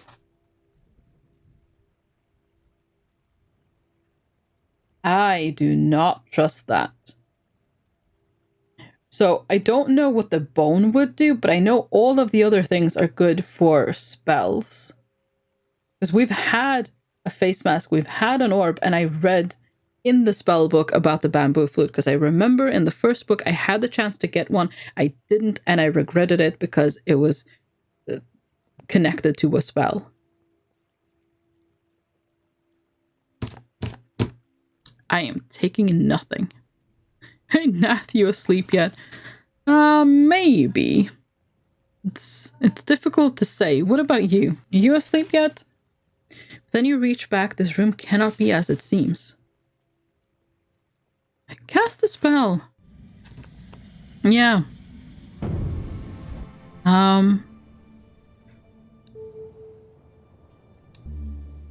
Sus. Sense danger.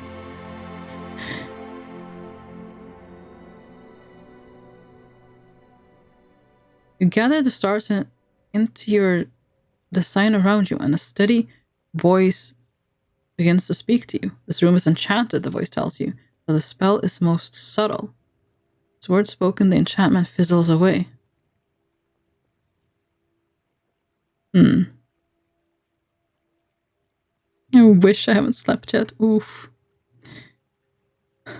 It's 10 p.m. So I guess I'm going to go in a half an hour or something. Yeah, that seems very, very reasonable, yeah. Can I have a quick break from work? How's the game going? Well, it's very confusing at the moment, but I think it's going well enough. I'm wondering if I can...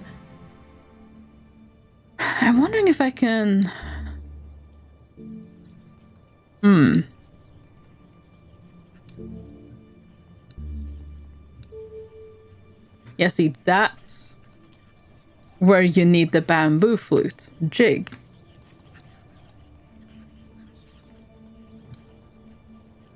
Everything is always confusing for you, though. You're not wrong. You're not wrong. Cost speed. I don't have yellow powder.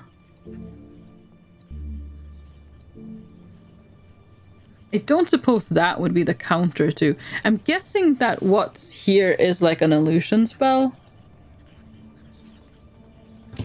What would be the counter to an illusion spell?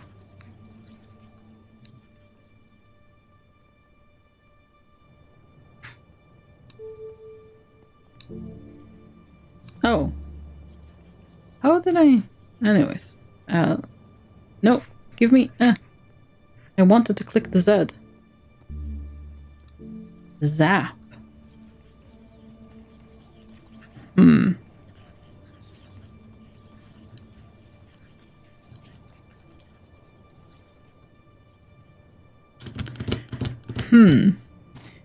Wake up, samurai, you have work to do. That also confuses me. Okay, I'm gonna try fall. Is that... Okay, no, that doesn't really do anything. You know what? Let's just move on. I don't know what the counter to that spell is. We'll just move on. You return to the path and walk a short distance. Your weight returns and you settle gradually back down to the ground. 3 paths meet at this point. In the shadow of the western rock, every path seems weighed down with sadness and oppression. It is not a place to stand still. So, that's sap.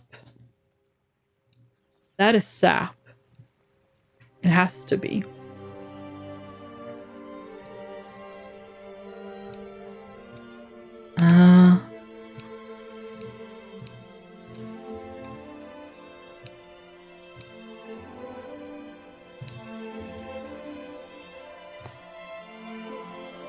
Yep. But how do we counter sap? That is the question. The sun is sinking, it'll be night soon. You approach the next weird tower, wondering what you will find this time. This tower is gloomy. You begin to feel a great weight upon your shoulders as you step inside. The interior hardly seems worth describing this place. Look around yourself with a sense of hopelessness. In the middle of the space is a skeleton who seems to feel equally heavy and sad. Oh no. You open your arms to cast a spell, but then they drop to your sides. What, after all, is the purpose? Spells never do what they're supposed to. They're always ruined by some minor triviality of some details of the rules of casting, you sigh. Your whole journey has been a waste of time, and you lost your little finger. Right? Yeah. But apparently...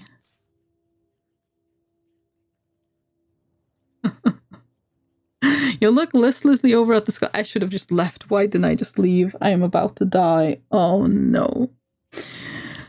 You look listlessly over at the skeleton. Maybe whoever it was died of boredom or hunger. You can't fault them for it really. What would be the point in doing anything else?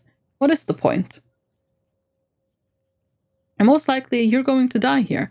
You think of the crown of kings just over in a nearby tower and completely out of reach. You might as well have stayed at home. Leave. Oh god. You head for the city, for the exit, but just give up after a few paces. There's nothing out there worth finding after all. Just more of the same. You might as well stay here. Pray for aid. Come on. Please, please, please. You try looking to the fox for guidance, but of course the creature is of no help. What good is an animal guide anyways? Clearly religion is for fools and no-hopers. You slump down on the ground. Inch for the door. Come on. You move an inch towards the door. It's only an inch, hardly worth it, but it is an inch more than the skeleton has managed, the slack-jawed idiot. Wait. Sit down and wait. Someone had better come and help you. Weep. You begin to weep uncontrollably. Inch for the door. Oh my god. You crawl another inch towards the door. There's no use denying it. You're closer than you were. Groan. You let out a quiet, pathetic groan. Inch for the door. My god, please. You inch another half step across the floor. Your body feels heavy as stone and your heart is barely beating. It's as though your limbs are refusing to comply. You continue waiting. Something had better turn up. Inch for the door, please. Another inch and you're moving out of eye of whatever spell holds this tower. You find yourself moving a little more now. Inch for the door again. One more inch and then you're up on your feet, running, racing out of this hellish tower of nothing and gasping for breath. Oh, good lord. Okay, that was a bad tower. I know this feeling, yeah. Yep. Oh, gosh. Bad tower, that one. Make your way across a stone walkway, arching high into the air above, the swirling waters that pool below until you reach the next curious tower. Clouds rumble as they roll across the dimming sky. Soon it'll be dark once more. This tower has no door, just an open arch leading into shadow. There's a spell for courage or something like that. My guess is that would counter sadness. Yeah.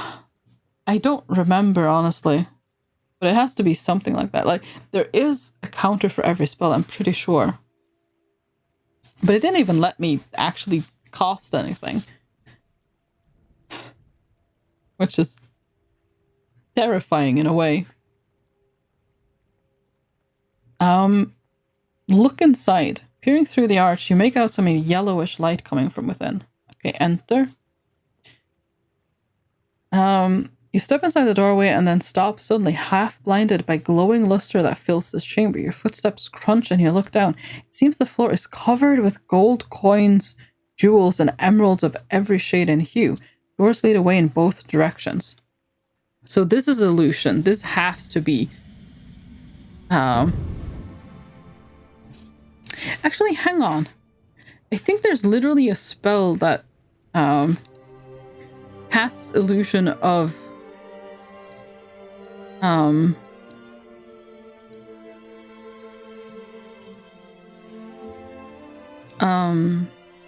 like wealth. That's invisibility.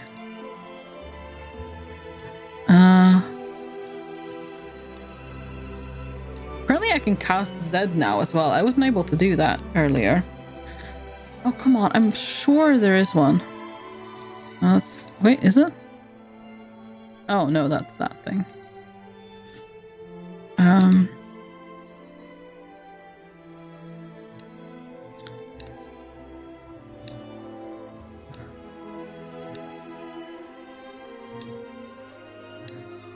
Snow.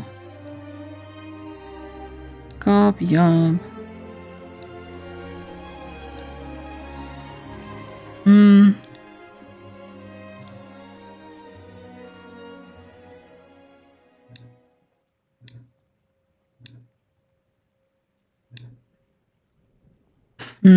Okay, I might have missed it, or I don't remember. Anyways, there has to be no, not that. Oh. There has to be a counter. This has to be like illusion spell. Because there's not going to be just a ton of gold there. If I just start stuffing my pockets, like something bad is going to happen. You know what? That might actually be it.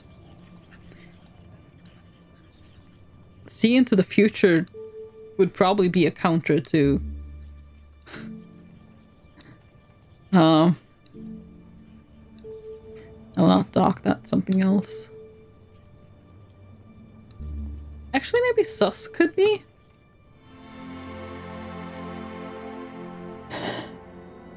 Craft the enchantment, a convoy speaks into your thoughts. There's nothing to be afraid of here except perhaps your own greed. Okay, look at the gold. Cast your eyes over the treasure, drinking it in. There must be hundreds, if not thousands of gold pieces here. More riches than you can possibly spend in a lifetime. Enough surely to abandon your quest entirely and move to the Southlands to be a queen in your own right. You know what? Let's just move on, because I don't know what... Oh my god, okay, I need to counter this apparently, because I am not willing to leave. If it actually is far, we're so dead. Sob?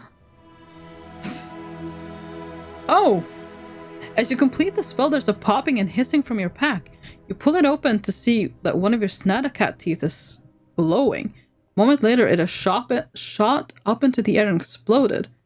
A long-clawed Snadacat leaps down onto the ground. The Sob spell has been added to your spellbook. The Snadacat looks around for something to kill and finds nothing. Slowly, its heavy eyes fall closed and it disappears from sight.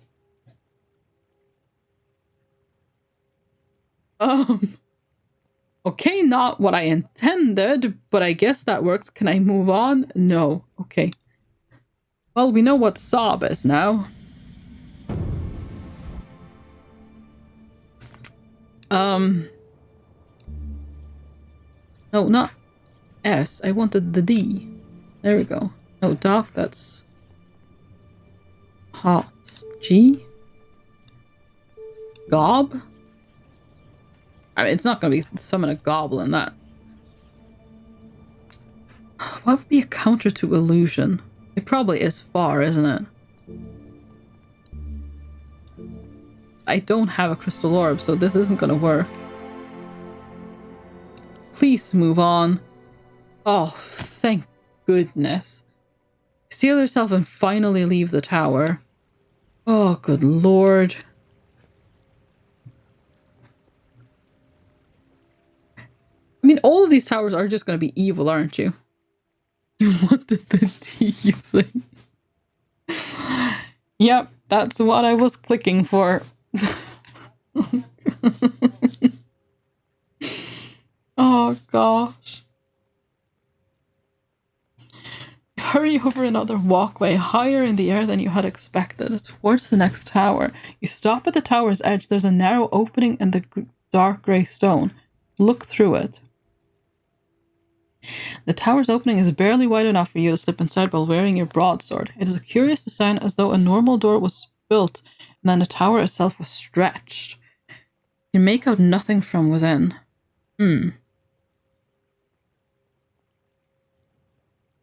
I guess slip inside. You squeeze through the narrow opening. The passage beyond does not widen, but a warm breeze tickles your face as you approach the inner door. Listen at the door. You pause to listen only to make out a quiet groaning coming through the door. Knock on the door. You knock once and the sound booms around the space within. Open the door. You move through the door into a narrow, tall room. I was thinking your problem was hooking up your friends and not with your friends unless you prove me wrong.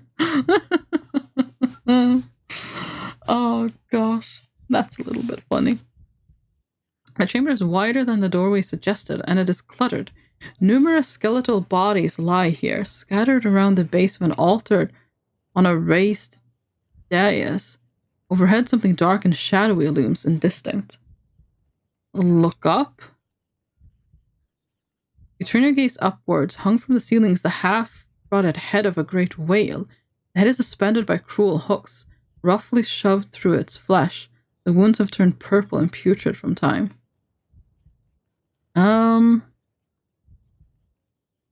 Look away. You turn away. It is a foul sight. Oddly, there's no stench. Surrounded by such decay, your nostrils should be filled, but there's nothing. Search the room. As you step towards the center of the room, another drip of water falls from the dead whale's mouth, splashing into a puddle on the altar. Some of it scatters from the impact, landing on a nearby skeleton. A moment later, the jawbones open amid a quiet groan. The skeleton, with only patches of skin left on its face, begins a struggle to try and stand. Okay, back off. You turn away as the undead creature lumbers towards you. The jawbone flap, but the skeleton begins to talk. What happened, he whispers. It's unclear where the breath comes from. Why am I here? I do not know. Who are you, okay? I am. The skeleton's thin voice shivers away to silence. He looks up at the whale's head and at the savage cut along its neck. Ailmon, is that truly you? Another drip falls from above, striking a corpse on the other side of the altar. There's one remaining eye rolls wildly in response, but she lacks a jaw and cannot cry out.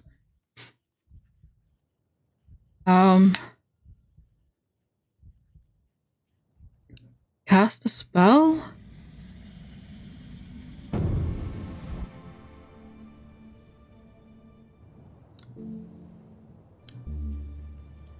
Dud?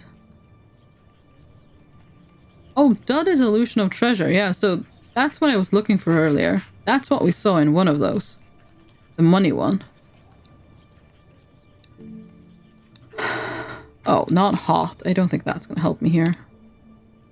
Also because we already know that one's... Turn to stone. I don't think that's going to help either.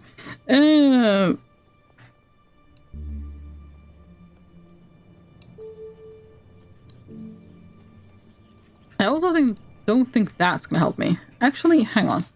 I could try that if... Okay, so... Okay. I used that spell once. I still have 2 jewels of gold. So, the jewels aren't spent. I was just kind of wondering because I had 2 of them. Do I try that? Don't know why that would help, but I guess it can't really hurt either. Hopefully.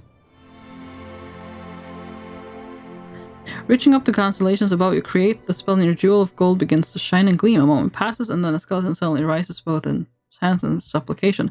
Ailmon, it cries, you visit us, bless us and save us. I'll bless him. Now you hold out a hand and murmur indistantly for a moment. The skeleton visibly relaxes.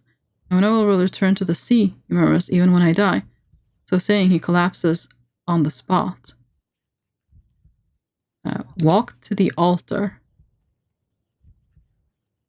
You step towards the altar. Water drips from the whale's head, splashing onto the near skeleton. Before your eyes, he raises up again, ancient bones creaking, but the animated skeleton moves quickly to block your way, loosely gripping a rusty sword. You cannot touch the holy place, he whispered. It is for the holy ones alone. talk to the skeleton. Wish to talk to you, say to the skeleton. The skeleton looks this way and that as though hunting for you. Who's there? He asks, his voice raspy. Who are you? Ailmon. Skeleton lifts shakingly. Do not mock the gods. They will devour you whole, he cries. Seen them do it. A bony hand lifts to the brow of the skull and clutches as though in desperate thought. You have died. You tell the creature gently. That is why you cannot remember. Don't be foolish. I'm as alive as you are. I think you're mistaken. You're a fool, his rage falters, although I remember pain. Magic has resurrected you. He grips his blade. Sorcery, you've tricked me. This is an illusion. Skeleton begins to ask you a question and staggers back as though struck. He falls to the ground dead. Run forwards. Take advantage of the moment. You walk quickly past the collapsed skeleton and up to the altar. I shouldn't be doing this. Why am I doing this? This is not good. Look at the altar. The altar is a simple stone block. The few carvings of waves and waving plants scratched onto the stone is a simple glyph, 4 slashed lines. Look at the glyph. Touch the glyph. It is crudely carved, a later addition perhaps. Collect some of the dripping water, because why not? You unstop one of empty vials and hold it out, filling it from the water dripping from the whale's mouth. Holy water. Pray at the altar?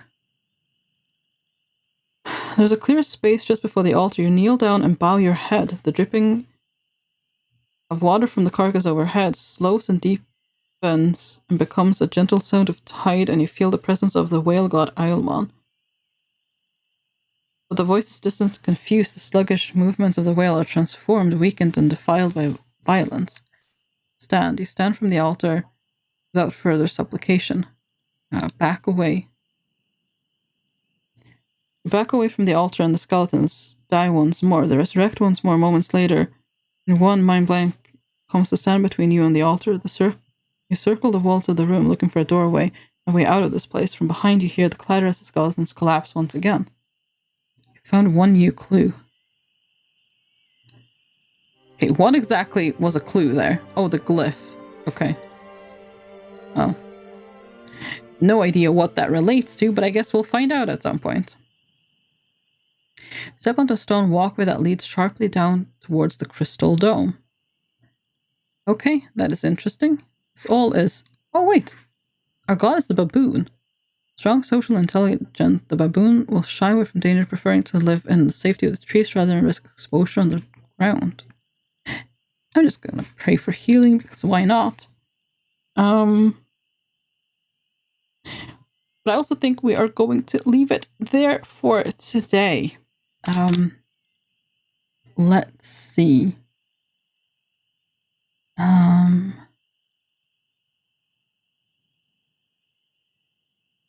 Oh, thank you to everyone that's contributed to the community challenge, by the way. I'm so sorry I've missed that because I can't see it in the chat that I have available to me when I'm playing this game, because whatever I see on the screen, you guys see as well, so I can't, do my normal things. Not that I've actually set them up yet, but I will soon, at some point. Who knows? Oh no, the crying emotes, no! Oh, but, who do we raid? Let's see. We need someone to raid. Let's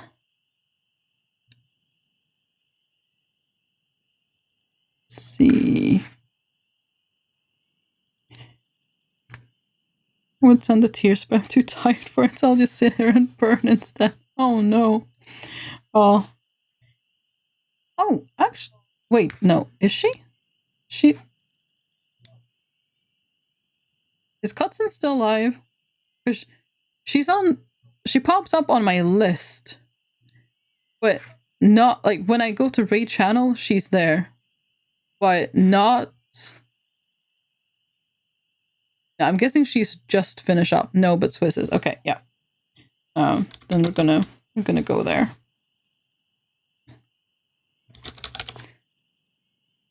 Because I don't often get to raid Cutsons, so if she was still alive, I would have raided her, but yeah, no. Oh, but guys, thank you so much for stopping by. I do hope you enjoyed the stream. Oh, lovely stream. Good night, Tony's tiny snowman. Oh, good night. Get some good rest, Mundle. You deserve it. Sleep well. And I hope you get some proper rest. Lovely stream. Oh, thank you. I do hope you guys enjoyed. Let's see.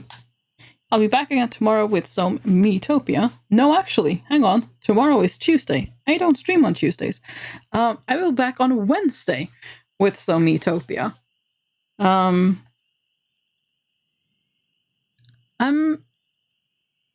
not making any promises, but there is a slight chance I might do a little extra stream tomorrow just to do a little bit of art, because I am slightly backlogged when it comes to that. So we might do that. Yes, maybe. I'm not making promises, but maybe. So if I don't see you tomorrow or on Wednesday, whichever happens first, well, whichever day I stream first, I guess, I hope to see you soon. Bye bye for now. Have a fantastic rest of your day. Bye bye bye bye bye.